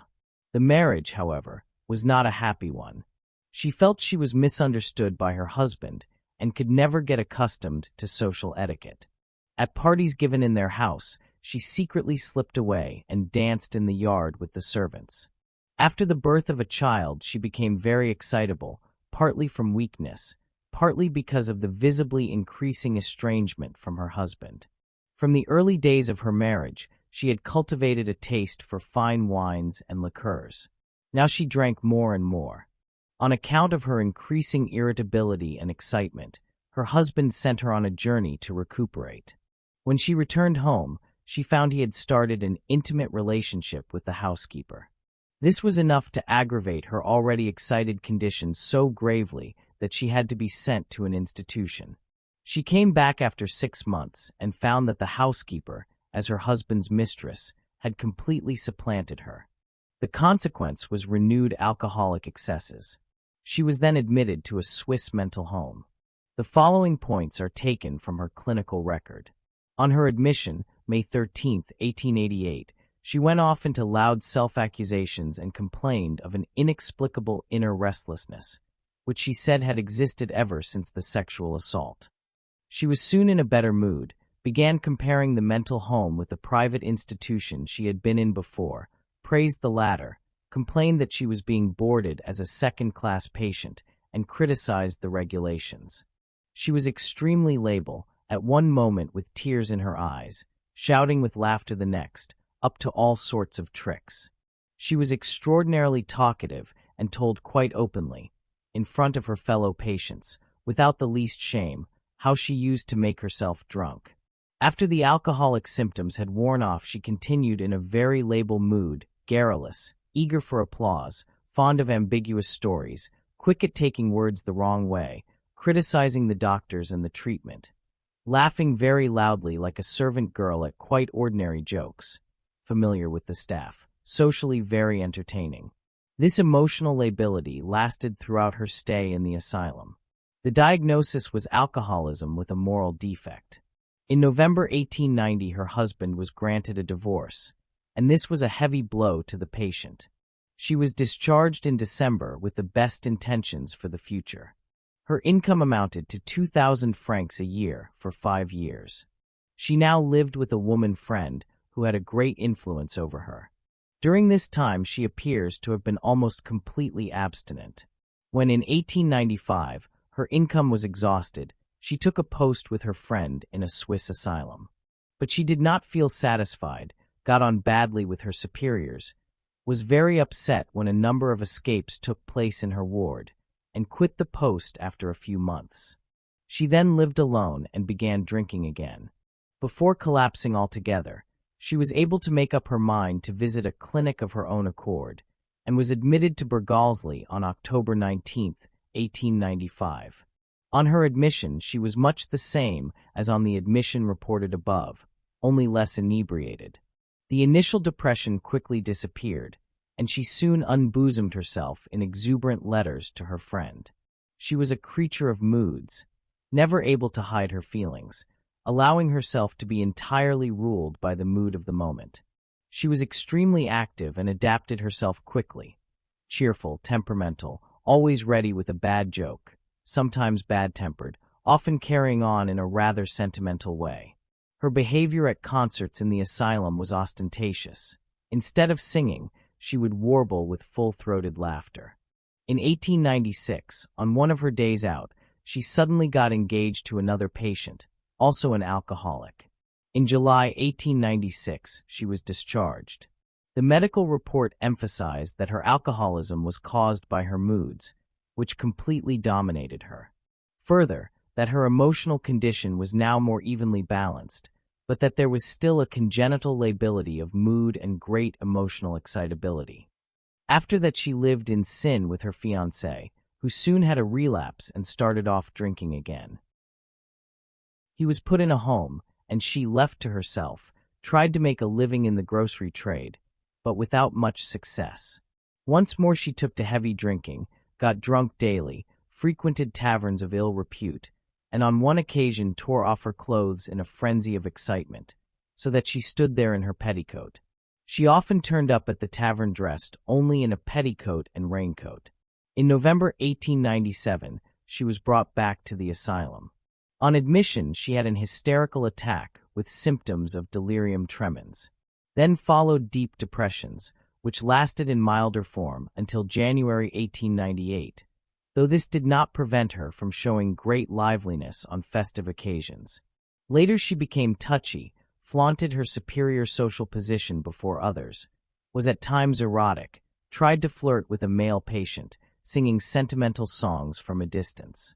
She was full of optimistic plans for the future, started to learn typewriting, and helped in the anatomical laboratory. In March 1898, she suddenly went out and got mildly drunk, and received a reprimand which threw her into a blind rage. Next day, she was found in an extreme stage of intoxication, and it turned out that she had made herself drunk in the laboratory with 96% alcohol. She was wildly excited, quite unapproachable at first, uttering threats. Then manic, with flight of ideas, pressure of activity, eroticism, and devil-may-care humor. After a few days, she was the same as before, unable to adapt to regulations, flirting with a manic patient at a concert. Periods of boisterous merriment. Discharged on October 11, 1900, to take up post as a housekeeper. Worked extraordinarily well, and was much appreciated for her continual gaiety and sociability. From a letter written at this time we extract the following passages, which are typical of her extreme self-confidence, exaggerated language abounding in forceful expressions, and her elated mood.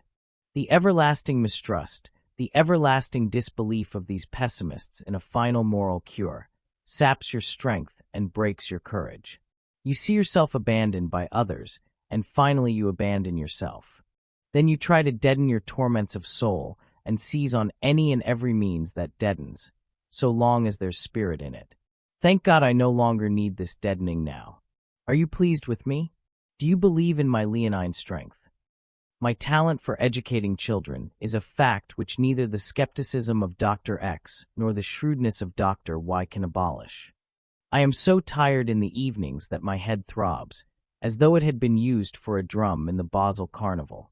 Under these circumstances, you must bear kindly with me if letters from my hand turn into birds of paradise, and the inclination to ballet dance in ink is at its last gasp. In July 1901, she went down with influenza, and her employer unadvisedly gave her wine as a tonic, whereupon she got a bottle of wine sent up every day. On July 7th, she was readmitted to Bergalsley for delirium tremens, having lately drunk methylated spirits and eau de cologne. Now and then she seemed to have deep depressions with a sentimental tinge, but they were never so bad that she could not be provoked into wildly gay laughter. At a concert in August her behavior was quite manic. She adorned herself with 3 huge roses, flirted openly, showed motor restlessness, behaved extremely tactlessly with the others. No insight afterwards. Her excitability reached the highest degree of mania. July 1901. At a music rehearsal in the room of an assistant doctor, she was extremely vivacious and talkative, erotic and provocative. She was sexually very excited at this period, but sometimes depressed. She dashed off her copywork in a careless way, wrote pages of sentimental scribble showing flights of ideas. She could be roused to all kinds of activity, but her energy invariably flagged. Very sensitive, reacting to censure with deep depression, all emotional reactions extremely labile and immoderate. She had no insight into her lability, greatly overestimated herself and her powers of resistance, had an inflated sense of her personal value, and often made very disdainful remarks about other people.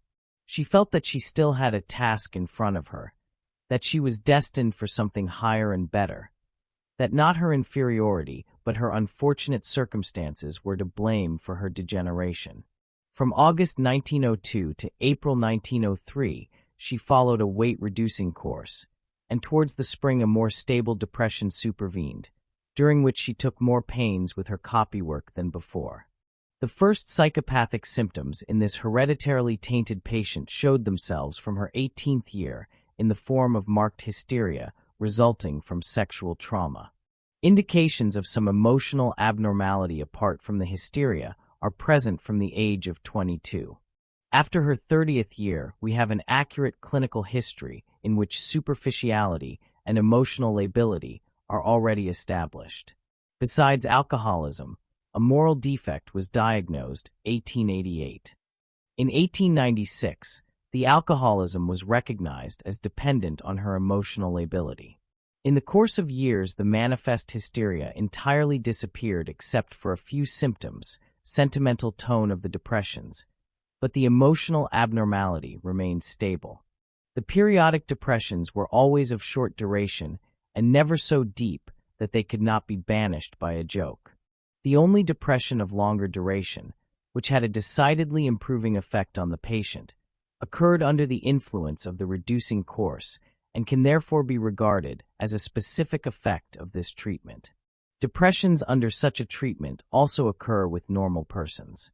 The patient's depressions often had a reactive character, especially to censure, and were then merely excessive reactions to a depressing stimulus. Spontaneous exacerbations of stable symptoms were never observed with certainty. In most cases, they were excessive reactions to the effects of joy or alcohol. The patient was decidedly manic when drunk. In her normal state, we find a mild flight of ideas, which expressed itself particularly clearly in her writings. A predominantly elated mood with optimistic outlook, often indicative of her exaggerated self-esteem. Great lability of pleasure/pain effects, marked distractibility. Her manic overactivity showed itself, as a rule, merely in her extreme vivacity and talkativeness, but it only needed some kind of festivity to produce an immediate increase of motor activity. The dependence of alcoholism and of moral inferiority in general on emotional abnormality is much clearer here than in the first case. 3.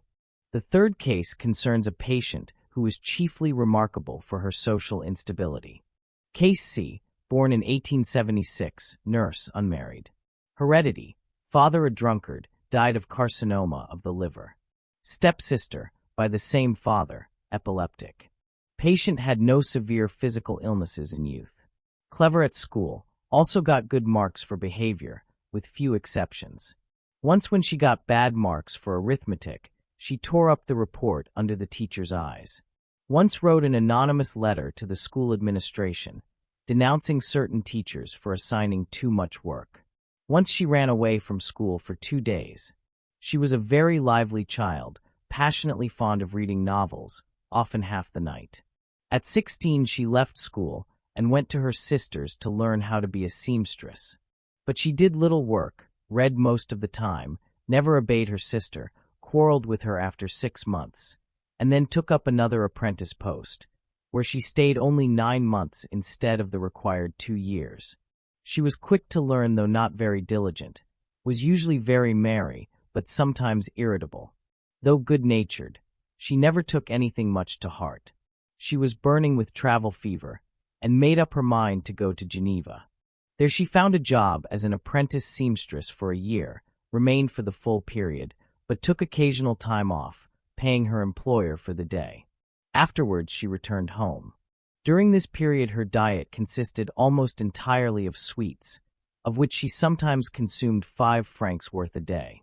Although it finally sickened her, for a long time afterwards she felt impelled to buy chocolates whenever she passed a confectioner's. She would then give them to children in the street. She borrowed money for her passions in the most frivolous way from everybody, often just took it from her sister or bullied it out of her. After about 6 months, she induced a relative to take her to America. Stayed a month in Chicago without working. Then she worked at a clothes shop and ran away 4 days later without giving notice. She then changed her job 10 times in succession, staying a few hours or at most a couple of days in each of them. Finally found a job that suited her as a companion. Became ill 6 months later with stomach ulcer. Returned to Switzerland. She left a job as receptionist at a hotel after 5 days because of a quarrel with her employer and went back home. A few weeks later, she took a job as a housemaid, but got sick of it after 8 months. She could only stay in a job until she knew the country and the people, then something else had to come along. Then she worked as a student nurse in a hospital in Bern. Sick of it, after 5 months, went to another hospital, for months later became ill again with stomach ulcer, spent several months ill at home. At this point, she started an illegitimate relationship with the dissolute son of a neighbor. On recovering from her illness, she worked as a shopgirl in Zurich. Spent considerable sums of money on herself and her friend, whom she supported financially. She borrowed money everywhere and left her father and sister to pay her debts. As a result, she was sent to a faith-healing institution for a cure, where she stayed for 6 months, working fairly well, then another 4 months as a maid. She started another intimate relationship, but soon got sick of her lover. Then 7 months as a wardress in an institute for epileptics, followed by 5 months as a children's nurse in a private house, which she left because of quarrels with one of the maids. She then took herself to her late lover in W. Made a violent scene but was finally reconciled. After that, she got another job as a maid in Schaffhausen for a fortnight, then for 2 days in Bern, for some weeks in Zurich, for another 4 weeks in Bern, then again for a short time in Zurich, then for 2 months as a nurse in a lunatic asylum, then again for a few days in W, where she ran through her earnings at the hotel and started quarreling again with her lover. After renewed reconciliation, she returned to Zurich, but soon fell out 2 more times with her lover, took another job for 2 months, then went to Ch for the fun of it, then back to W. In order to make another scene with her lover, then returned to Zurich for a few days, only to go immediately afterwards to W, and make a second, and this time final scene with her lover. After that, she took a job as a children's nurse in the Valais, where she stayed 2.5 months. She became ill again with stomach ulcer and returned to Zurich via W. As she got out of the train at W, the first person she ran into was her lover, which annoyed her so much that she took the train straight back to Zurich. On arrival in Zurich, however, she regretted her sudden decision and immediately seated herself in the train back to W. Alighting on the platform at W, she regretted this decision too and rushed back to Zurich. The distance between Zurich and W is 1.5 hours by rail. On returning from W, after one of her quarrels, she went to a hotel with an unknown man whom she picked up at the station in Zurich and spent the night with him. With another, she started an erotic conversation and apparently followed him even into the toilet, causing a public scandal. Wherever she worked, she was liked, as she was constantly busy and a pleasant companion. She was never quiet, always on the go and excitable. Lately, the excitement increased visibly. She also talked much more than before. She had never saved any money. What she earned she spent at once and incurred debts everywhere. On the recommendation of Professor M., the patient was admitted to Bergalsley on April 2, 1903. The report emphasizes the following points. The patient suffers from a mild degree of maniacal excitement. The outward cause may be considered to be an affair with a young man which came to nothing. For several weeks the patient was expansive, unstable, irritable. She is excessively open-handed, sleeps little at night, cannot bear to be contradicted. Her mood is elated. She is talkative, occasionally showing flight of ideas. She cannot be kept at home because of her expansiveness. She starts something new every minute and wants to go to W in order to wreak her vengeance on her former fiancé. She had a lively, intelligent expression of face, talked a great deal. Continuous motor restlessness when talking. In ordinary conversation, no very noticeable flights of ideas. These only showed more clearly during longer recitals. She was very elated, very erotic, flirting and laughing a great deal. Very labile, weeping easily at the memory of unhappy experiences. Liked to sulk ostentatiously, and once made a violent scene when the doctor refused to visit her alone in her room, threatened suicide, so that she had to be removed for a while to the observation room. Soon afterwards, she was as euphoric as ever. She was very frank and enjoyed telling of her adventures, but was incapable of putting them down on paper in an orderly fashion. An autobiography still remains to be attempted after several false starts. She expressed a strong desire to go out, but still harbored thoughts of vengeance on her ex-fiancé, threatening to shoot him. Had all sorts of adventurous plans for the future, and once urgently requested to be allowed out in order to answer a newspaper advertisement for an animal trainer, asserting proudly that she did not lack courage. In addition, she had intensive plans for marriage. She took the disorderly life she had lived very lightly, and was convinced that things would go better in future. She showed slight insight into the excitement of the last few weeks before her admission. No major depressions or excited states were observed, and no deterioration of the normal state except the present one. Slight increase of excitement during her periods. In my account of this case, I have purposely given a complete chronicle of the changes in social position in order to illustrate the extraordinary instability and restlessness of the patient. Over a period of 11 years, she changed her job no less than 32 times, in the great majority of cases simply because she was sick of it. So far as one can rely on the anamnestic information, the abnormal emotional state can be followed back into childhood. Apart from the menstrual cycle, no periodicity was discoverable. Depressions never seemed to arise spontaneously, but were merely the outcome of circumstances. There was no alcoholism, only an enormous abuse of sweets. The findings, mild flight of ideas, talkativeness, predominantly elated mood, lability, distractibility, pressure of activity, eroticism, all bear out the diagnosis of manic mood disorder and explain the patient's erratic and morally defective career. 4.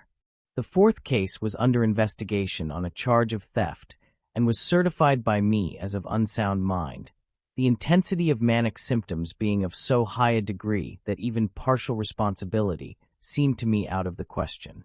Case D, born 1847, painter. Heredity. Father an eccentric person, intelligent, very lively, frivolous, always in a merry mood, went in for politics and litigation, neglected his business and his family, drank and gambled, lost his property and fortune, until he finally came to the poorhouse. First brother, intelligent and gifted, head full of ideas, interested in social and political problems, died in poverty, leaving a pile of debts. Second sister, very extravagant, died in dire poverty. Third brother is a moderate drinker, but able to support himself and wife. Fourth brother led a profligate life in every respect, a notorious liar, very much descended from the world, living on poor relief. One son of a normal brother was a notorious scrounger and sot. Patient had no serious illnesses in youth. A lively child, alert and intelligent, excellent school reports. Was apprenticed after leaving school. Worked very industriously for the first year, clever, made progress. In the course of the second year he changed, started drinking, neglected his work, extravagant. Remained 4 years in the same job, then took to roaming. His dissoluteness increased, his work grew more and more uneven and careless, and by way of contrast he developed a terrific opinion of himself, boasted of his cleverness and gifts, always passing himself off as something quite extraordinary. His roamings began at 19. He never stayed anywhere for longer than a few months, was always drinking, dissatisfied, no master was good enough for him, always had his special ideas, wanted to be appreciated, thought everything should be to his liking, was always worked up, frequently quit his job without giving notice, sometimes without even collecting his wages. In 1871 he returned home utterly destitute, looking like a tramp. Despite that, he bragged endlessly and told boastful stories about himself and his successes. He remained for some time at home, worked eagerly, always in a hurry. Suddenly his elated mood changed. He became irritable, cantankerous, grumbled about the work, his workmates, former masters, etc., sometimes getting into a rage and acting like the devil. Now as before he indulged in drink, and the more he drank the more excited he became, giving vent to an unstanched stream of talk. After a fortnight he suddenly packed his things, set forth on his wanderings again, and finally, in 1873, came to Paris. He found no work there because of the slump, and was sent home again by the authorities after 5 weeks. In 1875, he went to Nuremberg. According to the report of his employer there, he was a very skillful and efficient worker, but had to be dismissed on account of drunkenness. Because of acute manic excitement, he had to be kept in confinement for a few weeks, and as no real remission ensued, he was packed off to Switzerland. He was admitted to Berghalsli on March 21, 1876. The patient was elated, excited, laughing away to himself, showed a flight of ideas, made bad jokes, heard voices that told him funny stories, showed immense self-esteem. No essential change subsequently occurred except for a quieting down and cessation of the voices. The illness was taken for mania, and the patient was discharged as cured in August 1876. Although at the time of his discharge, he certainly did not give the impression of being a normal person. He then began his old wandering life again. He roamed round Switzerland like a vagabond. In November 1876, as a result of great privations and severe cold, he found himself in a delirious state in which it seemed to him that he was the Pope and had ordered a huge dinner. In this state, he tried to draw 5,000 francs at the post office and was arrested. On taking food, he suddenly became clear again. In 1882, he married. The marriage remained childless. His wife had 4 or 5 abortions. He stuck to her for almost a year. Then the wanderings resumed, and he stayed with his wife only off and on. In 1885, he found himself in great straits, and in desperation conceived the plan of poisoning himself and his wife. But he was afraid to carry it out, so he fell back on stealing. Up to the beginning of 1886, he committed a series of thefts, was arrested, and in view of his doubtful mental condition was referred to the doctors in St. Permansburg for a medical opinion. The following points were emphasized in the report. The patient was in a continuous state of elation, with heightened self-confidence, amounting at times to real megalomania. He delighted in making mysterious allusions to his importance. Great things are impending. Here in the madhouse sits the founder of God's kingdom on earth.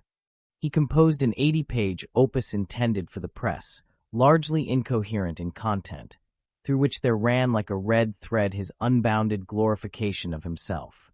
In it he addressed himself rhetorically to the Pope, deeming himself his equal in infallibility, also to Christ, spoke of himself as a new Messiah, compared himself to Hercules and Winkelried, etc. Occasionally he went into real ecstasies, in which he wrote things like, "The greatest artist of all times past, and to come shines the shoes of the unfortunate, polishes the floor in St. Permansburg. As is the sun, so is the Father and vice versa. Hurrah for Helvetia! O stone of the wise, how thou shinest! O D, his own name, what brilliance! Your God, O my companions, has the heart of a child, the voice of a lion, the innocence of a dove, and the appearance of one of you." During his stay in the asylum, the composition of these pieces formed his main occupation. He wrote several pages a day, and when his paper ran out, he would sing patriotic songs for hours on end in a raucous voice. He was always very talkative, spoke in dialect, but when he really got going, he fell into a literary style. His thought processes were orderly, but with a tendency to digression and detailed description. His language abounded in choice expressions, with a preference for foreign words, though these were generally used correctly. In keeping with his exaggerated self-esteem, he always held himself aristocratically aloof from the other patients. The warders he snubbed, whereas he was always very friendly with the doctors. His situation did not worry him. He lived cheerfully from day to day, full of the greatest hopes for the future. He never showed any insight into his illness. Once he was in a particularly bad mood for several days, very irritable, suspicious, reserved, but occasionally cursing and swearing about the asylum. The diagnosis was periodic mania, which might pass over into insanity. The thefts were put down to unsoundness of mind. On October 2nd, 1886, the patient was transferred to Bergalsley. Until December, his state was the same as in St. Permansburg. At the beginning of December, he quieted down a bit. The earlier symptoms continued, but were less intense. He was given some painting to do in the asylum. Among other things, he painted the asylum chapel. It was subsequently discovered that between the veins of the marble, he had drawn little figures of devils, and also a not unskillful caricature of the asylum's priest. He was discharged on February 25, 1887. Even during this quieter phase, he still produced the same old ideas, held forth with great pathos on his vocation as a reformer and world improver. After his discharge, he resumed his wanderings in Switzerland, working a bit, but never staying more than a few months in the same place. In 1891, he stole a great deal of food and was sentenced to 6 months in the workhouse. In 1893, he got a year for the same reason. In 1894, he was charged with stealing 700 francs. From the 4th day of his detention on, he heard voices whispering outside his door and thought he could recognize the voice of one of his nieces saying, "You will be repaid." 6 days later, he was released. At home, the hallucinations persisted for another day and then suddenly vanished. In 1895, he was sentenced to 2 years in the workhouse for theft. In January 1895, he was sent to the penitentiary. According to the statements of officials there, the patient had a screw loose from the beginning and soon aroused suspicions of mental disorder. He accused the officials, quite without reason, of swindling. In solitary confinement, he covered the walls with senseless daubs, asserting that he was a great artist. At night he was restless, talking loudly to himself about his daily occupation. Now and then he was very irritable. On August 19, 1895, another medical report was made on him. The following points were emphasized. The condition of the patient is much the same as that described in 1886 in the report from St. Permansburg. He showed manic excitement, flight of ideas, extraordinary elation, and self-esteem, boasting of his capabilities, his physical prowess, saying that he had known for 25 years how, by means of a certain substance, as with a breath, everything could be decked in the most gorgeous, dazzling colors. He could change a dog into the most beautiful golden scarab in the twinkling of an eye. He came out with a lot of similar stories. On November 9th, he was moved to Bergalsley. His condition was the same as in the penitentiary.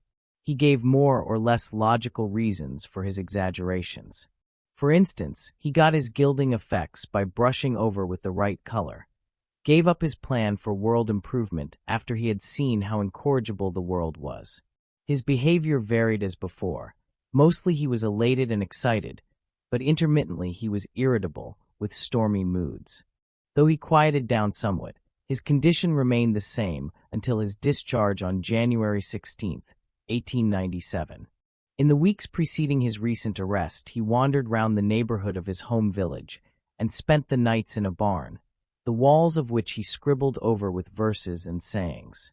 His clothes were in rags, his shoes were tied to his feet with string.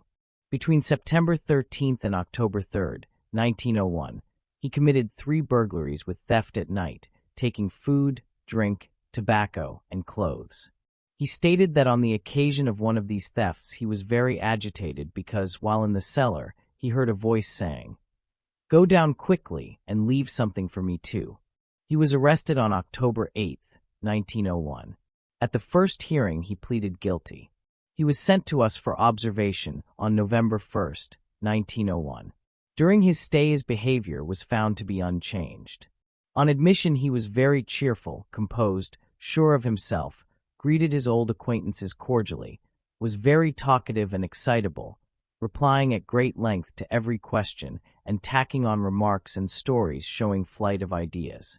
He recounted his life story in a coherent manner, keeping fairly well to the facts. At night he slept little, mostly lay awake in bed for hours worrying about scientific problems. He had theories about the origin of meteorites, about the transport of dead bodies to the moon, about airships, about the nature of the brain and mental processes, etc. He worked industriously and quickly, often talking to himself or keeping up an accompaniment of animal noises, meowing, barking, cackling, crowing. When walking about the ward, he sometimes went on the run, or even on all fours. At work in the fields he was talkative, enjoyed teasing others, adorned his hat with roots and leaves of vegetables. He conceived his ideas at night and put them down, elaborately and extensively, on paper. His compositions were closely written, looked clean and neat, and except for the copious use of foreign words the spelling was correct. They revealed an erudition of sorts, a very good memory, distinct flight of ideas, with great pressure of speech and forceful expressions. Prose pieces in literary style or in dialect were jumbled together with quotations from Schiller, verses, his own and other people's, sentences in French, always with a connecting thread of meaning which, however, did not go very deep. No uniform, comprehensive idea could be found in any of his writings, except for an intense subjective feeling of his own value and an unbounded self-esteem. The language he used was sometimes full of deep pathos, sometimes deliberately paradoxical. He was ready to discuss his ideas, did not cling to them obstinately, but dropped them in order to turn to new problems. It was even possible to talk him out of his meteorite theory and to wring from him the admission that even the greatest scholars have been mistaken. He would expatiate on all kinds of moral and religious questions, and displayed a lyrical and almost religious feeling, which did not prevent him, however, from blaspheming and making a laughingstock of religious practices. Once, for example, he performed a gross travesty of the Mass. He said he was not born to work for his living, had better things to do, and must wait for the time when all his grand ideas would be realized, when he would create educational establishments for the young, a new system of world communications, etc. He had great hopes of the future, by comparison with which all thought of the actual present vanished. Despite this keen expectation, he had no clear picture of the future in his mind, could only adumbrate vague and fabulous plans which were mostly concocted on the spur of the moment. But he was convinced that all would come in good time, and hinted that he would perhaps live longer than other men in order to accomplish his work. His earlier statements that he was the Messiah, the founder of God's new kingdom, he corrected as symbolisms. He was only comparing himself to the Messiah and not asserting that he had any more intimate connection with him or with God. In the same way, he disclosed that what had previously been taken for delusional ideas were exaggerations or vivid comparisons. Occasionally there were angry moods, usually provoked by insignificant trifles which at another time would not have been followed by an angry reaction. For instance, he once created a great disturbance at 3 o'clock in the morning, shouting, cursing, and barking like a dog, so that he woke the whole ward.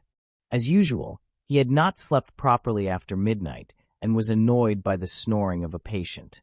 He justified the uproar by saying that if others were permitted to disturb him with their snoring, then he was permitted to make a noise at night too.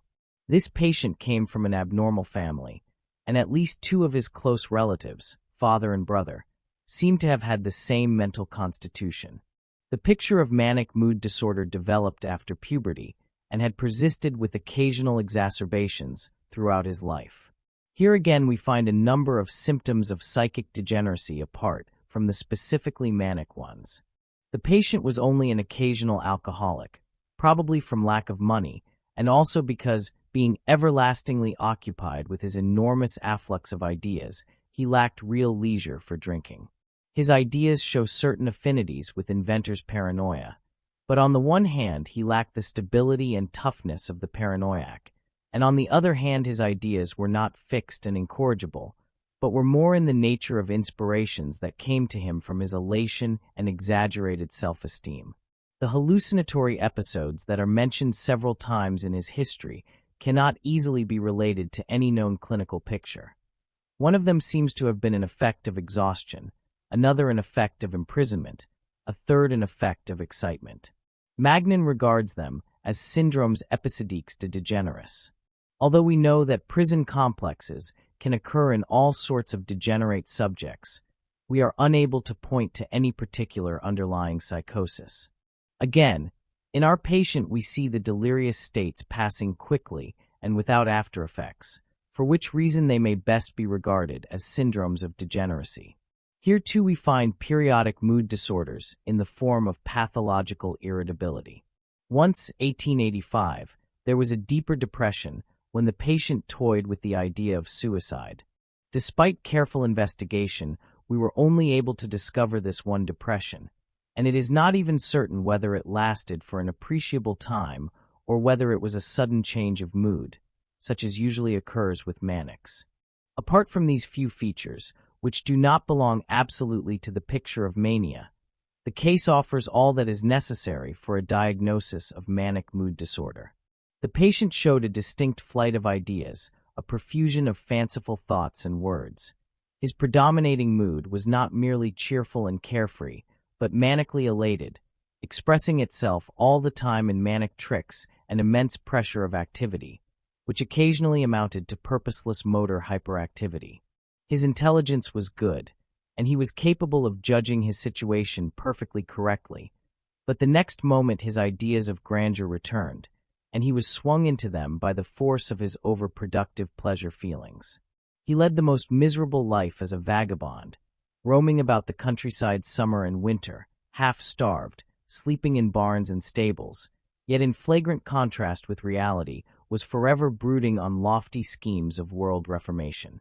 Significantly, his non-recognition by the rest of humanity was of no concern to him, as it would be to a paranoiac. His continual pleasurable excitement helped him even over this adversity. From all this we see how very much the intellect was taken in tow by the emotions.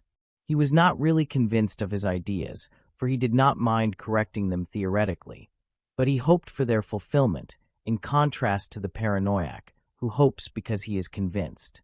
This case reminds one forcibly of those miserable lives lived by poets and artists who, with small talent and indestructible optimism, eke out a hungry existence despite the fact that they possess quite enough intelligence to realize their social inadequacy in this form, and enough talent and energy, if applied in other directions, to do good and even outstanding work in an ordinary profession. The patient can also be compared, up to a point, with those individuals whom Lombroso describes as graphomaniacs. They are psychopaths who, without being paranoid or feeble-minded, overestimate themselves and their ideas in the most absurd way, play about with philosophical or medical problems, write vast quantities of rubbish, and then ruin themselves by having their works published at their own expense. The defective critical faculty of such persons is often due not to feeble-mindedness, for they can sometimes detect the mistakes of their opponents very well indeed, but to an incomprehensible and exorbitant optimism which prevents them from seeing objective difficulties and fills them with invincible hopes of a better time to come, when they will be justified and rewarded.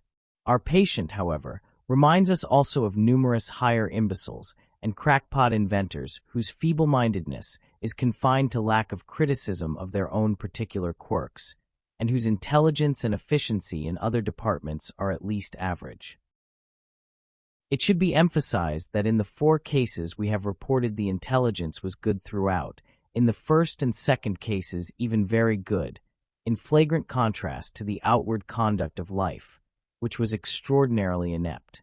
It is a contrast also met with moral insanity. No doubt the majority of cases of moral insanity mentioned in the literature were more or less feeble-minded, but there can also be no doubt that in the majority of cases the feeble-mindedness is not sufficient to explain their social incapacity. One gets the impression that the intellectual defect is more or less irrelevant, and that the main emphasis falls on emotional abnormality. And here it is not so much a lack of ethical feelings that seems to play the chief role as an excess of instinctual drives and positive inclinations. A simple lack of ethical feelings would be more likely to favor the development of a ruthless, coldly calculating mauvais sujet, or criminal, rather than one of those pleasure-seeking individuals, instinctively up in arms against any form of social restriction, who unthinkingly fly off the rails at every point, often so brainlessly that the veriest imbecile could see the senselessness of it. Tiling has recently pointed out that the main element in the picture of moral insanity is an excessively sanguine temperament, which serves as too mercurial a basis for the intellectual process and fails to give it the necessary continuity of feeling tone, lacking which there can be no arguments and no judgments capable of exerting any influence on the decisions reached by the will. A great deal has already been said and written about the relation between intellect and will. If there is any field of experience that teaches the dependence of action upon the emotions, that field is certainly psychiatry. The inferiority of the intellect, as compared with instinctual impulses in regard to voluntary decisions, is so striking that the daily experiences, even of a psychologically minded, amateur psychiatrist like Bauman, impel him to remark that the specific activity of thought is always preceded by something primarily characterological, which provides the necessary disposition for this or that action. Here Bauman is simply voicing Schopenhauer as opere sequitur esse, in other terms. What is primarily characterological is, in the wider sense, the feeling tone, whether it be too little or too much or perverse.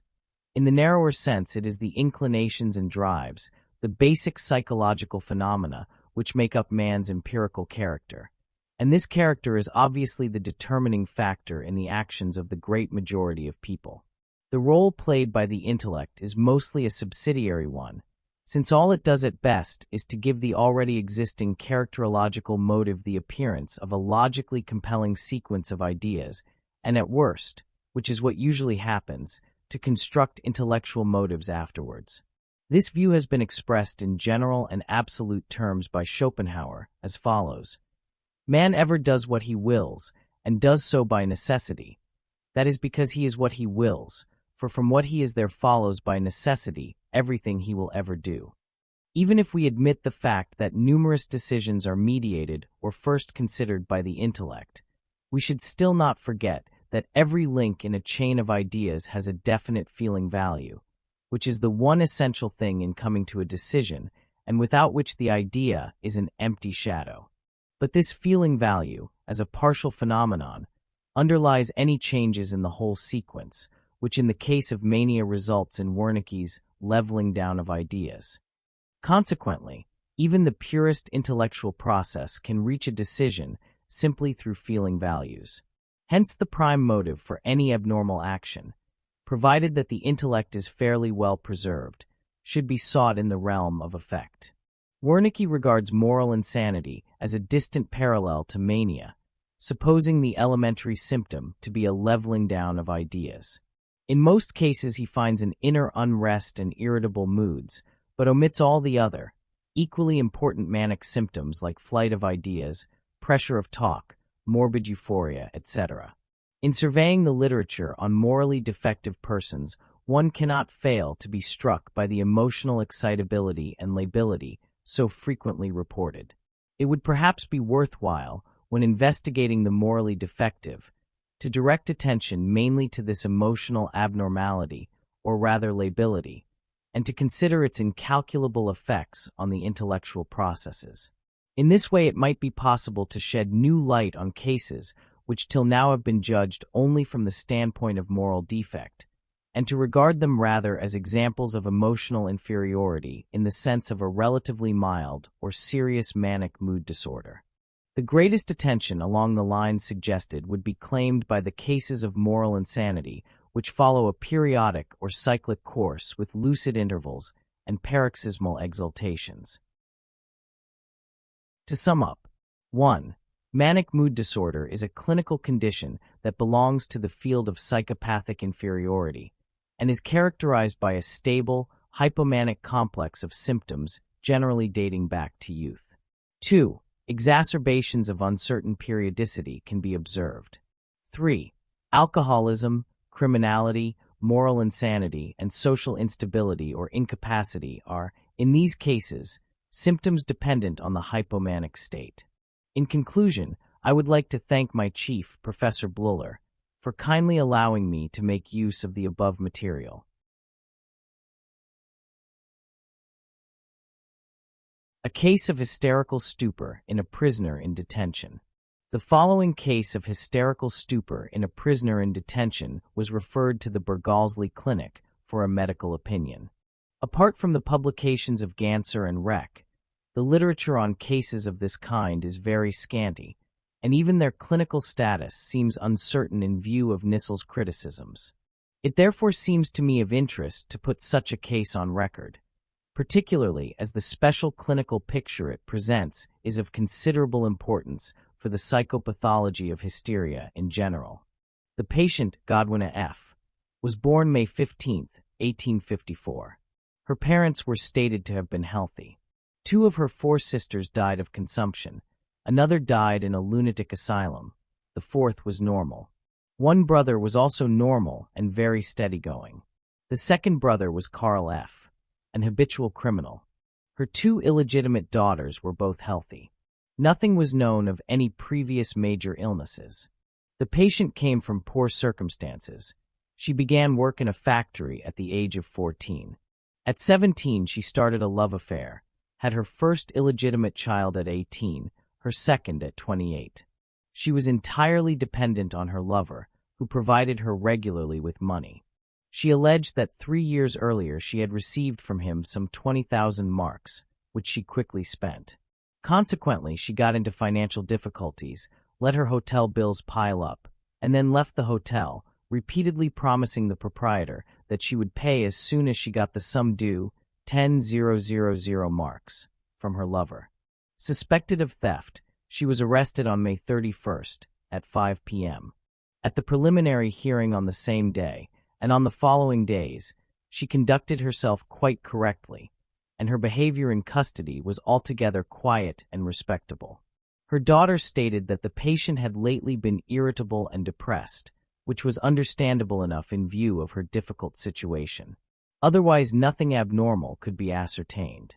When, on the morning of June 4, 1902, the cell was opened at 6:30, the patient was standing rigid by the door, came up to the wardress quite rigid, and furiously demanded that she should give back the money she had stolen from her.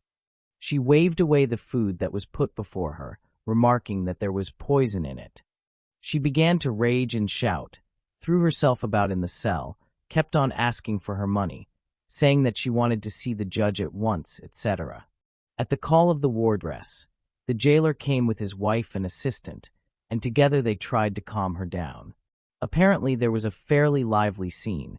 They held her by the hands and, according to the wardress, also shook her. They denied hitting her. The patient was then locked up again. When the cell was opened again, at 11 o'clock, the patient had torn the top half of her clothes to shreds. She was still very worked up, said the jailer had hit her on the head. They had taken the money she got from her husband, 10,000 marks, all in gold, which she had counted on the table, etc. She showed an acute fear of the jailer. During the afternoon, the patient was quieter. At 6 in the evening, the district medical officer found her totally disoriented. The following symptoms are worth noting: almost complete lack of memory, easily provoked changes of mood, megalomaniac ideas, stumbling speech, complete insensibility to deep pinpricks, strong tremor of the hands and head, her writing shaky and broken. She fancied she was in a luxury hotel, eating rich food, that the prison personnel were hotel guests. Said she was very wealthy, had millions, that during the night a man attacked her, who felt cold. At times she was excitable, screaming and shouting gibberish. She did not know her own name and could say nothing about her past life and her family. She no longer recognized money. On the way to the asylum, she was extremely nervous and frightened, stared at every little thing in an exaggerated way, and clung to the attendant. She was admitted at 8 p.m. on June 4th. The patient was of medium height, physically well-nourished. She looked exhausted and haggard. Expression of her face was nervous and tearful, as if she felt utterly helpless and hopeless. Her head, tongue, and hands trembled. Depression in region of fontanelle, circumference of head 55 centimeters, biparietal 15 centimeters, occipitofrontal 18.5 centimeters. Pupils reacted normally to light and to accommodation. Gait is rather unsteady. No ataxia, no Romberg sign. Reflexes of forearm and knee and ankle jerks brisk. Pharyngeal reflex present. June 5th. Patient passed a quiet night. Today she kept to her bed, quiet and listless. Ate decently, was clean in her habits. No spontaneous sign of affect. Facial expression indicated a mood of nervous discontent without any strong effects. She looked at me with a helpless gaze, jumping at all sudden questions and quick movements. Her mood was very unstable and depended very much on the facial expression of her questioner. A serious face made her cry at once, a laughing face made her laugh too, and to a stern face she reacted with instant fear, turned her head away, buried her face in the pillows, saying, "Don't hit me." There were no symptoms of any major restriction of the field of vision. Accurate tests were impossible owing to her psychic condition. Skin sensibility, or rather sensibility to pain, exhibited peculiarities. At the first examination there was total analgesia on the legs and feet for deep, unobserved pinpricks, with normal sensibility on the head and arms. After a few minutes the picture changed completely. Total analgesia on the left arm and normal sensibility on the lower limbs, the very places where the opposite condition had been observed shortly before. The analgesic areas varied without rhyme or reason, being apparently independent of suggestion, though this cannot be ruled out with certainty. The striking thing was the patient's behavior during this examination. She resisted it, but did so in an impersonal way, not paying any attention to what I was doing, even when I intentionally administered the pricks quite openly, under her very eyes. Rather, as if consciously denying the real situation, she looked for some unknown cause of the pain in her nightgown or in the bedclothes. She couldn't say the alphabet or do simple multiplication. When she attempted to write, extremely strong tremors appeared. She could not produce a single legible word with her right hand, but managed a bit better with her left. She could read only with the utmost difficulty, and frequently misread the letters. With numbers it was even worse. She could not distinguish between 4 and 5. She recognized objects held before her. No symptoms of apraxia. She proved very suggestible. For instance, she was told when standing by the bed in her nightgown that she had a pretty silk dress on. "Yes, very pretty," she said, stroking the nightgown with her hand and looking down at herself. Then she wanted to lie down in bed again. "But you can't go to bed with your clothes on." Silently, she began unbuttoning her nightgown, then stopped suddenly. "But I'm not wearing a nightgown." June 6th. The patient's condition was about the same, but she now knew her name was F, though she still gave Ida as her first name. She knew her age, but was otherwise totally disoriented. June 7th. The patient talked quite well today, only stumbling over the more difficult words. She was slow at reading, but didn't make too many mistakes. Comprehension of what she read was much hindered by a high degree of distractibility. Only quite short sentences of the simplest order were understood and reproduced. Longer sentences were neither understood nor reproduced, though the patient did everything she was asked. She recited the alphabet faultlessly. Her counting still had gaps: 10, 11, 12, 13, 15, 16, 17, 18, 20.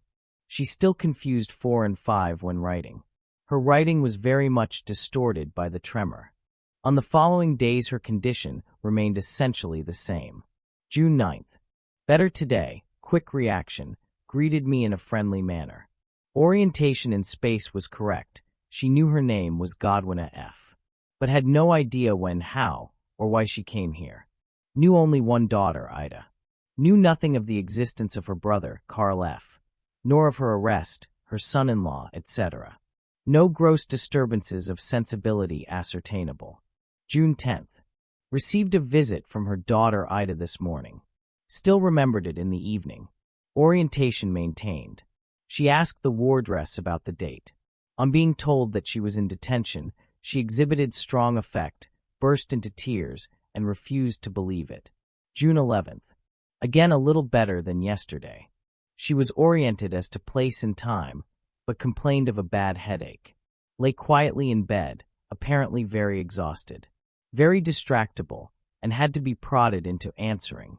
Her memory of events from June 6th back to several months before her arrest was grossly impaired. She had only the haziest ideas about her last stay in Zurich. She knew that she last stayed at a hotel run by a Mr. Koenig, but could not remember the name of the hotel, despite my insistence. For the period immediately preceding her arrest, as also for the period of her detention, she had absolute amnesia. She could only remember that a man hit her, not here, but somewhere else, probably in another hospital. Her memory starts again from about June 10th. She still remembered her daughter's visit yesterday, but not her painful agitation on being informed that she was in detention. She remembered from June 9th, or even earlier, that she thought at first she was in Munich, where she had in fact been 6 months previously. Despite insistent examination, nothing more could be ascertained. Very nervous and frightened at the least. Easily fatigued, and several times wearily closed her eyes during the conversation. June 12th. Fully oriented. Had all sorts of ideas about her situation. Thought she came here because she was ill with a bad headache and flickering before her eyes. Said she had been told the police brought her. She got this from the wardress, but that she knew absolutely nothing about it. Also that she had been in prison, but did not know how long, maybe a week. In prison she had been beaten because she said her money had been stolen. She thought she had put the money on the table, and then it suddenly vanished. She also remembered her large debts and the charge of stealing. She was extremely nervous and easily tired, rather unclear in the head, and had to think a long time before answering. On the following days, no essential change. June 18th. Not so frightened or so easily fatigued. Gave a coherent anamnesis, but it still contained a fair number of errors due to distractibility, particularly in the dates. Her memory was fairly clear up to the day of her arrest, May 31st. From then on, uncertain. She had to think a long time before remembering the place where she was arrested. Said it was in the morning, instead of 5 p.m. She knew she had been up for a hearing, apparently only once, and said she'd been shut up in the cell for a week.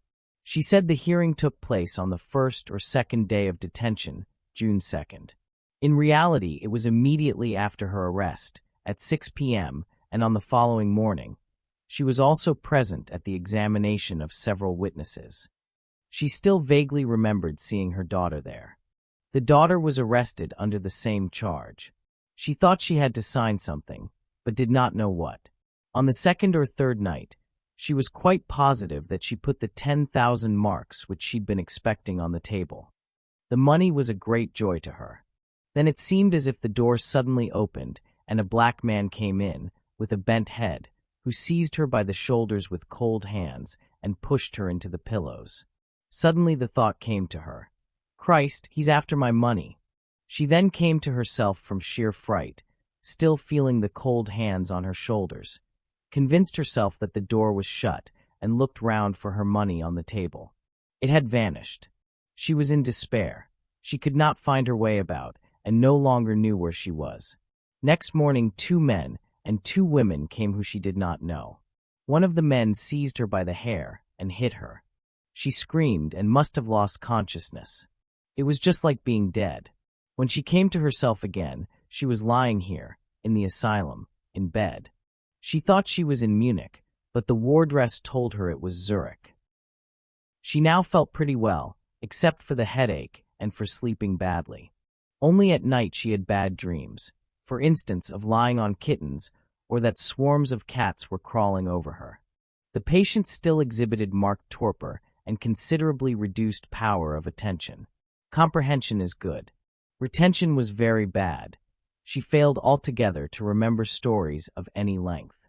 She was good at short, simple sums, but could not solve more complicated ones such as 3 by 17, 7 by 17, 35 divided by 6, 112 plus 73, as she always forgot one part of the calculation. Rapid blunting of attention owing to high fatigability. Precise sensibility tests showed poor discrimination between qualities of touch and temperature, particularly in the lower limbs. Perimeter examination showed a normal field of vision. No analgesia. In the evening, the patient was put for a short time into hypnotic somnambulism by means of a few passes and closing of the eyes. Under suggestion, she drank wine and vinegar from an empty glass.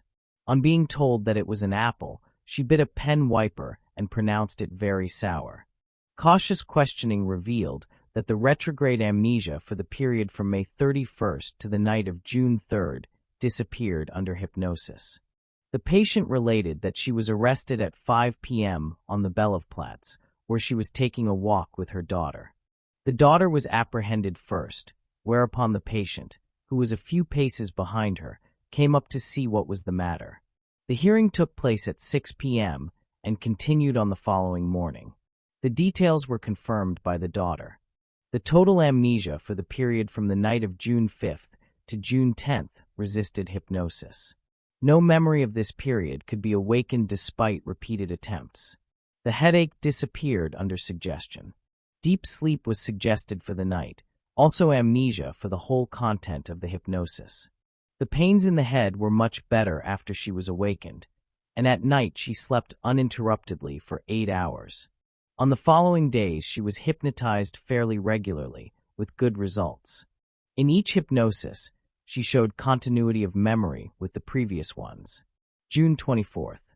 The patient now spent the whole time out of bed, doing some kind of handiwork. Except for a certain dreaminess and distractibility, there were no more symptoms of note.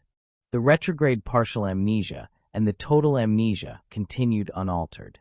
The patient proved very suggestible, so that post-hypnotic suggestions were realized too. June 27th. Today it was possible to penetrate the total amnesia by a trick. The patient was put to sleep in the usual way. She at once became cataleptic and profoundly analgesic. The patient's statements correspond exactly with reality.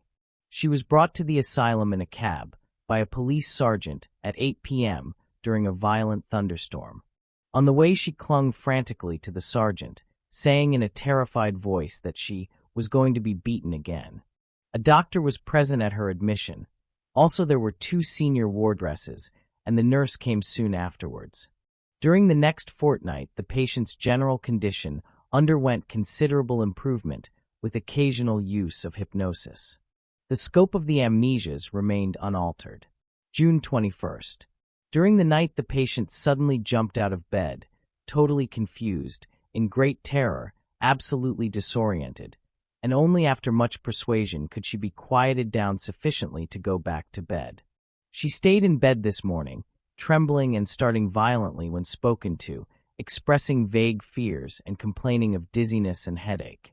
Immediate inquiries revealed that yesterday, at a concert given in the asylum, she met a male patient who, before being admitted here, had put her in a very unpleasant situation indeed by blurting out the whole story of her brother, the habitual criminal, in the hotel where she stayed before her arrest. She had already complained, at the concert and afterwards, about the unpleasant impression the patient made upon her. After being ordered 2 hours' rest in bed, which had a very favorable effect, she was examined with the utmost care and gave the following information. On going to bed yesterday evening, she had dizziness and noises in the head, but she slept very well and now felt quite clear. She could not remember anything unpleasant that happened yesterday. When asked whether she remembered yesterday's concert, She suddenly got very red and her eyes filled with tears, but she said in an indifferent tone of voice that she remembered the concert quite well, which she proved by mentioning various details. Nothing unpleasant had happened at the concert. All indirect questions remained without result. Only the direct question whether she had seen the patient M reminded her of the incident. She now related the affair in an indifferent tone of voice, without showing any noticeable effects. July 22nd. Passed the night quietly. No deterioration. In today's hypnosis, the amnesia for yesterday's twilight state disappeared. She was put back into the state of the previous night on its being suggested to her that she was frightened and did not know where she was. She then showed how she jumped out of bed. The wardress called out, "Miss F., be quiet and go back to bed." But she did not go back, tried to hide herself, and felt terribly frightened. Then a fellow patient came to comfort and soothe her. Details of her account could be objectively confirmed. July 24th. Still complained of headache and sleeping badly. It was suddenly discovered that even without double hypnosis, the patient had a hypnotic recollection of the twilight state from June 4th to June 10th. Her memory now goes back to the morning of June 5th, of which she reproduced the scenes of the visits and the examination with a wealth of detail. A fair amount was also elicited from the days following the 5th, but this could not be verified for lack of precise information. As a post-hypnotic suggestion, she was told to remember the episode from the twilight state. In place of the short sleep, the hypnosis was followed by hysterical somnambulism, in which the patient mistook me for her lover and addressed tender words to Ferdinand. By means of a few passes and energetic suggestions for sleeping, the twilight state was terminated and then converted into simple sleep. Total amnesia after waking. The post-hypnotic suggestion that she would remember her admission to the asylum was not realized. The patient was discharged on July 25th under police escort. On August 8, 1902, she wrote in a letter to an acquaintance in the asylum, "Ever since I've been here, abroad, I've felt unwell. When I wake up at night, I don't know where I am, and I get the feeling that I can't think anymore. I have to jump up and run about the room until I know where I am again." The patient wrote that she was in a difficult situation because of money. This case has several interesting peculiarities to offer. It is undoubtedly a purely hysterical ailment. While in detention, the patient suffered from a delirious twilight state, which after a short pause passed into a stuporous stage characterized by the symptom of the senseless answer. Strong disturbance of attention despite fairly good comprehension, high suggestibility, fatigability, disorientation, timidity, nervousness, absence of catatonic symptoms, and disturbances of sensibility. In his lecture on a remarkable example of an hysterical twilight state, Ganser, in 1897, gave a cursory account of states which were mostly observed in prisoners in detention. The picture most of the patients present is one of hallucinatory confusion. Many exhibit active fear, together with various disturbances of sensibility. Generally, after a few days, there is a striking change, sometimes an improvement, followed by amnesia for the attack. These states owe their characteristic features to the symptom of the senseless answer, which consists in the patient's inability to answer correctly the simplest questions put to them, although it was obvious from the kind of answers they gave that they had understood the meaning of the questions fairly well. Their answers revealed a positively astounding ignorance and a surprising lack of knowledge which they definitely must have possessed or must still possess. An alternating state of consciousness with defects of memory, in conjunction with other hysterical symptoms, provides the diagnostic basis for an hysterical twilight state. Rec. 4 has made a thorough study of such cases, and particularly of the symptom of the senseless answer. The cases he published in his first work were not all of the same kind, and were not, perhaps, altogether unexceptional. Consequently, they provoked sharp criticism from Nissel, 5, who accused Rec of faulty diagnosis, and asserted that Ganser's symptom of irrelevant talk is first and foremost a special manifestation of catatonic negativism. The irrelevant talk of hebephrenics and catatonics is a very well-known phenomenon, and I do not believe an observer with any experience could mistake it for the senseless answers of hysterics. The most he could do would be to overlook a catatonia masked by hysteriform symptoms. When the inadequate answers are the direct manifestation of catatonia, they are clearly characterized as catatonic by the significant absence of effectivity and by associations which seize on irrelevant points in the question, thus differing essentially from the deliberately senseless answers of the hysteric. The irrelevant talk of hebephrenics is often due merely to lack of interest, to the don't care attitude typical of such patients, perhaps also to negativistic compulsion. The senseless answer, on the other hand, is sometimes a product of semi-intentional negation, which opposes the effort to give an adequate answer, and sometimes a product of a deep restriction of consciousness, which prevents conscious association of the elements needed for an adequate answer. As an accompanying phenomenon very typical of these latter cases, we would emphasize the stuporous behavior of the majority of the patients. Reck, in his second publication, describes several such cases of stupor, having already established stuporous behavior in 3 of the 5 cases mentioned in his first publication. Severe temporary loss of the intellectual faculties is a symptom not uncommonly met with in the field of hysteria. Here I would mention in passing the cases of alternating consciousness described by Ozum, where Mitchell, Schroeder van der Kolk, Macnish, etc. Some of the patients had, after a prodromal stage of sleep, lost all knowledge, even of the simplest things. In where Mitchell's case, did not even know the meanings of words. Similar intellectual defects are also found in the Moria states of young hysterics.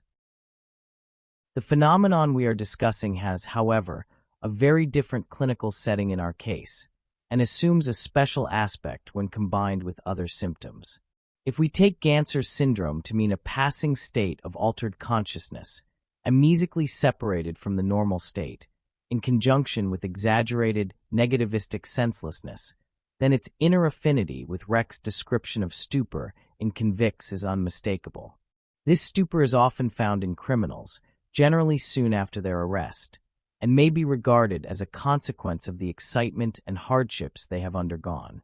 An hallucinatory prodromal stage, preceding the stupor, is also found in Ganser's syndrome with the same clinical symptoms and can dominate the situation for a longer or shorter period.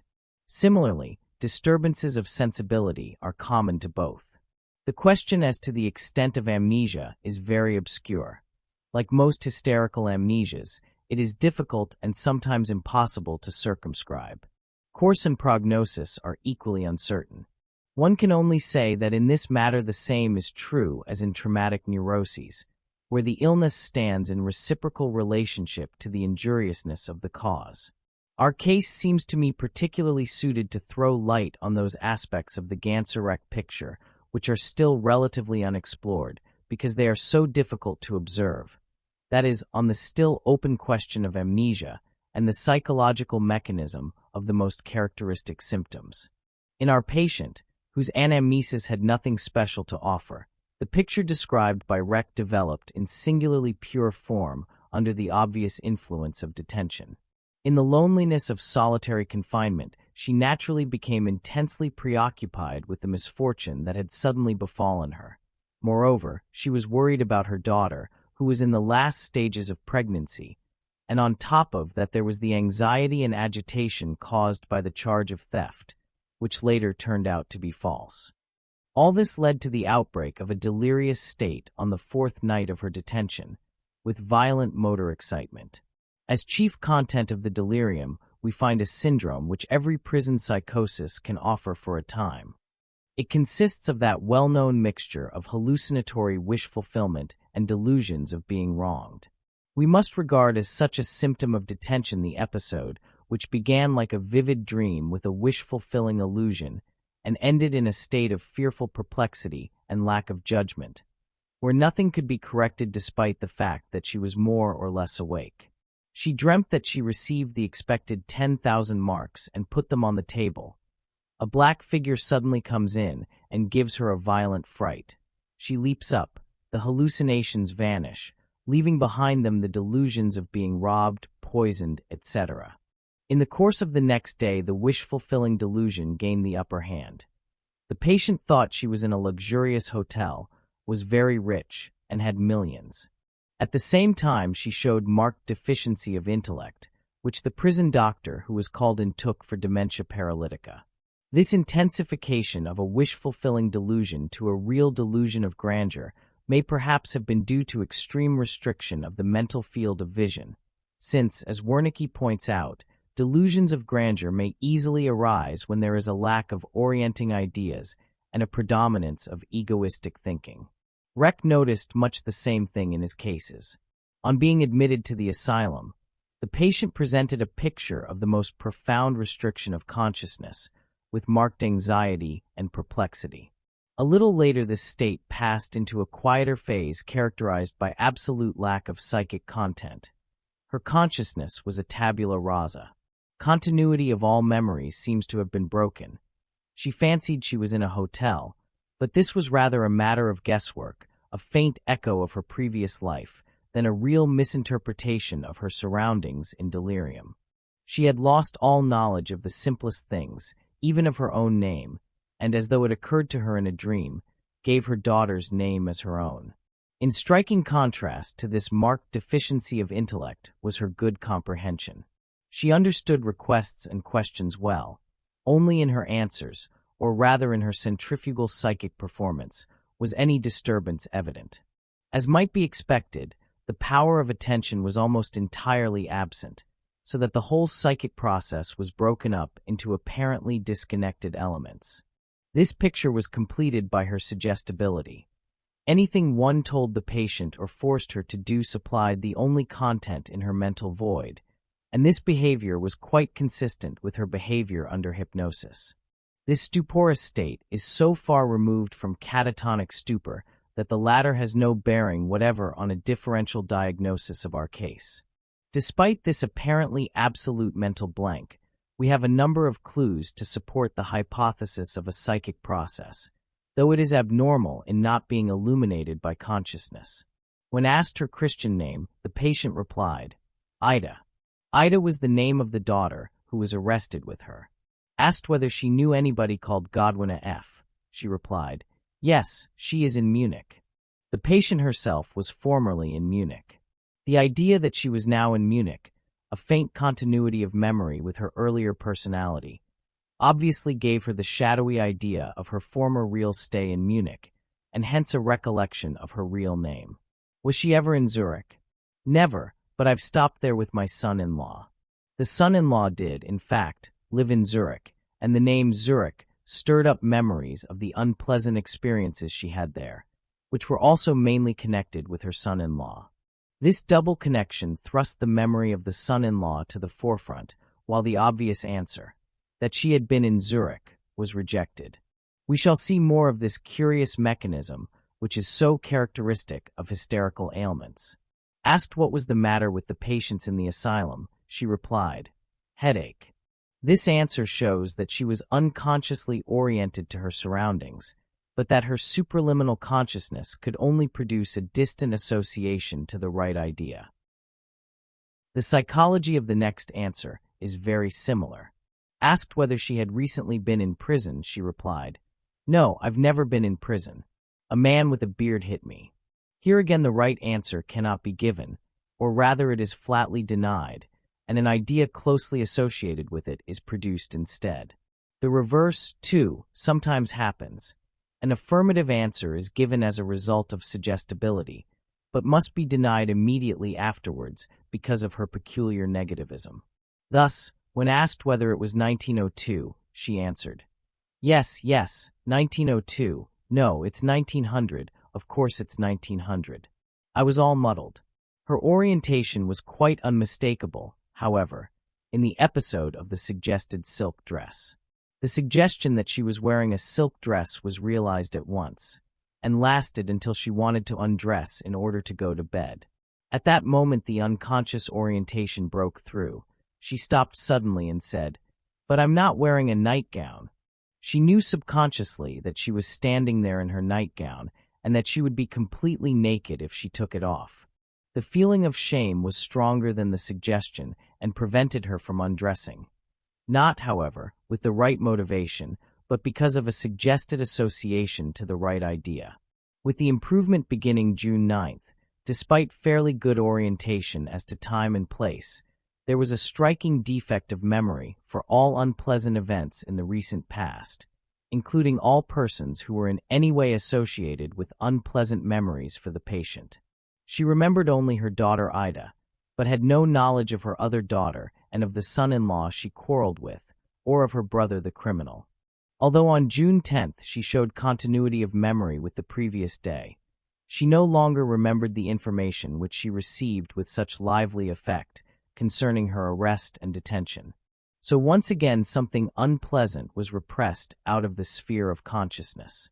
As can be seen from the patient's history, the scope of her consciousness gradually reconstituted itself, except for her defective memory of the whole period of the twilight state, which remained irreparable up till the end of observation.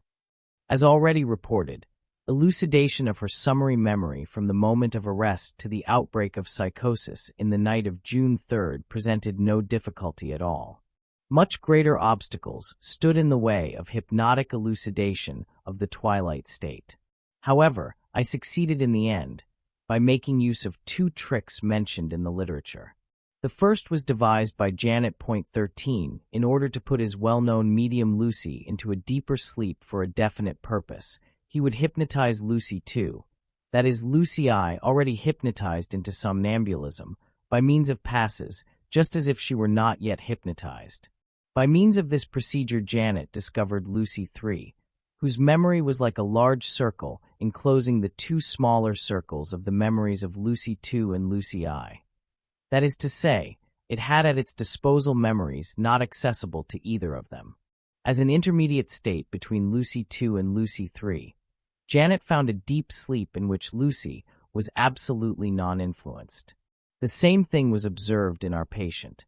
The short sleeping state, which followed the second dose of hypnotism, and from which it was rather difficult to get the patient to speak, probably corresponds to the intermediate state mentioned by Janet.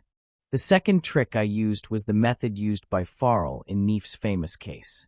This consists in putting the patient each time into the appropriate situation, thereby giving him points to puy round which the other associations aggregate like crystals. By means of these two procedures it was possible to demonstrate that our hypothesis of an unconscious but none the less certain orientation, even during the deepest twilight state, was correct. We therefore find the remarkable fact that the apparently severe disturbance of the psychic process in the Ganserek twilight state is merely a superficial one, affecting only the extent of consciousness, and that the unconscious mental activity is little affected, if at all. The psychological mechanism whereby such a disturbance comes about is nicely illustrated in the story of the little relapse which was observed in the asylum, when the patient had that unpleasant encounter at the concert. In the evening she complained of dizziness and noise in her ears, and that night she suddenly woke up, totally disoriented, confused, and frightened. The next day she had amnesia for the nocturnal interlude, and, when examined for its etiology, displayed a systematic negativism that prevented her from saying what had really happened, although the words were almost put into her mouth. During this recital, she exhibited no adequate effect, but her sudden blushing and the tears in her eyes showed that the sore spot had been touched. Here we have the primary phenomenon in the genesis of hysterical symptoms which Breuer and Freud have termed hysterical conversion. According to them, every person has a certain threshold up to which he can tolerate unreacted effects and allow them to pile up. Anything that exceeds that threshold leads, cum grano salis, to hysteria. In the language of Breuer and Freud, our patient's threshold had been reached and exceeded as a result of her detention, and the effect, the excitement proceeding from the effective idea, flowed off into abnormal channels and got converted. Just how it will flow off is determined, in most cases, by chance or by the individual. That is to say, the line of least resistance is in one case the convulsion mechanism, in another sensibility, in a third the disturbance of consciousness, and so on. In our case, to judge from all the crucial points in the patient's history, The determining factor seems to have been the idea of forgetting. Her not knowing turns out to be partly unconscious and partly a half-conscious not wanting to know. Reck thinks that the not knowing he found so remarkable in his patients may be due to fear, the fear of not knowing the simplest things, which by autosuggestion leads to a real and effective not knowing. This may often be true, but with our patient the semi-intentional repression of anything unpleasant from her consciousness was such a striking and dominant feature that Ganser's symptom seems to be altogether accessory. It may be regarded as a pathologically exaggerated consequence of the unconscious urge to forget, since her conscious mind drew back not only from feeling-toned ideas, but from other zones of memory as well. As to the clinical status of our case, we must define it as the hysterical stupor of the convict, in the sense used by Reck, this special form of hysterical illness. If we leave out of account the prison complex of hallucinations and delusions, may be described on the basis of the material at present available as a prison psychosis, since, with few exceptions, the cases so far known have been observed only in prisoners. In conclusion, I would like to thank my chief, Professor Bluller, for his kindness in referring this case to me.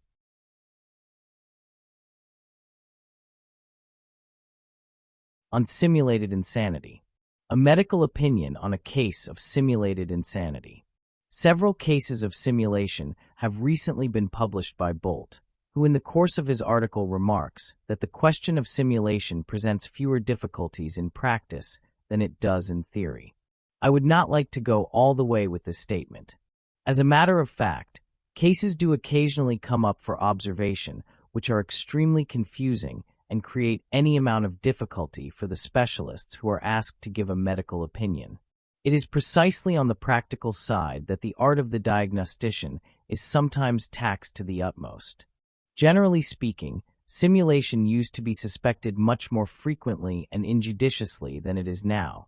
Yet in spite of this, the older literature abounds in cases in which the observers were unable to reach agreement. Today, through our knowledge of the various clinical pictures of dementia praecox and hysteria, we have advanced a step further, and have also gained rather more insight into the question of simulation, though this is not to say that we have acquired greater certainty in regard to doubtful cases. We possess no infallible method of unmasking the malingerer, and are as dependent as ever on the subjective impression he makes on the observer.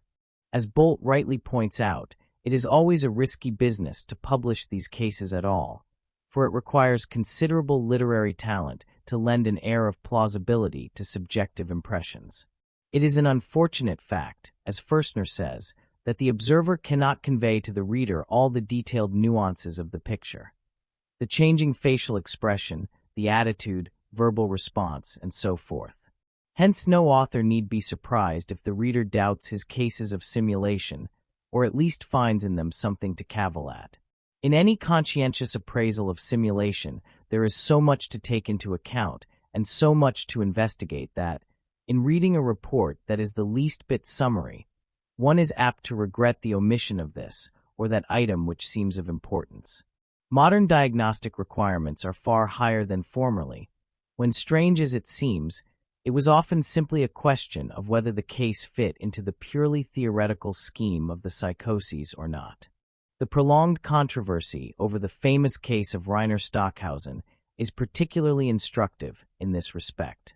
Since then, the theory of hysteria has brought us so much that is new and important that we are obliged to reckon with many more factors today than we were 20 years ago. Indeed, it is a well-known fact that the majority of malingerers are mentally abnormal and consist mainly of degenerates of various descriptions. How frequently hysteria occurs in such individuals it is difficult to say, but judging by other types of mental degeneracy, the percentage must be very high, assuming, of course, that one takes as hysterical all psychogenic symptoms. The question of an hysterical disposition is of great importance in diagnosing simulation. The lying of hysterics is proverbial, and in the domain of psychiatry, hysteria furnishes perhaps the most cases of simulation. We have reason to suppose that for simulated insanity, too, some importance attaches to hysteria, considering that a fairly large number of hysterical psychosis occur among persons in detention and among convicts, who are naturally greatly interested in simulating. Here I would refer the reader to the numerous studies of twilight states recently made by Ganser. In judging a doubtful case of simulation, one must bear in mind that successful simulation is not a simple thing at all, but often makes the greatest demands in the matter of shamming, self-control, and psychic toughness. This cannot be achieved by mere lying, for the deception must be kept up with consistency and unshakable willpower for weeks or even months on end. All this requires an extraordinary amount of energy, coupled with an art of shaming that would do credit to the most accomplished actor. Such cases are rare, but they nevertheless exist. There can be no doubt that among the ranks of the degenerate and criminally minded there are persons who possess a quite unusual amount of energy and self-control, which apparently extends even to the vasomotor processes. Exceptions of this kind are certainly uncommon, for the criminal is characterized, as a rule, by an impulsive energy that tires quickly, rather than by endurance. The art of shamming, however, seems to be a gift that is widely disseminated among criminals. It is found chiefly in thieves and poisoners. The mendacity of thieves is well known. Krauss says of them, "All common criminals lie, but their lies are clumsy and palpable. Only thieves lie skillfully and naturally. They lie unthinkingly, without a moment's hesitation, as soon as they open their mouths. They no longer even know that they are lying. It has become so much second nature to them that they believe their own lies." In agreement with this, we find a preponderance of thieves among malingerers. Of the 10 malingerers investigated by Fritsch, 7 were up for larceny, and 2 of the other 3 had previous convictions for theft. Among 8,430 admissions to this asylum, I found 11 malingerers. Of these, 6 had been investigated for offenses against property, larceny, embezzlement, swindling. 2 had previous convictions for theft, and 1 had been investigated for attempted poisoning. Malingerers in this category of criminals, therefore, have a natural predisposition to deceive. If we discount the degree of intelligence and accidental factors which might assist simulation, then the one who plays his role best will be the one who lies most skillfully. The most confident of all liars are pathological swindlers, and the convincing thing about their lies is the fact that they believe them themselves, as they are no longer able to distinguish between truth and fiction. They differ from the actor in that the latter always knows when his role is at an end, whereas the former allow themselves to be hypnotized by the game they are playing, and keep it up with a curious intermingling of 2 mutually exclusive spheres of thought. Delbruck even speaks of a real double consciousness. The more an actor enters into his role, the more he loses himself in it, and the more his acting is accompanied by unconscious emotional movements of the body, which is just why he acts so convincingly. The dramatic build-up of his role is certainly not a pure act of volition, but is chiefly dependent on a special disposition whose essential ingredient seems to be a certain amount of suggestibility. The greater this subjective suggestibility is, the more likely it is that the role which began as a mere game will falsify the reality, so captivating the subject as to replace his original personality. Pick has given us a beautiful example of the way a daydream changes into a real twilight state. He tells the story of a young girl who flirted with the idea that she was an empress. She painted her role in ever more glowing colors, got so absorbed in it that in the end it turned into an hysterical twilight state with complete splitting of consciousness. The second case reported by Pick concerns a girl who dreamt herself into sexual situations and finally staged a rape on herself by lying naked on the floor and tying herself to the table and chairs. An interesting case of this kind is reported in a dissertation done under Wernicke. A girl fantasized that she was engaged, and she received letters and flowers from her fiancé, which she had sent herself, with disguised handwriting. I observed a case of the same type in a young girl who played an elaborately contrived dream role in her somnambulistic twilight states. Such phenomena are not so very rare and can be observed in all gradations of intensity, from fanciful exaggerations to genuine twilight states. In all cases, they begin with a feeling-toned idea, which develops on the basis of suggestibility into an automatism. These experiences must be taken into account in a study of simulation. We should not forget that a large number of malingerers are hysterical and therefore provide favorable soil for autosuggestions and disturbances of consciousness. There is a Japanese proverb which says, "Thieving begins with lying." In the same way, congenital mendacity and an hysterical disposition are the beginning of simulation. The art of conscious shaming is a rare gift, so rare that it cannot be presumed in all malingerers, for sustained shaming requires an energy that exceeds the common measure both in quality and quantity. It ought not to be assumed so long as the commoner symptom of hysteria cannot be ruled out with certainty. We often find in hysteria all those mechanisms which make possible the most incredible toughness and a refinement of self-inflicted pain. When, for instance, a work-shy female hysteric can burn her feet in the most atrocious way with sulfuric acid, simply in order to get a free stay in a hospital, or another can kill off her entire dovecot so as to simulate hemoptysis with the blood, we may expect even more refined practices in individuals who are acting from feeling-toned motivations. In such cases, we no longer have to reckon with the possibilities of normal psychology, which would be to credit them with the energy of a Mucius Scaevola, but with subconscious mechanisms which far exceed the strength of the initial conscious impulse, and, with the help of anesthesias and other automatisms, bring about an autosuggestion without further assistance from consciousness or even at its expense. The completely automatic nature of many hysterical symptoms explains their toughness, and, in the case of histrionic performances, their perfection. Since no reflective and deliberating conscious processes intervene, the subconscious complexes can reach full development. All doubtful cases of simulation should therefore be examined for possible hysterical symptoms. In the absence of suitable methods for investigating those disturbances of consciousness which unfortunately elude observation all too easily, and in general form one of the darkest chapters of psychiatry. If then we try to envisage the psychological mechanism of a twilight state on the basis described above, we shall not be surprised if the picture contains numerous elements which strike us as contrived and artificial, or even if certain symptoms are recognized as being willfully produced.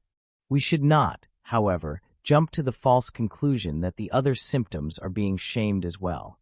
Similarly, technical tricks like the one recommended by Jacoby Jensen should be used with great caution, for if the subject takes over a symptom that has been suggested to him, this does not, in accordance with what we said above, decide anything for or against simulation. A confession of simulation at the end of the disturbance should be received with caution, especially when, as in one case, it followed a threat of a week's solitary confinement in darkness. Paradoxical as it may sound, certain experiences with hypnotized patients, who after an obvious hypnosis assert that they have not been hypnotized at all, make this caution necessary. On no account should one be satisfied in doubtful cases with a mere confession of simulation. A thorough catamnesis is needed for full elucidation, since only very rarely is objective insight into the inner state of the subject possible during the actual psychic disturbance. Despite confession, there may easily be, in persons of a hysterical disposition, defects of memory that are unknown to the subject himself and can only be discovered by means of an accurate catamnesis. We spoke above of feeling-toned ideas that may have a releasing effect on an hysterical disposition. How severe the consequences of violent emotion may sometimes can be seen from disturbances following accident and shock neuroses. Besides the long-term consequences of the effect, we also find at the moment of the effect itself peculiar disturbances which outlast it for a longer or shorter period. I refer to the emotional confusion known as examination fright, stage fright, or emotional paralysis. The latter term stems from Beats, who, during an earthquake in Japan, noticed in himself a general paralysis of movement and feeling, despite completely unimpaired apperception. This accords with numerous other phenomena observed during and immediately after violent effects. We all know the tragicomic confusion exhibited by men during fires, when pillows and mattresses are carried downstairs and lamps and crockery thrown out of the window. In accordance with these observations on normal persons, we should expect something similar in degenerate subjects, though with abnormalities both quantitative and qualitative. Our knowledge in this respect is unfortunately very defective, and the case material scanty. I have put together a number of observations on this subject, drawn from mental defectives, but for the time being they should be regarded as case histories. 1. The first case concerns a mental defective who was sent to us for a medical opinion on a charge of rape. He had given perfectly reasonable answers at all the hearings, but as the judge doubted whether the accused had the necessary power of discrimination to recognize the punishable nature of his action, a medical opinion was asked for. On admission, the patient exhibited conspicuously stupid behavior that made us suspect simulation. He spoke to nobody, walked up and down the room, his hands stuck impudently in his pockets, or stood apathetically in a corner and stared into space. When he was questioned, we had to repeat each question several times in a loud voice until the answer came. He stuttered, often did not answer at all, but just gaped at the questioner. He was oriented as to time and place, but was unable to say why he was in the asylum. There were other striking peculiarities. When walking up and down the room, he often made a sharp military turn, or would suddenly spin around himself where he stood. There was a catatonic in the room with him who made similar movements. After the 5th day, his behavior slowly began to change. He became freer in his movements, less rigid, demanded to know why he was here, since he was not mentally ill. Investigation now became possible, and we were immediately struck by the man's extraordinary dull-wittedness. All his reactions were very slow. He had to think a long time before giving particulars. The story of his life was a jumble of fragments in chronological disorder, made up of unintelligible contradictions. He could no longer remember dates and names he had been quite familiar with before, but described them in a clumsy, roundabout fashion. For instance, he had once been dismissed from a firm of lithographers because he could not stand the smell of acid. He told the story as follows. There was a thing standing open where the thing was in, a sort of little dish, and then I felt sick, etc. On the following days he grew more alert, and finally was able to give a clear and coherent account of his affairs. He had insight for his initial stupidity, and explained that it was due to the great fright he got when he was sent to the asylum, saying that he always felt that way when he came to a new place. Was the patient simulating? In my opinion, not. He never tried to make capital out of this strange disturbance afterwards, although, with the stupid cunning of the mentally defective, he sought every possible excuse for getting himself released. He seemed to regard this abnormal effect of emotion as a quite ordinary and regular thing. Moreover, it does not seem to me possible to simulate confusion and dull-wittedness, and particularly examination fright, in such a natural way. Was his imitation of the catatonic intentional, unintentional, or merely accidental? I would prefer to reserve final judgment on this case. 2. The second case again has to do with a feeble-minded individual, a 17-year-old boy who was sent to us for a medical opinion, also on a charge of rape. He behaved very apathetically at first, had an extraordinarily stupid expression on his face, and gave hesitant answers brought out with great difficulty. During his stay of several weeks in the asylum, his condition gradually improved. He became brighter, gave quicker and clearer answers, and it was noticed that he associated with the warders and patients in a natural and unconstrained way much sooner than he did with the doctors. In order to obtain a more accurate picture of the disturbance, I took 2 series of association tests, amounting to 324 in all, at an interval of 3 weeks. The first series was taken the day after admission.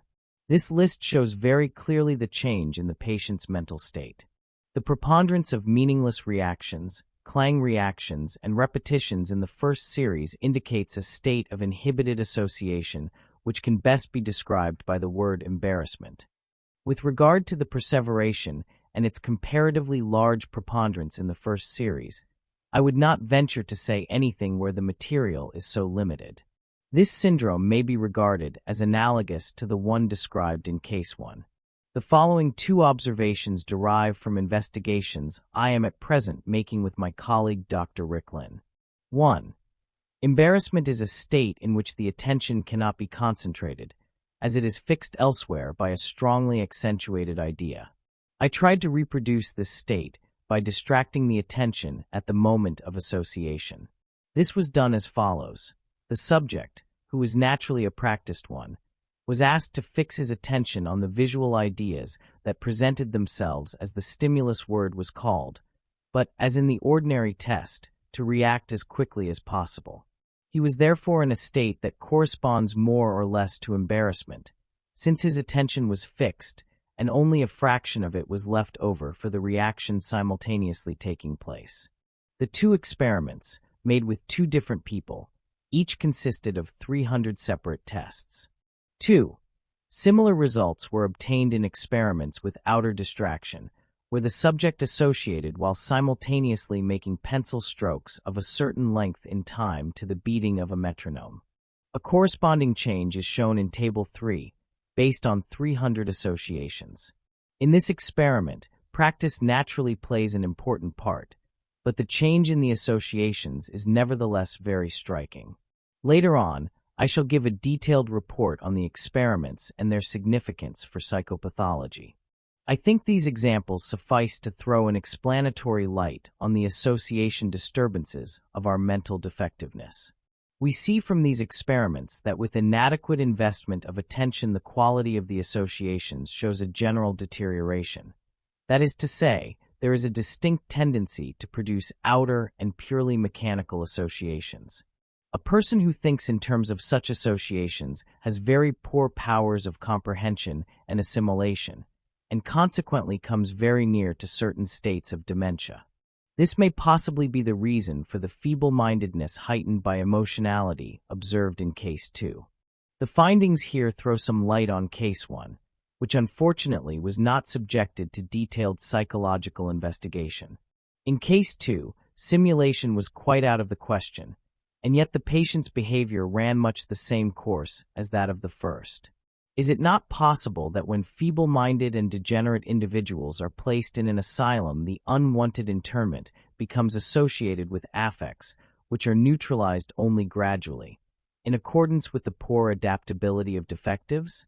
So far as it is possible to judge this matter at all, I should say it is not so much a question of mental defect as of a certain mental disposition, also found in other degenerate individuals, which puts abnormal obstacles in the way of an inner assimilation of affects and new impressions, and thus produces a state of continual perplexity and embarrassment. How far this disposition to neutralize effects in a faulty or abnormal way coincides with hysteria is not easy to determine, but according to Freud's theory of hysteria, the two are identical.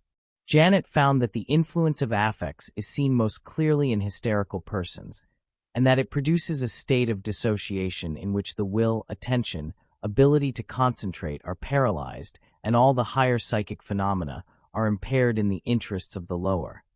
That is, there is a displacement towards the automatic side, where everything that was formerly under the control of the will is now set free. Speaking of the effect of emotion on hysterical subjects, Janet says, emotion has a decomposing action on the mind, reduces its synthesis, and makes it, for the moment, wretched. Emotions, especially depressive ones such as fear, disorganize the mental syntheses. Their action, so to speak, is analytic, as opposed to that of the will, of attention, of perception, which is synthetic. In his latest work, Janet extends his conception of the influence of effects to all possible kinds of psychopathic inferiority. He says as earlier, one of the marks of emotion is that it is accompanied by a decided lowering of the mental level. It brings about not only the loss of synthesis and the reduction to automatism, which is so noticeable in the hysteric, but proportionately to its strength it gradually suppresses the higher phenomena and lowers tension to the level of the so-called inferior phenomena. Under the influence of emotion, mental synthesis, attention, the acquisition of new memories are seen to disappear. With them diminish or disappear all the functions of reality, the feeling of and pleasure in reality, confidence and certitude. In place of these we observe automatic movements. They have a particularly deleterious effect on the memory. But this dissociative power, which belongs to emotion, is never more clearly displayed than in its effect on the memory. This dissociation can act on memories as they are produced and constitute continuous amnesia. It can also act suddenly on a group of memories already formed. This effect is of special importance for us, as it explains the disturbance of memory in cases of emotional confusion and also throws a remarkable light on the amnesias in Ganser's twilight states. In the Ganser syndrome, which I analyzed, the most important feature was anterograde amnesia, which depended on affective elements. It was evident that the prolonged retrograde amnesia, also present in this case, covered all the unpleasant, powerfully affective events in the recent past. A relapse suffered by the patient while under observation was caused by a highly disagreeable effect. Fleps reports much the same thing in his above-mentioned study of the amnesia, which, in his cases, was present for the causative effect, i.e., the Ljubljana earthquake. The picture presented by the two patients mentioned above was one of gross feeble-mindedness, which obviously set in acutely and was not caused by any demonstrable illness. Further observation showed that the degree of feeble-mindedness actually present was not nearly so great. In many so-called malingerers who shame a high degree of stupidity, we find the same outward behavior, ranging from conscious, crassly nonsensical talk to the problematic borderline cases we have just been discussing. We find, however, in the twilight states described by Ganser and recently by a number of other writers as well, symptoms apparently indicating an almost impossibly high degree of feeble-mindedness, which in fact seems to be based on a purely functional deficiency that can be explained in terms of psychological motivations, as I have shown above.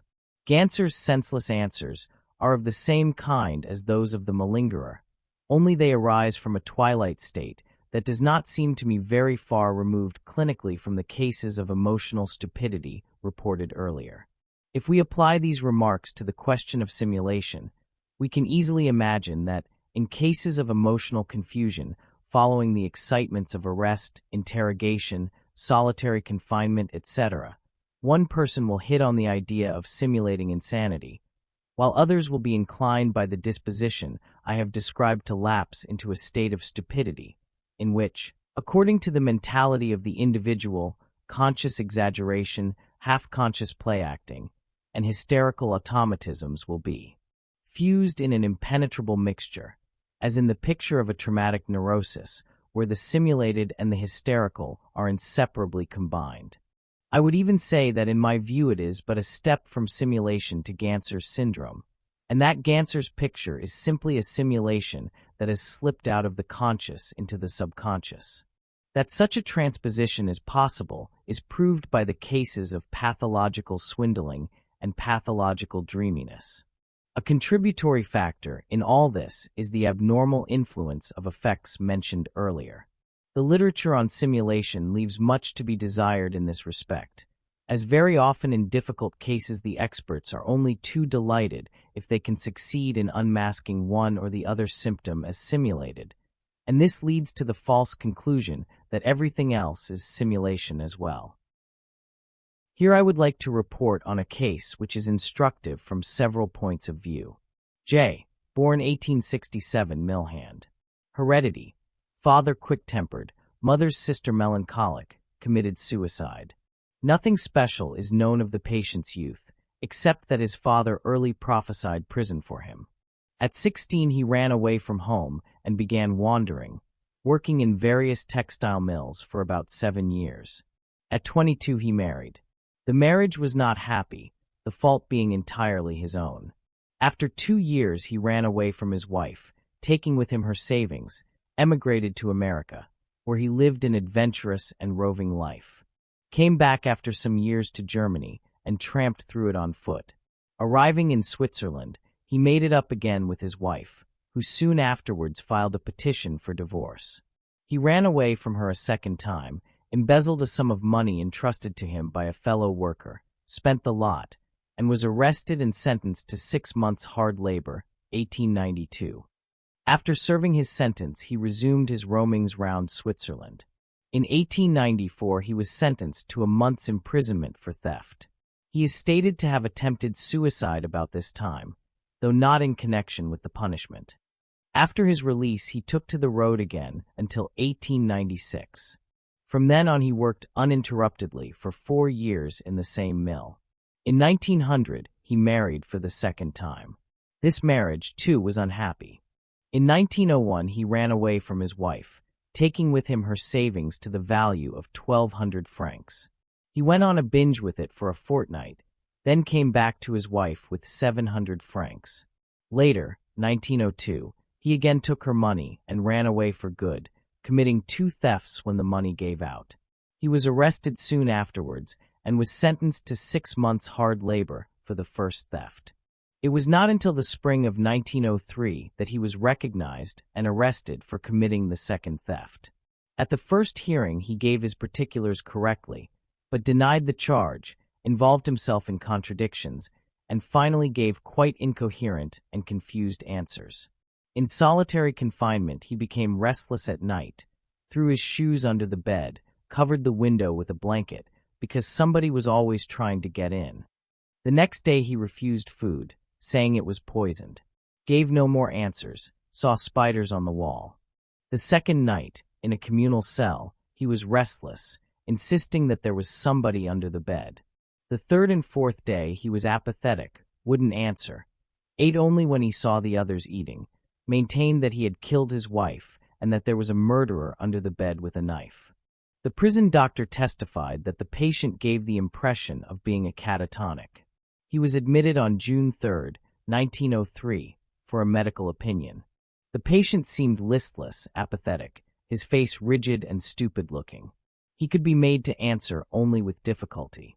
Stated his name and address correctly, but appeared disoriented as to time and place. He gave 5 fingers held before him as 4, 10 as 8. Could not tell the time, named coins wrongly. He complied with requests correctly, but carried them out in a senseless manner. When asked to lock the door, he persistently tried to put the key in upside down. He opened a matchbox by breaking open the side. Strong suspicion of simulation. Was put in the observation room. Quiet at night, got up only once to move his bed, saying that the decoration on the ceiling would fall on top of him. Next day was the same. At the examination, he gave senseless answers and had to be pressed all the time. It was clear that he understood questions and requests quite well, but did his best to react to them in the most senseless way possible. Could not read or write. Took the pencil in his hand correctly, but held the book upside down, again opened the matchbox from the side, but lit a candle and put it out again correctly. He gave quite senseless names and values to coins. Physical examination showed brisk reflexes of the forearm and patella. Sensibility to pain seemed generally reduced, almost non-existent in some areas, so that there was only a scarcely perceptible reaction to really deep needle pricks. The right pupil was somewhat larger than the left, reaction normal. The face was markedly asymmetrical. This examination was carried out in a separate room on the same floor as the observation room in which the patient had been previously.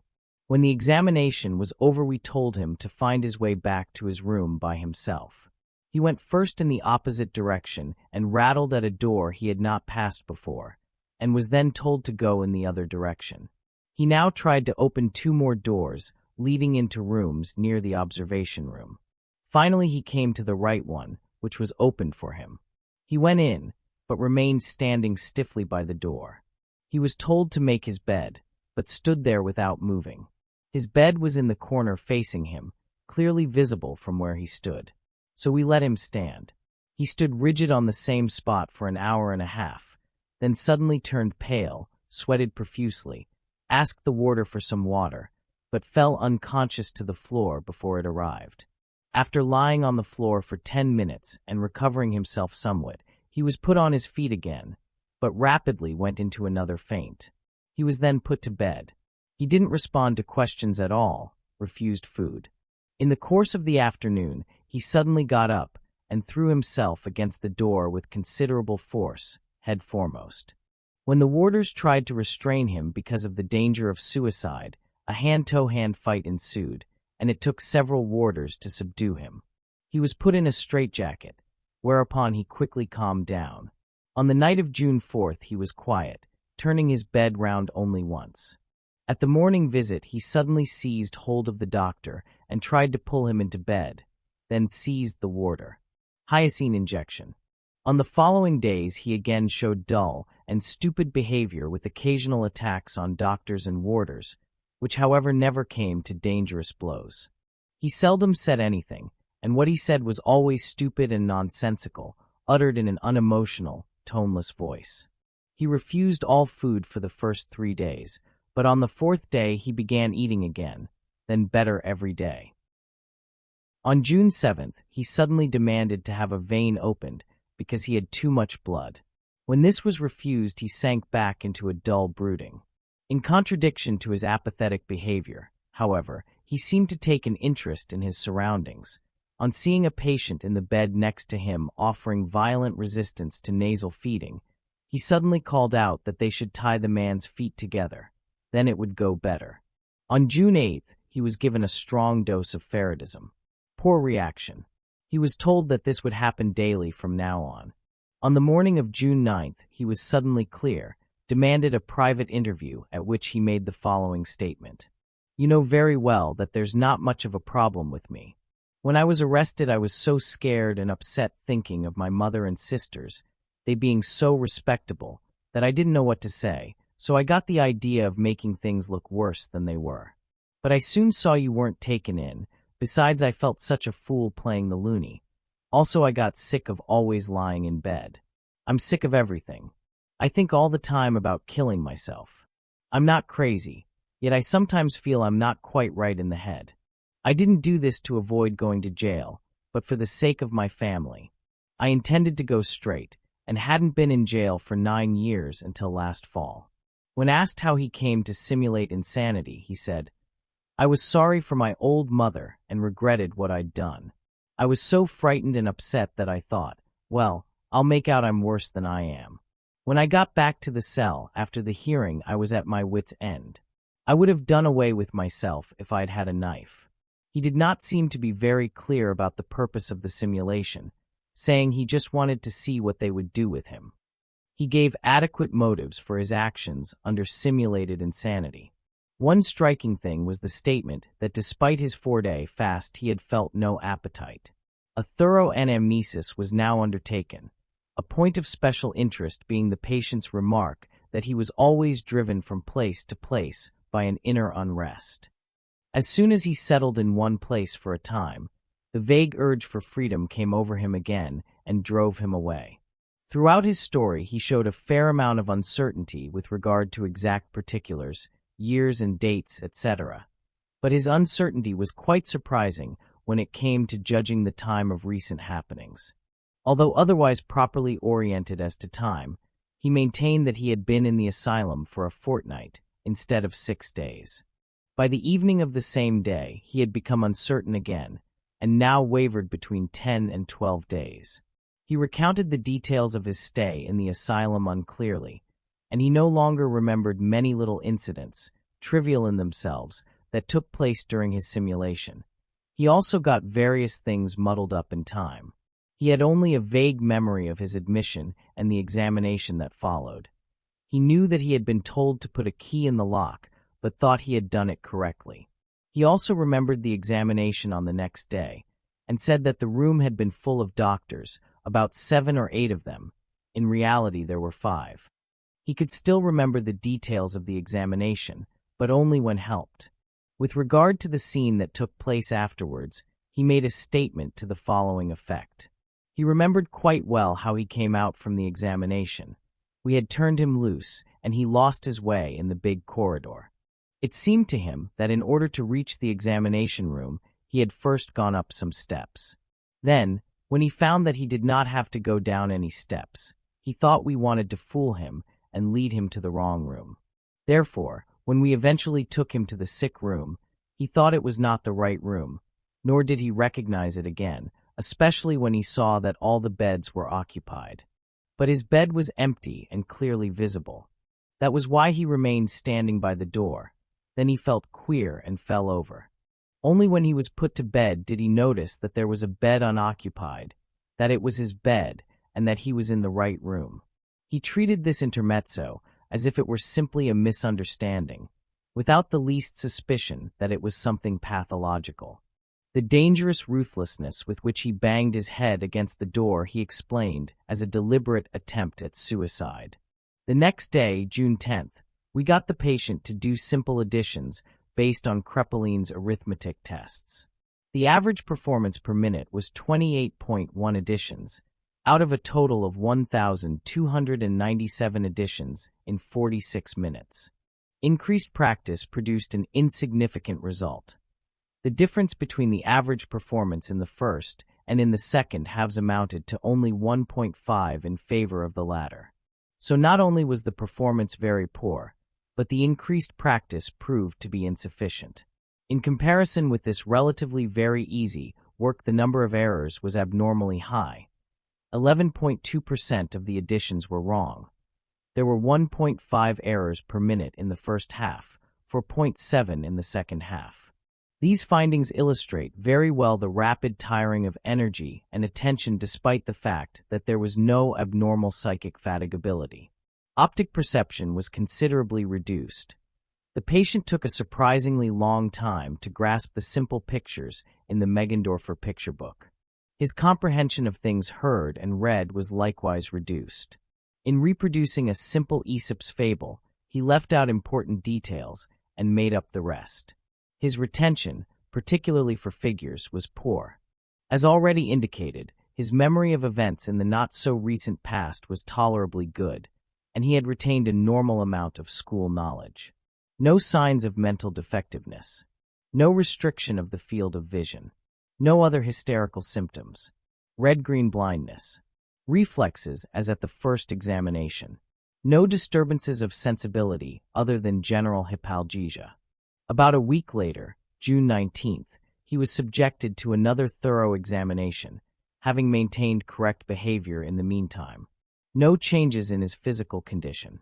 Comprehension still not up to normal, but a decided improvement is noticeable. No improvement in retention, but his work curve showed a change for the better.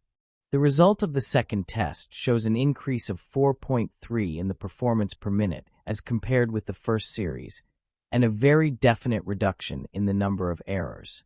This result may be taken as confirming our clinical observations, insofar as a distinct improvement in the patient's energy and attention did in fact occur in the course of a week.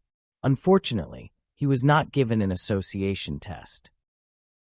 On June 23rd, he made an ostentatious attempt at suicide by slowly sawing through the skin of his left wrist with a sharp stone. Afterwards, he put up a childish resistance to being bandaged. The medical opinion stated that the patient must be assumed responsible for the theft, and therefore punishable, but only partially responsible for the offense of simulation. There can be no doubt that the patient really did simulate.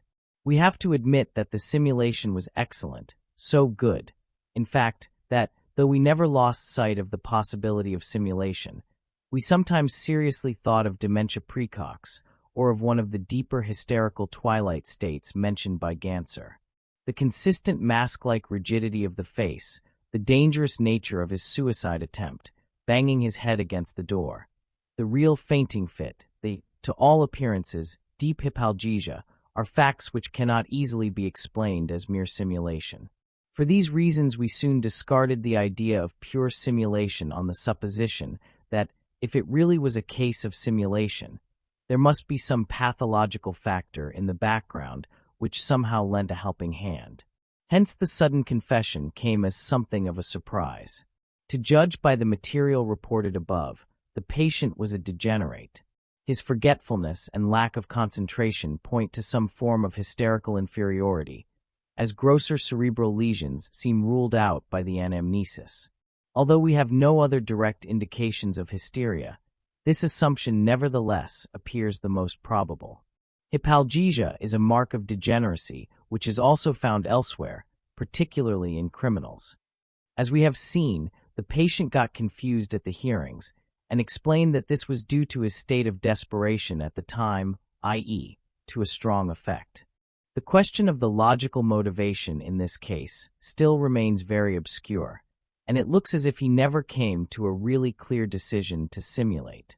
In his catamnesis, he expressly emphasized and reiterated the strong effect he had experienced, and we have no grounds for not believing him in this point. It looks, rather, as if the effect played an important etiological role. Although every feature of the resulting clinical picture is simulated, with the exception of the fainting fit, almost every symptom is accompanied by phenomena that cannot be simulated. Lest I should lose my way in details, I shall confine myself solely to the fact, revealed by the catamnesis, that at least at times during his simulation the patient had a defective and faulty comprehension, as was borne out by the disturbance of attention noted on June 9th. Accordingly, his memory of the critical period also proved strikingly vague. So, together with simulation, we find real and appreciable disturbances over the whole field of attention. These disturbances outlive the simulation and get very much better in the course of a week. Earlier writers maintain that simulation has a deleterious effect on the mental state.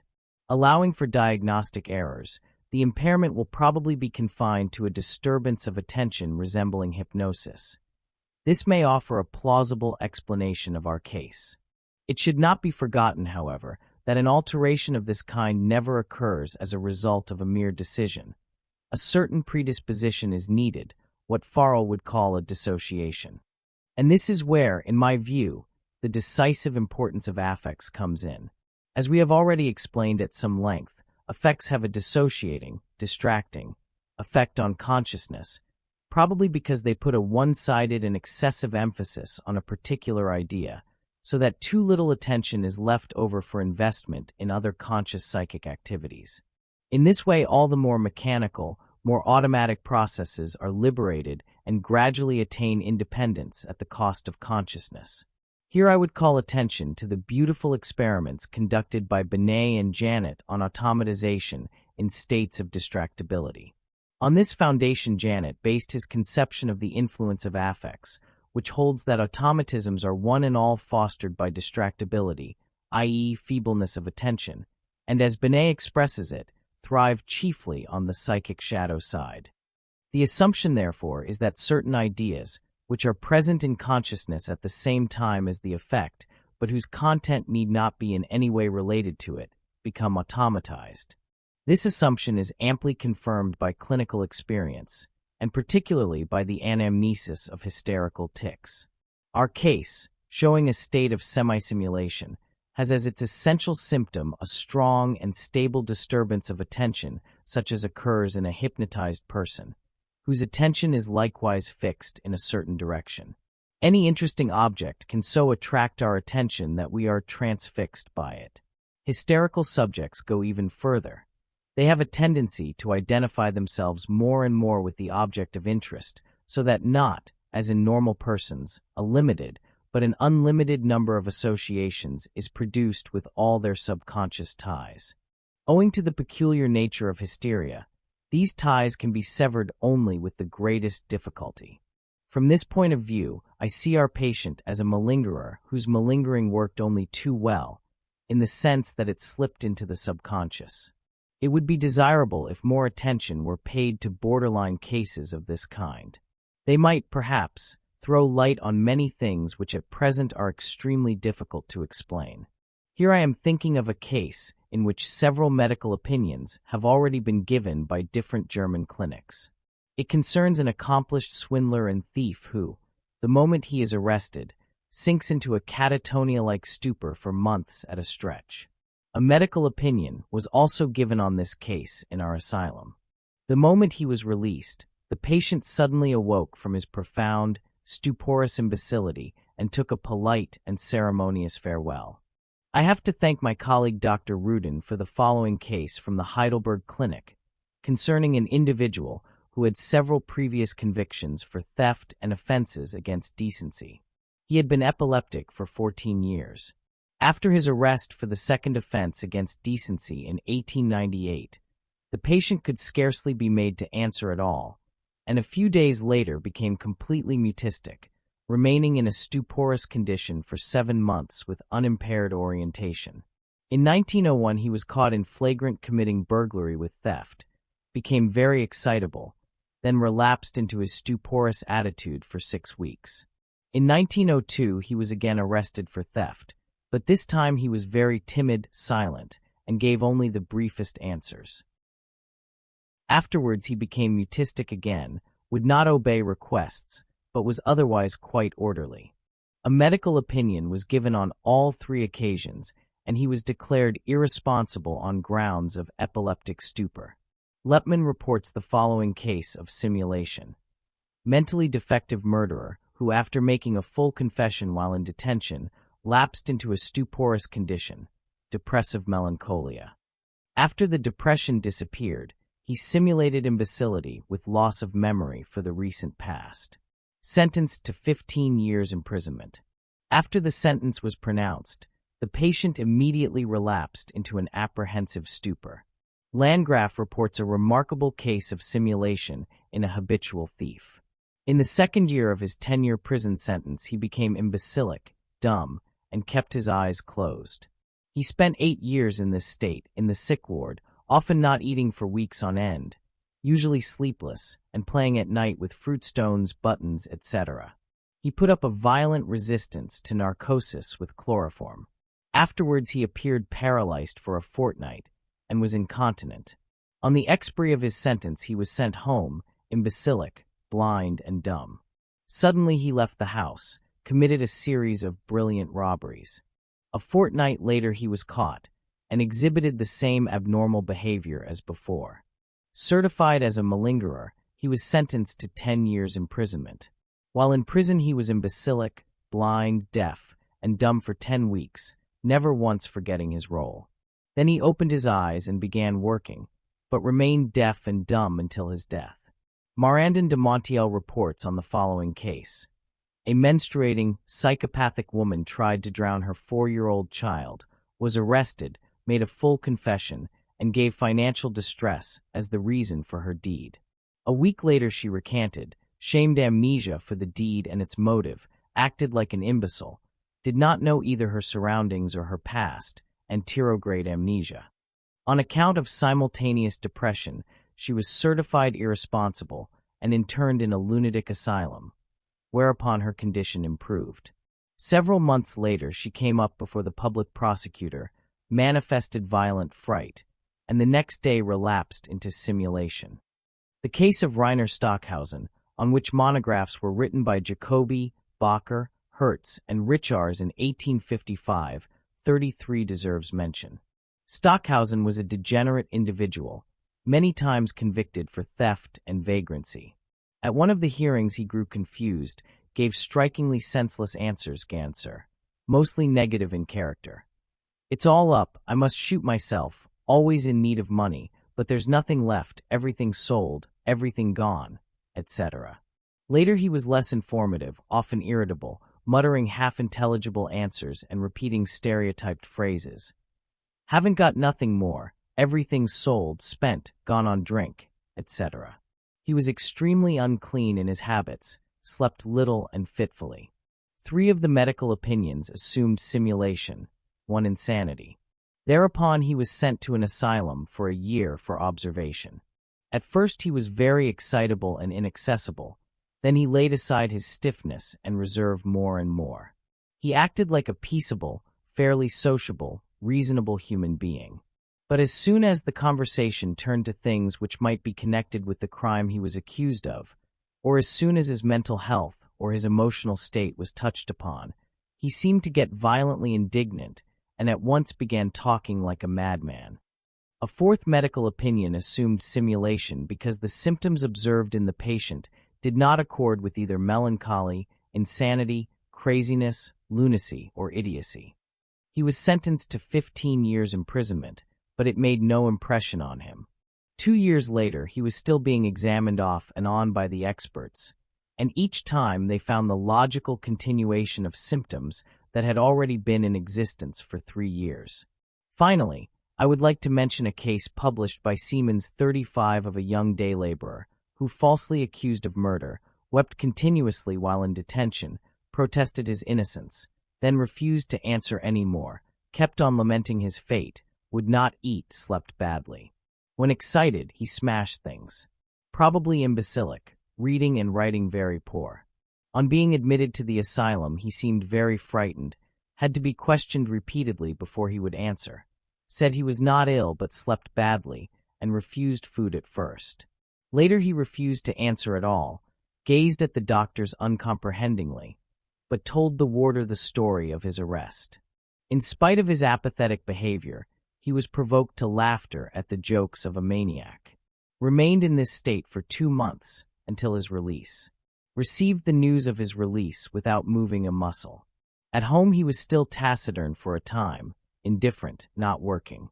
Then he became normal again, complained about the wrong he had suffered, denied he was insane. To our way of thinking, these cases can hardly be regarded as simulation.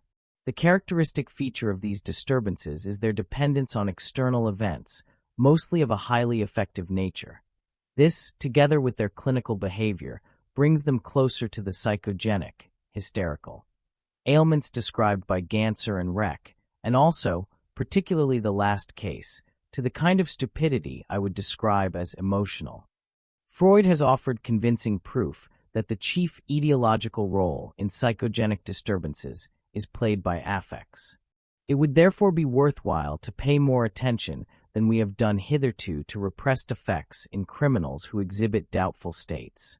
We already have a number of pertinent observations. For instance, the intercurrent Ganser syndrome noted by Westphal can be traced back to emotion, and a similar case is reported by Lukey. The recurrence of a Ganser syndrome observed by me 38 conformed absolutely to the Freudian mechanism of repressed affect. One may therefore, with some justification, regard these peculiar states as due to the prolonged influence of affects. And in psychogenic disorders, it is not surprising if all kinds of faked symptoms creep in, depending on the environment. It is impossible to discuss the question of simulation on the basis of the existing case material without making certain observations of a general nature. First, as regards the material, one can scarcely imagine any that is more unequal and more difficult to evaluate.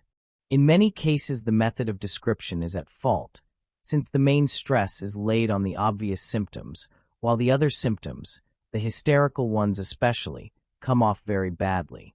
The investigation and unmasking of symptoms often consist of technical tricks, if not in old-fashioned cruelties like cold showers, etc. The standpoint of the earlier writers, which has even been passed on to some of the books now in vogue, namely, that anything which does not fit into the known clinical pictures or into a dogmatic system of ideas is not a disease, but simulation, is depressing and highly unscientific. Particularly damaging to description and investigation alike is a diagnostic optimism that accords very ill with the facts. From time to time we meet with cases of simulation which can lead the most experienced doctors by the nose for a long time.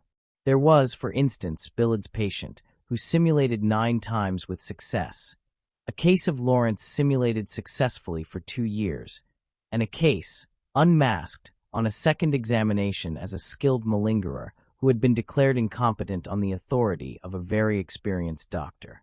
So we have every reason for caution. Secondly, there is another point worth mentioning. The concept of simulation is not understood by all the authors in the same way. Firstner mentions the following case of simulation by 17-year-old Sabina S., who, spurred on by reading the life of Katharina Emmerich, staged an enormous swindle by passing herself off as a saint. She abstained apparently from all food, twice drove nails through her insteps to the soles of her feet, and performed all sorts of miracles which fooled the doctors and officials and created a great sensation. When examined by Firstner, she induced true-to-life tonic and clonic spasms of the eye muscles and in the face and throat muscles. In the asylum, of course, her mystic abstention from food, etc., turned out to be the sheerest swindle, very cleverly done. The purpose of the whole undertaking, apparently, was that she wanted to stay with a relative who functioned as a priest. Such cases can hardly be described as simulation, for the means employed bear no relation to the ends, but are merely symptoms of a known mental disorder of which history affords us hundreds of examples. When a criminal simulates insanity, that is a comparatively convenient and simple means of getting transferred to an asylum from which he can escape more easily. Here the means are adapted to the ends. But when an hysterical girl tortures herself in order to appear interesting, both means and ends are the outcome of some morbid mental activity. An hysterical hemorrhage of the lung is something simulated, faked, but that does not make the patient a simulant. She really is ill, only not ill with consumption. If the doctor calls her a simulant, he does so merely because he has not understood the symptom properly, i.e., has not recognized it as hysterical. When Sabina faked miracles, she was not a simulant, if by this term we mean a person who is genuinely healthy and whose actions are intended to conceal his inner healthiness, whereas the abnormal actions of Sabina were precisely what revealed her inner morbidity. In the same way, hysterics do not lie, even though what they say is not true in the objective sense. Wherever hysteria is involved, the term simulation should be used with caution in order to avoid misunderstandings. I would like to sum up the results of my work in the form of the following conclusions. 1. There are people in whom the after-effect of violent emotions shows itself in the form of a lasting confusion, which one could describe as emotional stupidity. 2. Effects, by acting specifically upon the attention, favor the appearance of psychic automatisms in the widest sense. 3. A certain number of cases of simulation are probably due to the after-effect of violent emotions and their automatization, or to autohypnosis, and must therefore be termed pathological. 4. Ganser's complex in prisoners can probably be explained in the same way and must be regarded as an automatized symptom closely related to simulation. In conclusion, I would like to thank my chief, Professor Bluller, for his kindness in allowing me to make use of the above material. A medical opinion on a case of simulated insanity. Simulation of insanity is in general a rather rare phenomenon, being confined almost entirely to persons in detention and convicts. For the ordinary public, the fear of the lunatic asylum is too great, and this particular form of simulation too inconvenient for it to be worth there while to seek illicit advantages in this way. The sort of people who take to simulation have been found by experience to be composed for the most part of individuals who show unmistakable signs of mental and physical degeneracy. Experience shows, therefore, that simulation generally rests on a pathological foundation. This fact explains why the recognition of simulated insanity is one of the most difficult tasks of the diagnostic art. If the simulation is recognized and proved, it immediately raises the question of soundness or unsoundness of mind, and the answer to this is beset with all kinds of difficulties. Apart from cases of exaggeration of real or imaginary symptoms, we also find a number of peculiar mental states in degenerate subjects whose cause can be traced back to the powerful effects produced by the arrest, trial, and solitary confinement. Even among normal persons are many whose capacity to assimilate strong affects is much worse, and who are unduly depressed or irritated by unpleasant emotions and cannot recover their composure for a long time afterwards. In the domain of psychopathic inferiority, that broad and undefined zone separating the healthy from the morbid, we find the various types of normality caricatured, and here the powerful effects manifested by normal individuals take on a character that is excessive and odd in every respect. The affective states are often abnormally prolonged or abnormally intense. They exert an influence on other parts of the psyche or on physical functions which are not directly touched by normal affects. Strange, sudden alterations of psychic behavior may be produced in this way, and they are often so striking that they immediately make one think of simulation. Such emotional changes are observed among feeble-minded persons especially, mostly in the form of extreme imbecility. The possibility that these states may occasionally be combined with conscious exaggeration makes the picture even more complicated. It is of some practical importance not only for the doctor, but also for the examining official to be able to recognize psychological possibilities of this kind. The following case seems to me very instructive in this respect, as it concerns a prisoner who showed psychopathic inferiority with half-conscious simulation. The psychological and psychiatric side of this case has already been subjected to close study, and the findings were recently published in the Journal for Psychology, UND Neurology. Here I am only putting the medical opinion on record. For the psychological discussion of this case, I must refer the reader to the publication mentioned below. The case was referred to us by the District Attorney, Zurich. Report. We were asked to give an opinion on the mental state of I.G. of Rothrist, Canton Aargau, born March 24, 1867, Millhand, and in particular to answer the following questions. 1. Is the respondent mentally ill? 2. If Drive S is correct in his suppositions, from what other mental illness might the respondent be suffering? 3. Since when is this condition presumed to have existed? The material on which our opinion is based consists of documents relating to the theft of a bicycle, of which the respondent is accused, documents of the criminal court, Schwitz, relating to theft in 1902, documents of the district court, Hinwil, relating to theft in 1894, documents of the district court, Baden, relating to embezzlement in 1892, a written statement by the respondent's brother, the deposition of police constable S., and observations made in the asylum. 1. Previous history. The father of the respondent is stated to have been a respectable but rather quick-tempered man. The mother is alive and healthy. A brother of the father is alleged to be a religious crank. A sister of the mother committed suicide as a result of melancholia. Respondent has no children. His first wife had a stillbirth. Nothing special is known of the respondent's youth, except that he was a naughty boy who was often told by his father that he would end up in prison. He attended school for 8 years. At 15, he entered a textile mill, where he worked for a year and a half. One day he ran away from the mill and found similar work in Turkey. He remained there for 16 months, and states that he occasionally sent money home to his parents. Then he wandered off again and found another job in a textile mill in Wooleshofen, where he remained for about 5 months. After that he wandered about for many weeks, and came to Linthal, worked for a year and a half, wandered off again, came to Ziegelbruck, where he stayed about 3 years. At 22 he married. The marriage was not happy. After 2 years he ran away from his wife, taking with him her hard-earned savings, and emigrated to America, where he lived a roving and adventurous life, and eventually, after many wanderings, found work as a stoker on a European steamer which took him to Germany.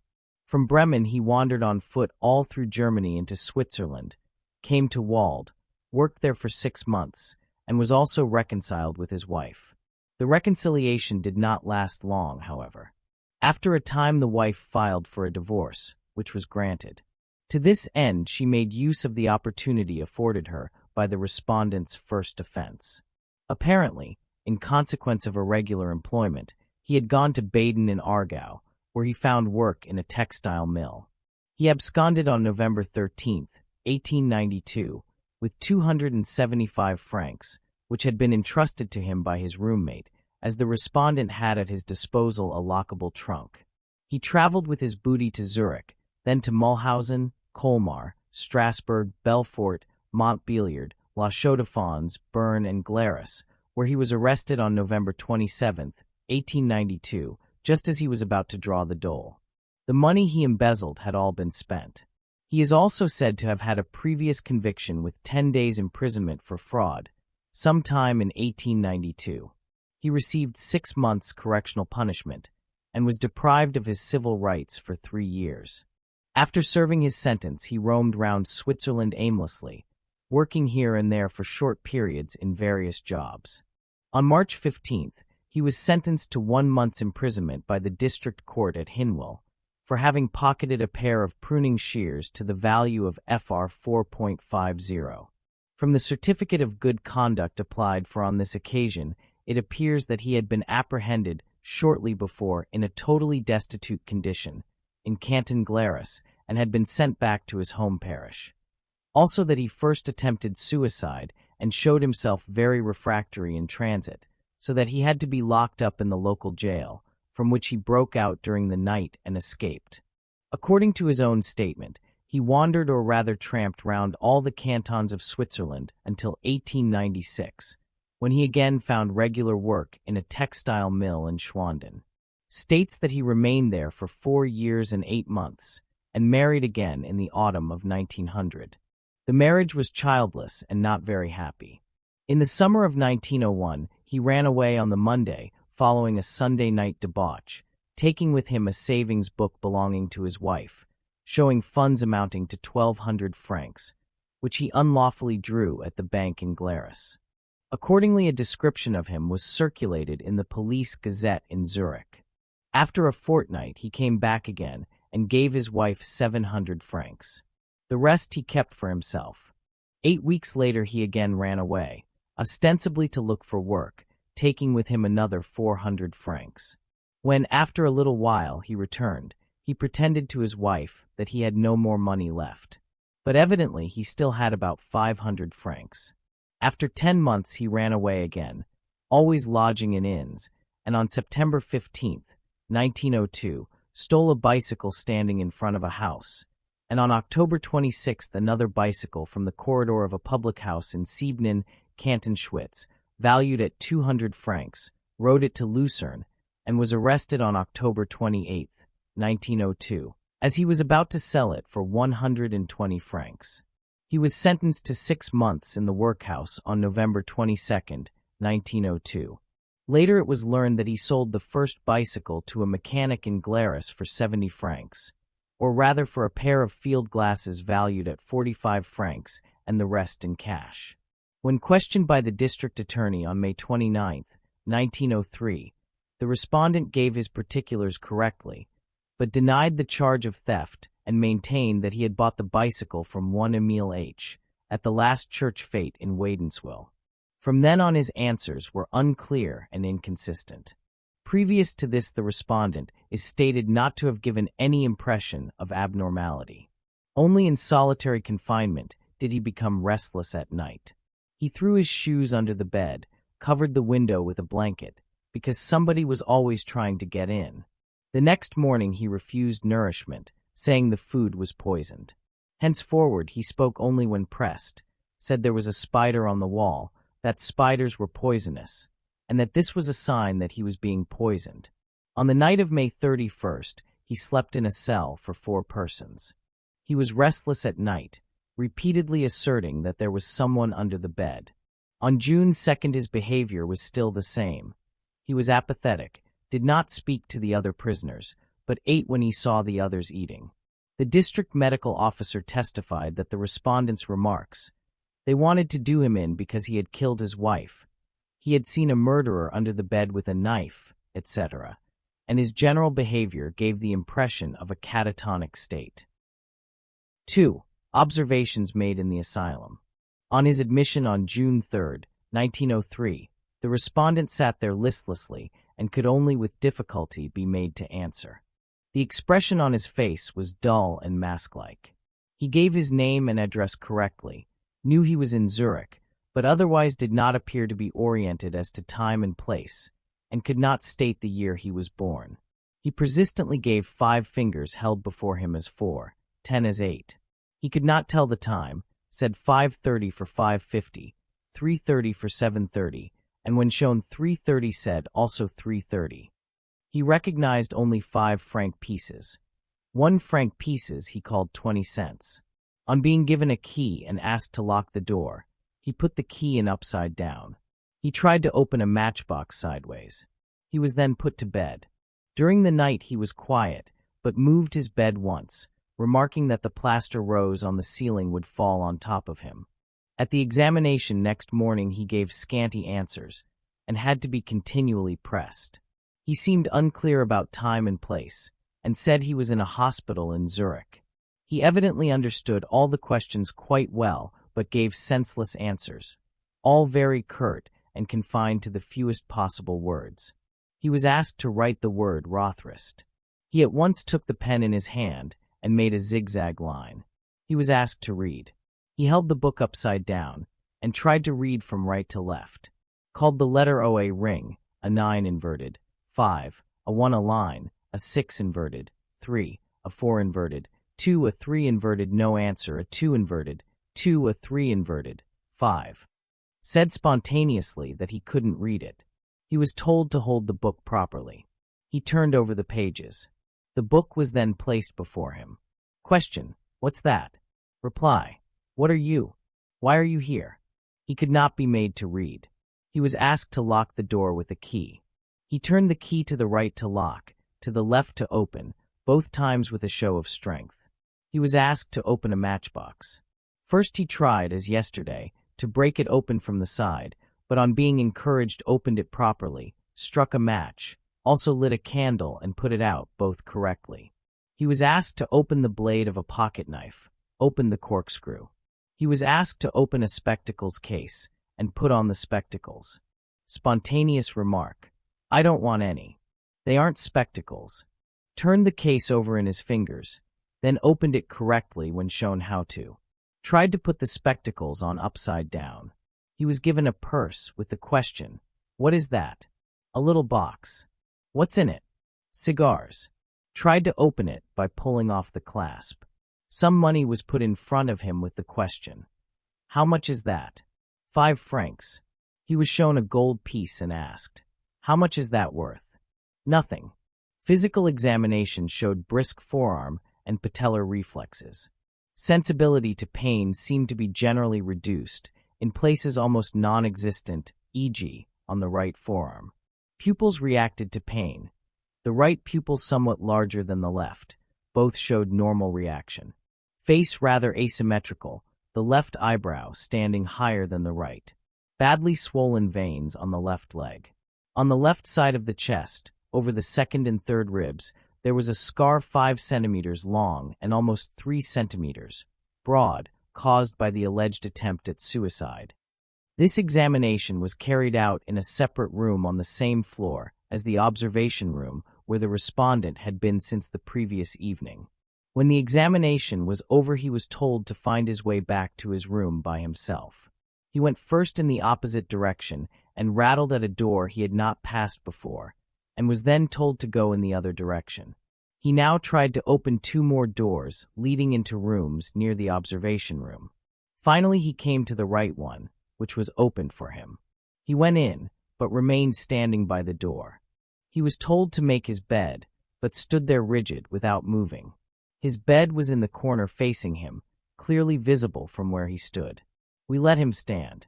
He stood for 1 hour on the same spot, turned pale, sweated profusely, asked the warder for some water, and suddenly toppled over before it arrived, slipping to the floor full length by the stove. His face was pale purple and covered with sweat. He said nothing and did not react when spoken to, although he was conscious. After 10 minutes he was put on his feet again, but hardly was he upright when he turned pale, his pulse very weak, soft, rather rapid. He was then put to bed, where he lay quiet and silent. Towards 4 o'clock in the afternoon he suddenly got up, went to the door and banged it violently with his head, then took a run and threw himself head foremost against the door with considerable force. According to the head warder, there was such a racket that he thought everything was falling to bits in the observation room. When they tried to restrain him, he struggled so much that he had to be straitjacketed, whereupon he calmed down at once. On the night of June 4th he was quiet, turned his bed round only once, and then didn't want to go back again. At the morning visit he suddenly seized hold of the doctor and tried to pull him into bed, then seized the warder and fought with him. He was given a narcotic by injection. On the following days he exhibited the same dull, apathetic behavior with occasional attacks on doctors and warders, though the attacks were confined to wrestling and never came to blows.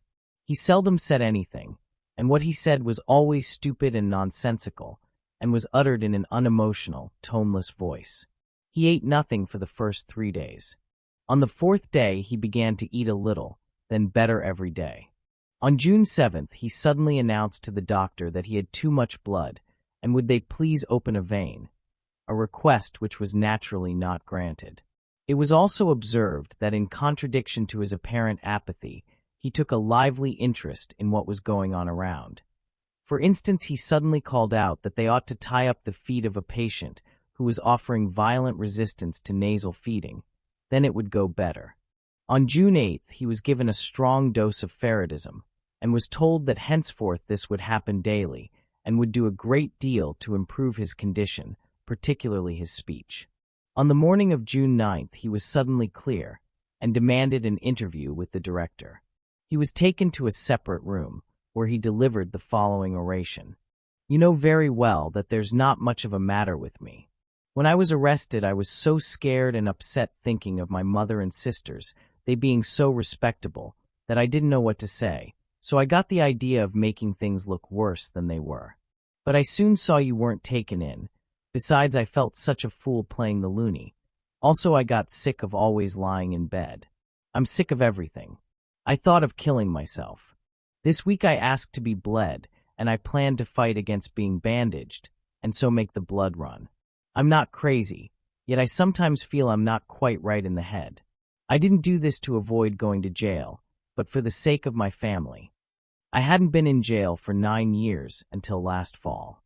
When asked how he came to simulate insanity, he said, "I was sorry for my old mother and regretted what I'd done. I was so frightened and upset that I thought, well, I'll make out I'm worse than I am. When I got back to the cell after the hearing, I was at my wit's end. I'd have jumped out of the window, but for the bars. I thought I can't bring any more disgrace on my mother and sisters. I'd have had a nice life if only I could have gone straight. I've always gone on the booze instead of working. My wife always told me I was wrong in the head. Naturally, if your head's full of booze." He went on to say that he hadn't really known what would happen to him if he simulated. He just wanted to see what we would do. Other people had simulated it and got away with it. He didn't know he would be taken to Bergalsley. He thought it would be the Cantonal Hospital. In this way he arrived at the idea of pretending to be mad. He hadn't eaten anything because he thought he would starve himself. Another time he said he had lost his appetite. He had been in despair, and he still was. For all he cared, we could open a vein today. The only reason why he had not killed himself before was that he did not want to bring more disgrace on his mother by committing suicide. He said he feigned fear of poisoning because it gave him an excuse for not eating. He simulated hallucinations because he knew that mad people often saw such things. When he was moved to a communal cell, he was obliged to start eating as soon as he saw the others eating. During this recital, the respondent repeatedly burst into tears and was obviously in a very penitent mood. On this and the following day, June 9th, he was subjected to a thorough examination. Pupillary, patellar, and other reflexes showed no change. When tested for sensibility to pain, the respondent definitely reacted, but it was clear that sensibility in general was considerably reduced in a uniform way over the entire surface of the body, hypalgesia. The visual field showed no restriction, but he was found to have typical red-green blindness. Apperception was considerably reduced, so that simple pictures were perceived very slowly and faultily. If he was shown a picture long enough, he understood it and could describe it correctly. When Aesop's fable of the ass and the lion's skin was read out to him, he understood the meaning but reproduced the story very inaccurately. An ass found a lion's skin with a dead lion inside it. This passage was a spontaneous addition of the respondent's. Then he took the skin and wrapped himself in it. He ran round roaring like a lion. Then the other animals tore him to pieces. The meaning is, do not make yourself bigger than you are. His retention was likewise reduced, and this was particularly apparent in reckoning, as he easily forgot one or the other component of a simple sum. For instance, he could not calculate 147 plus 178. Even simpler sums were difficult for him. Division was the worst. He could not solve 92 divided by 8. Apart from poor aptitude for arithmetic, the fault lay chiefly with his reduced retention, i.e., a so-called bad memory. Otherwise, he showed medium intelligence and a knowledge that was sufficient and appropriate to his circumstances. After this, he composed an autobiography, running to 5.5 pages, in which he accepted the chief blame for his unsuccessful life and also for the unhappy outcome of his 2 marriages. In the same remorseful and contrite tone, he gave an oral account of his life history, emphasizing again and again that he alone was to blame for his criminal career, that he had drunk foolishly and neglected his work, that an inner unrest always drove him on his way and prevented him from settling down with his wife. He had never been able to submit to the yoke. Every so often he had to run away, driven by a vague urge for freedom. The story of his life was correct so far as it could be checked objectively. He was at fault only on the dates. He also told the story of his various thefts faithfully and without cover-up. He was surprisingly uncertain, however, with regard to the temporal location of recent happenings. He was unsure whether he had been 3 or 4 days in Selna. On the morning of June 9th, he was definite that he had been a fortnight in the asylum. Later, towards afternoon, he thought it was certainly 12 days at least, and in the evening he hovered between 10 and 12 days. Otherwise he was well oriented as to time. He recounted the details of his present stay in a confused manner, and he no longer remembered many little incidents that took place during his simulation. He also got various things muddled up in time. He had only a vague memory of his admission and the examination that followed. He knew that he had been told to put a key in the lock, but thought he had done it correctly. He also remembered the examination on the next day, and said that the room had been full of doctors, about 7 or 8 of them. In reality, there were 5. He could still remember the details of the examination, but only when helped. With regard to the scene that took place afterwards, he made a statement to the following effect. He knew quite well how he came out after the examination. We turned him loose, and he lost his way in the big corridor. It seemed to him that in order to reach the examination room, he had first gone up some steps. Then, when he found he did not have to go down any steps, he thought we wanted to fool him and lead him to the wrong room. Therefore, when we took him to the sick room, he thought it was not the right room, nor did he recognize it again, especially when he saw that all the beds were occupied. That was why he remained standing by the door. We let him stand there, and then he felt queer and fell over. Only when he was put to bed did he notice that there was a bed unoccupied, that it was his bed, and that he was in the right room. The fact that he banged his head against the door so forcefully was, he explained, due to his desperation. He was in such a state that he didn't care if he bashed his head in. Respondent would not admit the suicide attempt reported in the documents. He stated that he had merely been monkeying about with a revolver, that it had gone off, and that he had no intention of committing suicide. In order to obtain a more accurate picture of his condition at this time, June 10th, we took what is known as his work curve. We put him to adding up single figures for 46 minutes and then plotted the results, performance and error, in a curve. The striking thing is the low level of performance per minute despite increasing practice, and the large, rapidly increasing number of errors. This behavior was not the result of fatigue. It reflected a state of peculiar psychic debility and uncertainty. On the following days, the respondent was left to his own devices. He passed the time in reading and playing cards and complained off and on of vague ailments, weak back, etc. Grumbled about the warders and the asylum, saying that there was nothing whatever the matter with half the so-called patients here, etc. On June 19th, he was subjected to another thorough examination. His physical condition showed no change. In his comprehension, there was a distinct improvement, for although his perception was still uncertain and not quick enough, it was quicker and more accurate than before. No change could be demonstrated in his retention. Memory and calculation were just as uncertain as on June 9th. On the other hand, the work curve, taken on June 17th, showed a distinct improvement. Not only was the average performance higher, there was also a considerable drop in the number of errors. Respondent now exhibited a continual mood of mild depression and often asked when he could go away. On June 23rd, he suddenly made an attempt at suicide by slowly sawing through the skin of his left wrist with a sharp stone near the artery. On beginning to bleed, he asked the warder for a knife because he hadn't finished it off properly, whereupon, of course, the attempt was discovered. At first he resisted when we tried to stitch and bandage the wound, but gave way at once when we threatened to have him held down by 4 warders. 3. Opinion. The following points are clear from the material set forth under sections 1 and 2. Respondent has always inclined to lead a work-shy, vagrant existence. He never remained anywhere for long, was continually moving about and changing his job. He could not endure the settled life of marriage, quarreled with his wife, embezzled her money, and squandered it. If opportunity were favorable, he several times resorted to stealing. His characteristic instability was, in his opinion, due to an inner unrest which drove him forth again and again, even from jobs that might have suited him. He himself was aware of this peculiarity, and realized also that he had only himself to blame for his unfortunate career.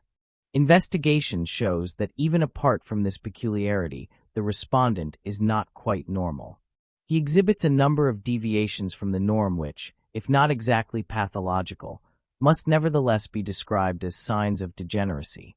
For instance, general reduction of sensibility to pain, hypalgesia, red-green blindness, daltonism, reduced attention, poor comprehension of things seen and heard, characterized by retardation and lack of accuracy. This abnormal condition comes nearer to congenital degeneracy than to any known mental illness. Owing to our meager knowledge of the family circumstances, no strong hereditary influences could be proved, but they may nevertheless exist. One can, if necessary, distinguish certain groups among hereditarily tainted persons which correspond to definite clinical pictures, according to the way the symptoms are constellated.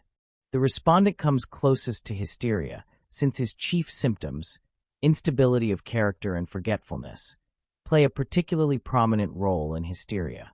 Red-green blindness, dulling of the senses in general, are symptoms that are found in various forms of degeneracy or psychopathic inferiority.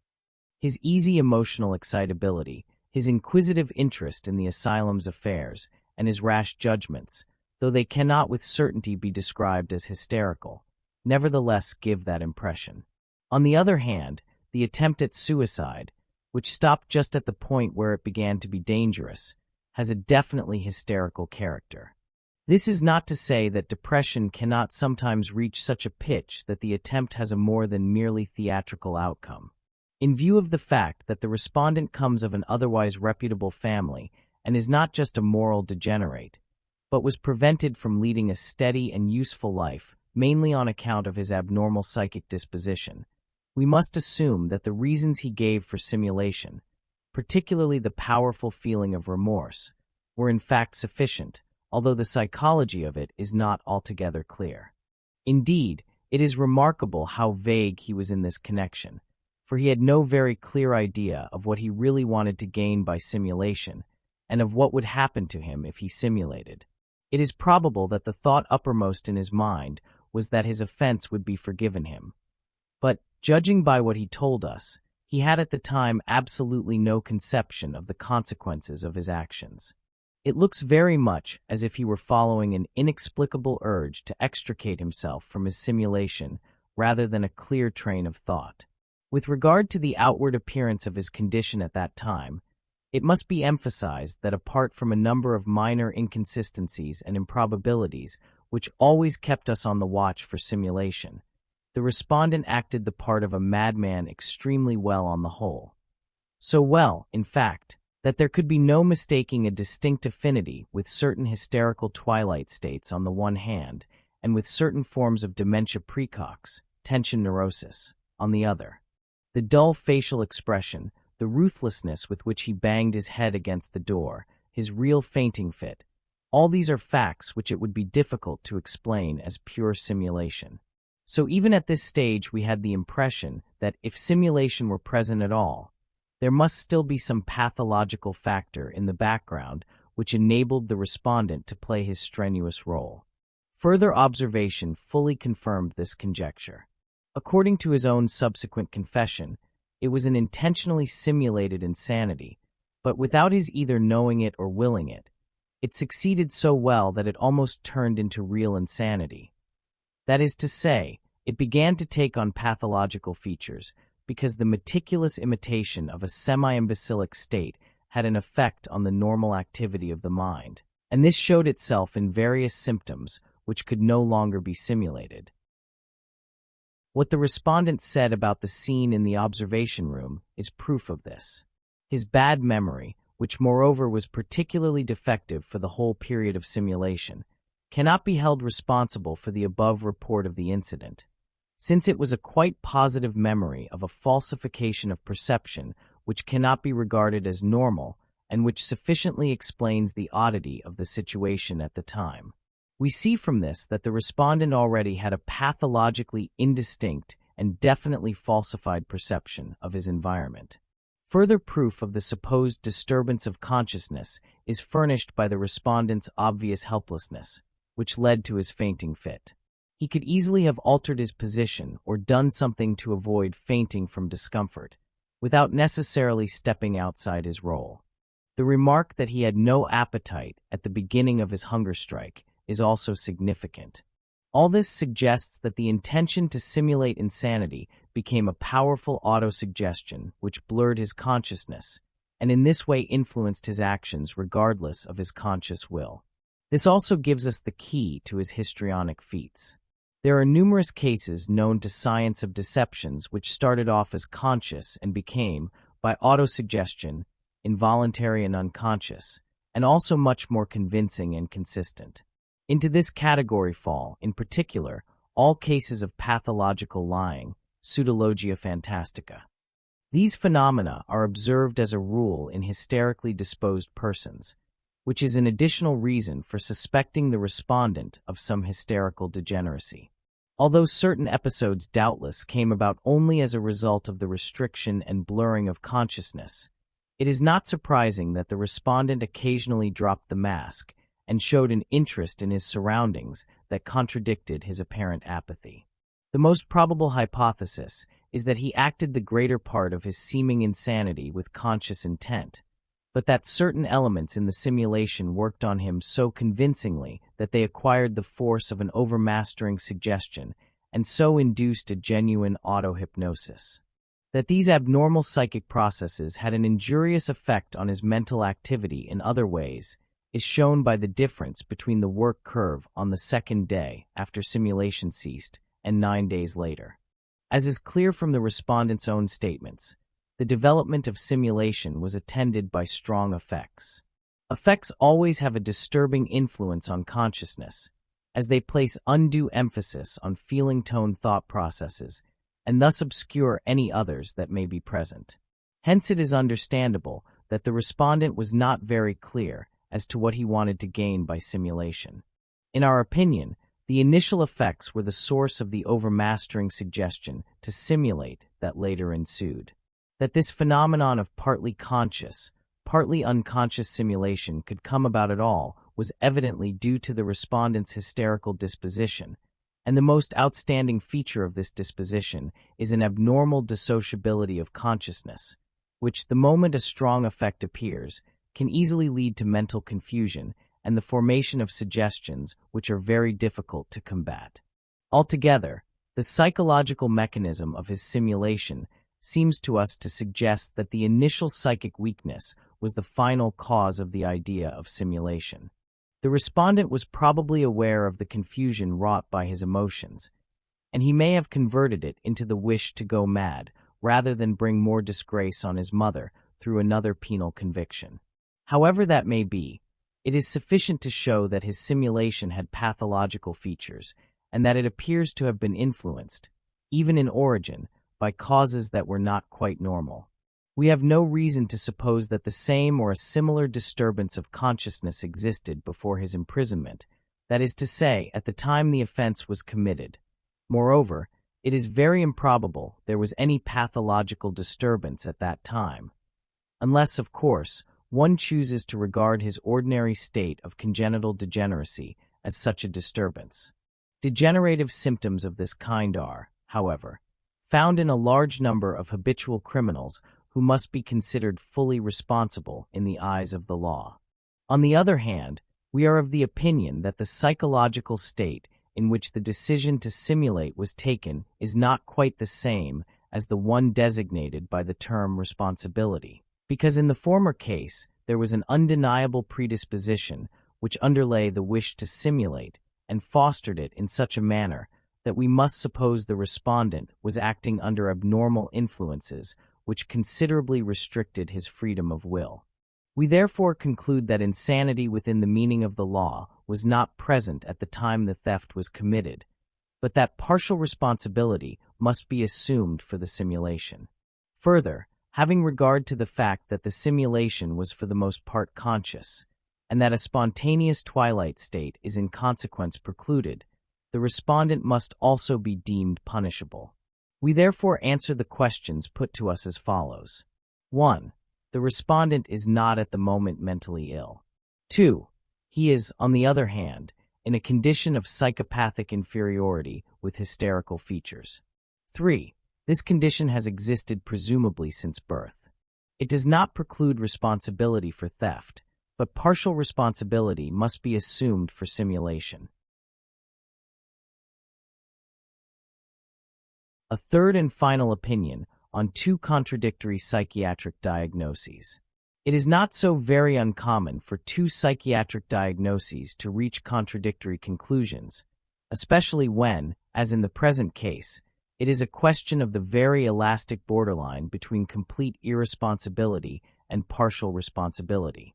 The peculiarity of this case consists firstly in the fact that the medical expert was confronted, not with the defendant herself, but merely with the reports that had previously been passed on her.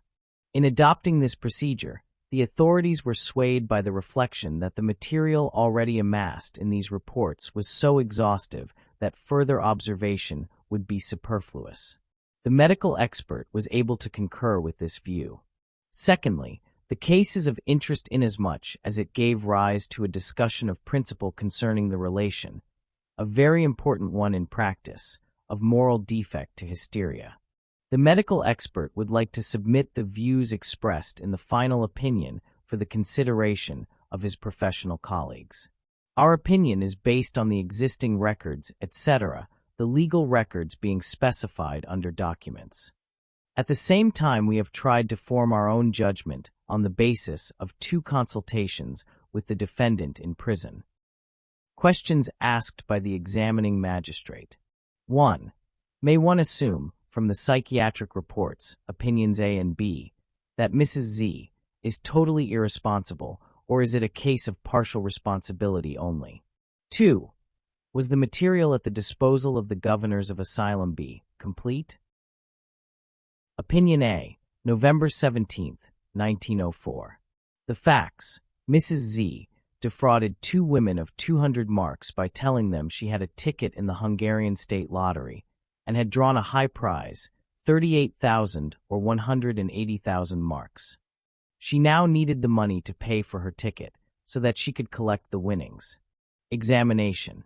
To the examining magistrate, the defendant stated that in November 1903 a certain August Baumann had offered her further lottery tickets to the value of 2,000 francs. In order to buy them, she had tried to raise the money. The examination showed, however, that in 1900 and 1901 she had relieved a certain B, another person, of 4,000 francs by telling the same story. Nevertheless, the defendant maintained the existence of Mr. Baumann with such obstinacy that it was at first conjectured she might perhaps be his victim. Despite exhaustive inquiries, Baumann's existence could not be proved.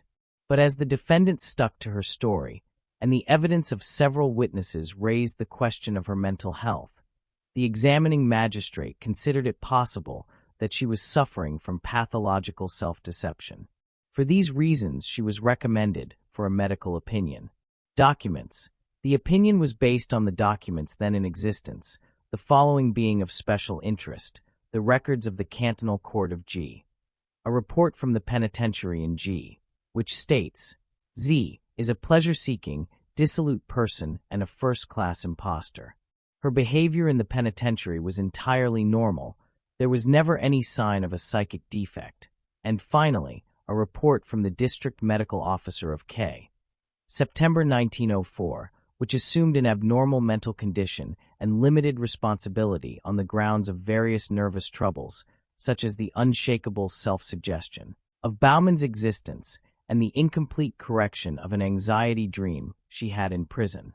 In addition, there were a number of important testimonies representing the defendant as mentally abnormal. Observation began on September 28, 1904, and the opinion was delivered on November 17.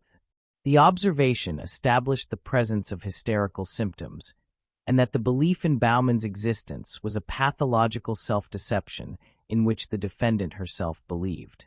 She admitted that she obtained the money by fraud, but insisted that she meant to pay it back as soon as she received her winnings. There were no other disturbances of intelligence and consciousness. Conclusion drawn by the opinion. The most important finding is the presence of hysteria. Basic to all hysteria is an hysterical character, which is generally congenital. Experience shows that persons of this kind habitually lie even when there is no need to, and invent whole stories, which, however, have reality value for the person concerned. It goes without saying that with constitutionally hysterical persons, lying and fraud cannot be judged in the same way as with normal people. They succumb more easily to an already existing tendency to deceive.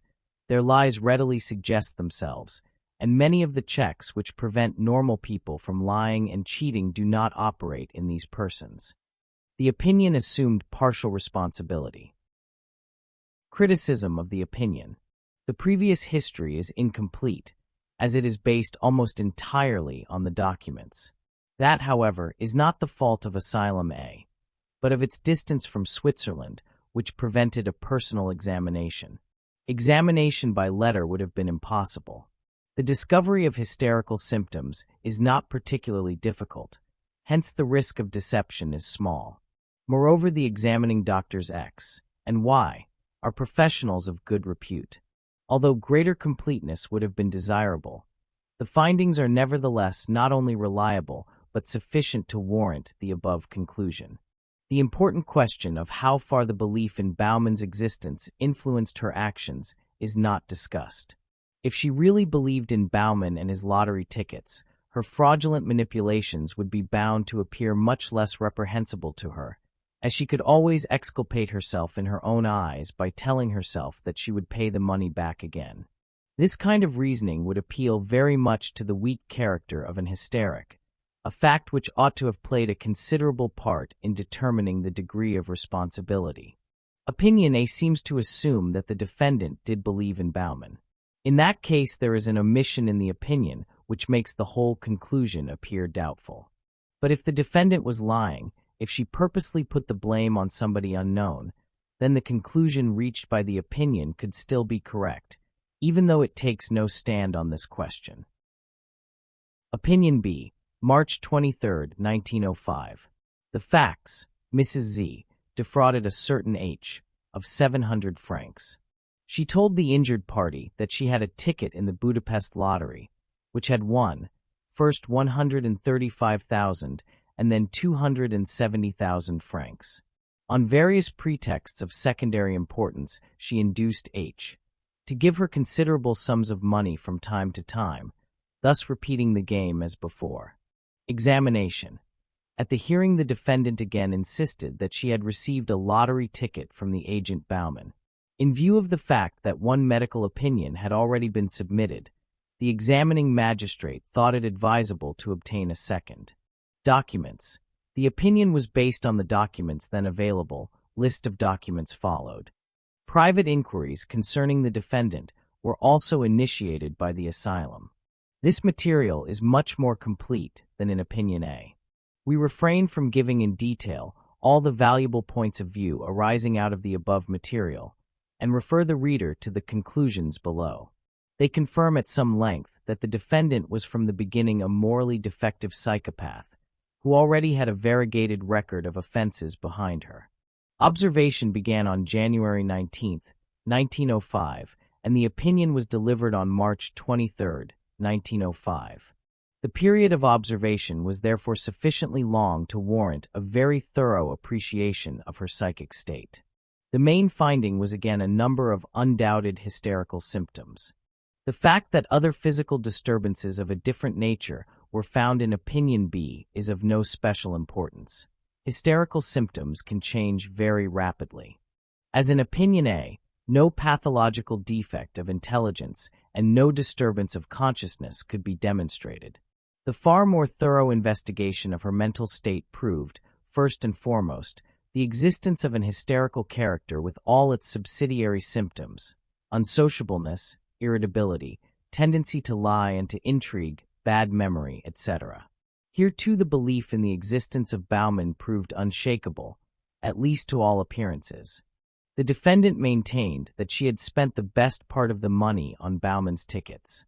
In her relations with those about her, she showed her sly and rebellious nature. Conclusions drawn by the opinion. From the life and behavior of the defendant, who has an hereditary taint, it is abundantly clear that she suffers from hysteria. Her hysterical character expresses itself in the form of crass egotism. She manifests an extraordinary lack of feeling towards her relatives, her former husband, and her fiancé, both of whom she swindled without scruple. In the sexual sphere, she knows no moral restraints. She is pleasure-seeking and extravagant. Her extreme instability and moodiness are characteristic. Her feelings vary inordinately. She knows what is permitted and what is not, but is totally wanting in moral feeling. The belief in the existence of Bauman must be regarded as a pathological fraud which she has gradually talked herself into believing. Her unlawful actions must be regarded as symptoms of her hysterical aberration. She is therefore totally irresponsible. Her illness has developed with her personality. She is therefore incurable. The defendant is a danger to the community, and it is necessary to protect society from her machinations.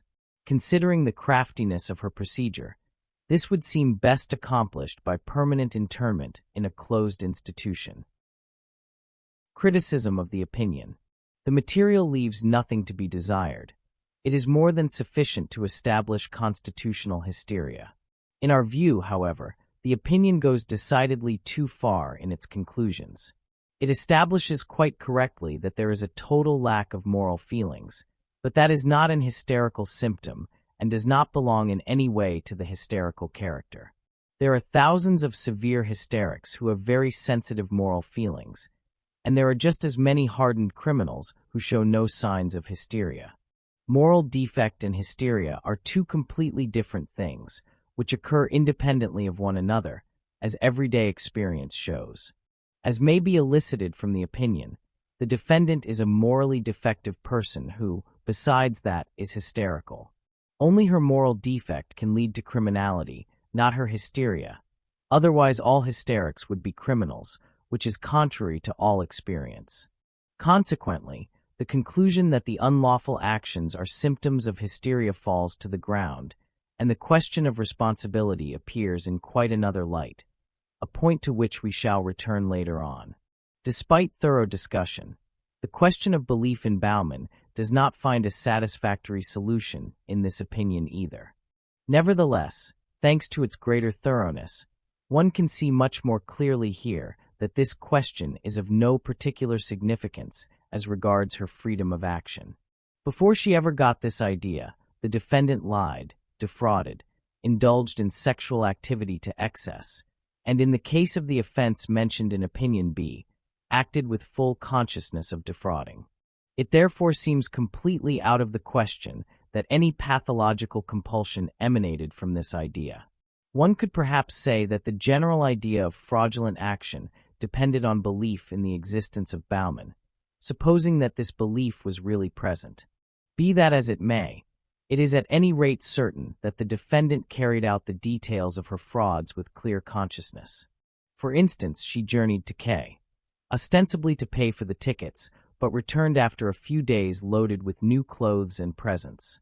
The correct conclusion to be drawn from opinion B, therefore, is that she acted unlawfully as a consequence of her moral defect.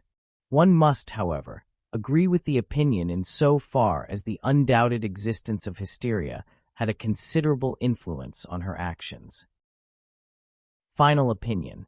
From the material collected under opinions A and B, it seems to us proven beyond a doubt that Z is a morally defective and hysterical person. Moral defect, moral insanity, is a congenital condition characterized by the absence of moral feelings. Hysteria never causes a moral defect. It can at most mask the existence of such, or exaggerate its pre-existing influence on a person's actions. Hysteria is a morbid condition, congenital or acquired, in which the effects are exceedingly powerful. Hence the patients are more or less the continual victims of their effects. At the same time, however, hysteria generally determines only the quantity, not the quality of the effects. The quality is given by the patient's character. A soft-hearted person, if she becomes hysterical, will simply burst into tears more easily. A ruthless person will become harder, and one who is inclined to excess will fall victim to her inclinations even more unresistingly than before. It is in this manner that we have to envisage the influence of hysteria on criminal actions. A person who is morally defective from the beginning, and who is, or becomes hysterical therefore, has even less power of resistance than one who is only morally defective. This behavior is brought out very nicely in Opinion B. No sooner is she released from prison than the defendant immediately succumbs again to the temptation of fraud. She brings off her coups with consummate skill and has, so far as one can judge, a positively uncanny influence over her victims. As Opinion B rightly remarks, these artful powers of persuasion must be put down to hysteria, for in hysteria there is always so much feeling and such a natural gift for play acting that, however much they lie and exaggerate, hysterics will always find people gullible enough to believe them. Even doctors are often taken in by their wiles.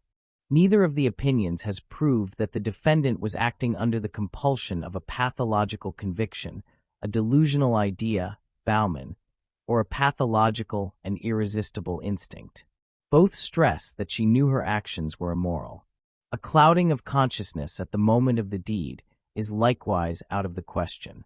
The defendant simply gives way to her evil inclinations. She acts exactly like any common criminal.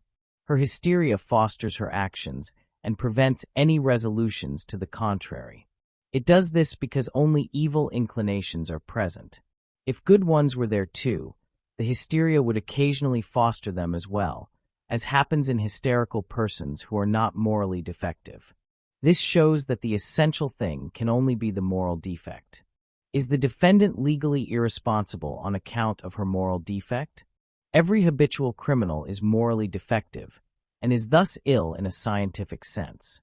The law, however, as it stands at present, claims all individuals who recognize the punishable nature of their actions and who are not acting under an irresistible compulsion. The juridical conception of irresponsibility therefore includes all psychic abnormalities with the exception of moral defect. So if we adhere to the meaning of the law, moral defects should logically not be taken into account in adjudging the question of responsibility. In the present case, is the hysteria by itself strong enough to cause total irresponsibility? As the Munsterling Opinion B makes clear, the defendant is morally defective. If such a defect is present and offenses are committed, they must naturally be connected first of all with the moral defect, since they are two things that go together unconditionally. If the offenses are to arise from hysteria, it must be shown from the character of the offenses that they have their roots in hysteria and not in moral defect. Are the defendant's offenses specifically hysterical? No proof of this has been furnished. To all appearances, it is a question of conscious and intentional fraud, of a kind common among skilled impostors. Its roots lie in evil inclinations and lack of resistance to them. But that is not hysterical. The only point where one might surmise a specifically hysterical motive is the question of Bauman. But it is precisely here that the greatest mistrust is to be recommended. The Bauman swindle served a purpose, and on one occasion it very nearly came off in K. Opinion B emphasizes that the defendant once said she would not let herself be hypnotized, as she was not obliged to tell the doctors the whole truth. In view of this remark, it may be supposed that she had more insight into her swindles than she was credited with. It therefore behoves us to exercise the greatest caution in regard to the Baumann swindle. On the occasion of the present offense, the undersigned had a lengthy talk with the defendant on this point and ascertained that this time she swindled on purpose, in order to obtain money. Baumann played no part in it at all. She also assured me that she did not possess any tickets, but she still maintains the existence of Baumann to this day with the greatest positiveness and many tears, so that it is extremely difficult to resist the impression of his reality. However, the only point of practical importance here is that in the present instance she swindled on her own account, quite clearly and without beating about the bush, as once before in 1900. It is also clear that no hysterical motivation may be inferred for her offenses. These offenses, and particularly their remarkably sure results, must be understood as the cooperative action of moral defect and hysteria, the hysteria being merely an accessory influence in respect of the offense. Owing to the strength of their affects, hysterical persons are always their own victims. They do not belong to themselves, as it were, but to the momentary effect. Consequently, their actions are always being compromised by passing moods. We all know how much these can obscure our judgment and hinder reflection. With a higher degree of hysteria, such as the defendant exhibits, the decisions of the will are always influenced by abnormal affects, which is not the case with normal people, who can calmly weigh the pros and cons of their actions. Hysteria therefore limits the subject's responsibility.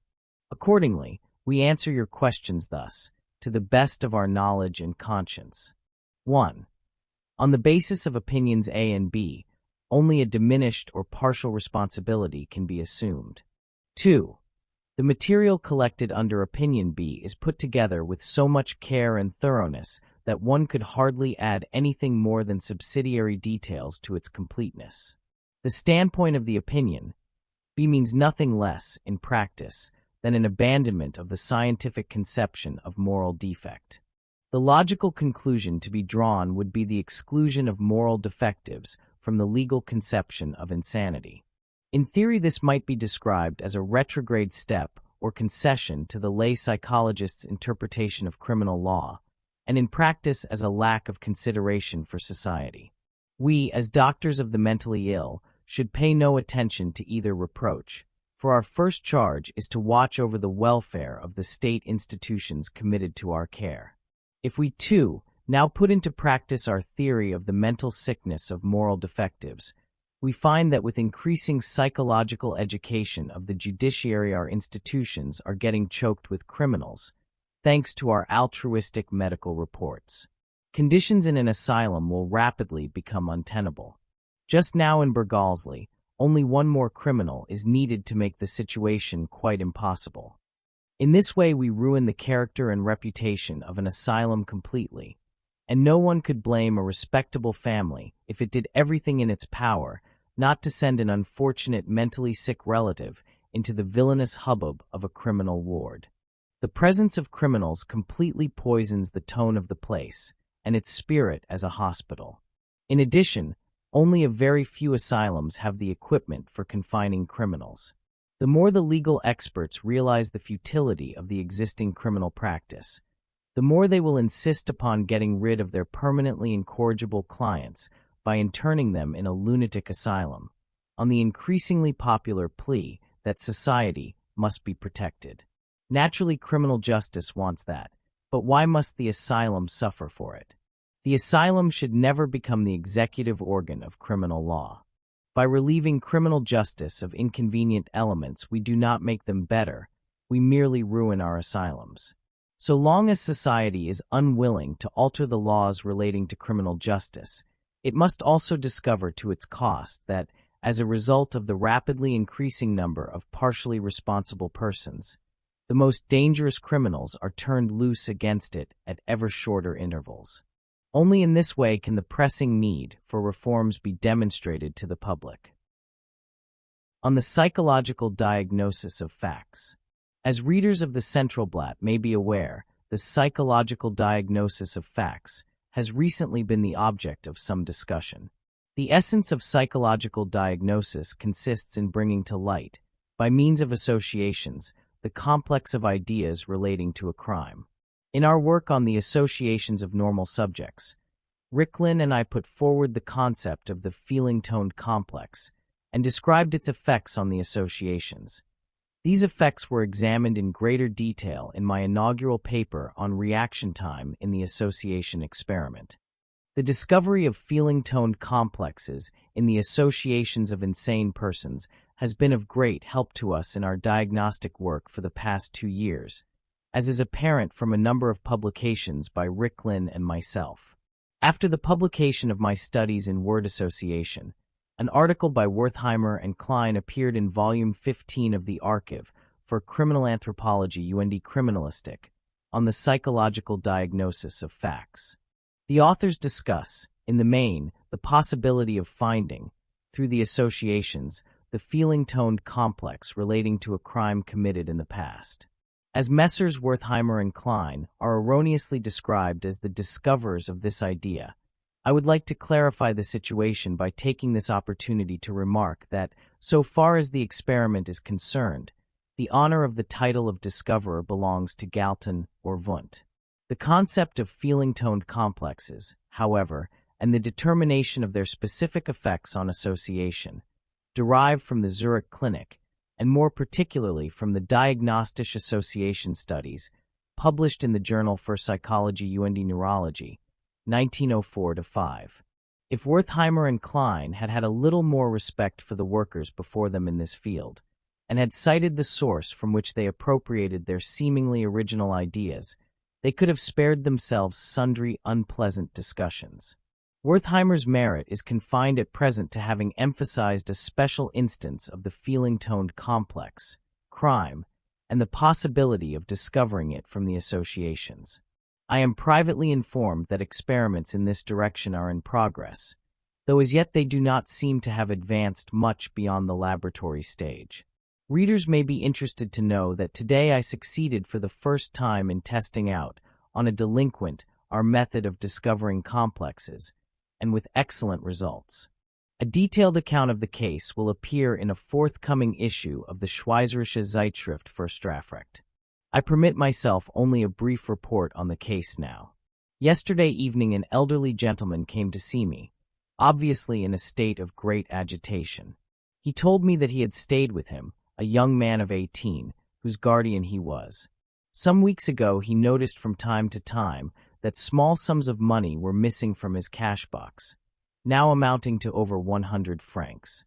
He at once informed the police, but was unable to bring proof against any one person. He rather suspected his ward, but had no absolute proof of this. If he knew that his ward was the thief, he would prefer to settle the matter on the quiet, so as to spare the feelings of the boy's highly respectable family. But first he wanted to know for certain whether his ward was really a thief. He now asked me to hypnotize the young man and question him under hypnosis. As can readily be understood, I declined this strange request, but proposed instead an association test, which could be rendered plausible enough in the form of a consultation. The suspected delinquent had wanted to consult me once before on account of mild nervous troubles. His guardian agreed to the plan, and this morning the young man turned up for the consultation. I had, of course, previously equipped my list of 100 stimulus words with the critical words designed to hit the complex. The experiment went off smoothly, but in order to determine the critical reactions still more precisely, I decided to employ my reproduction procedure as well. The complex for the theft was then revealed so plainly by the associations that I was able to tell the young man with quiet assurance, "You have been stealing." He paled, was completely nonplussed for a moment, and after a little hesitation broke down and tearfully admitted to the theft. I would merely like to add, in this provisional report, that the effects of a theft complex on the associations are naturally exactly the same as in the case of any other complex of similar emotional intensity. For further details, I must refer the reader to the forthcoming publication.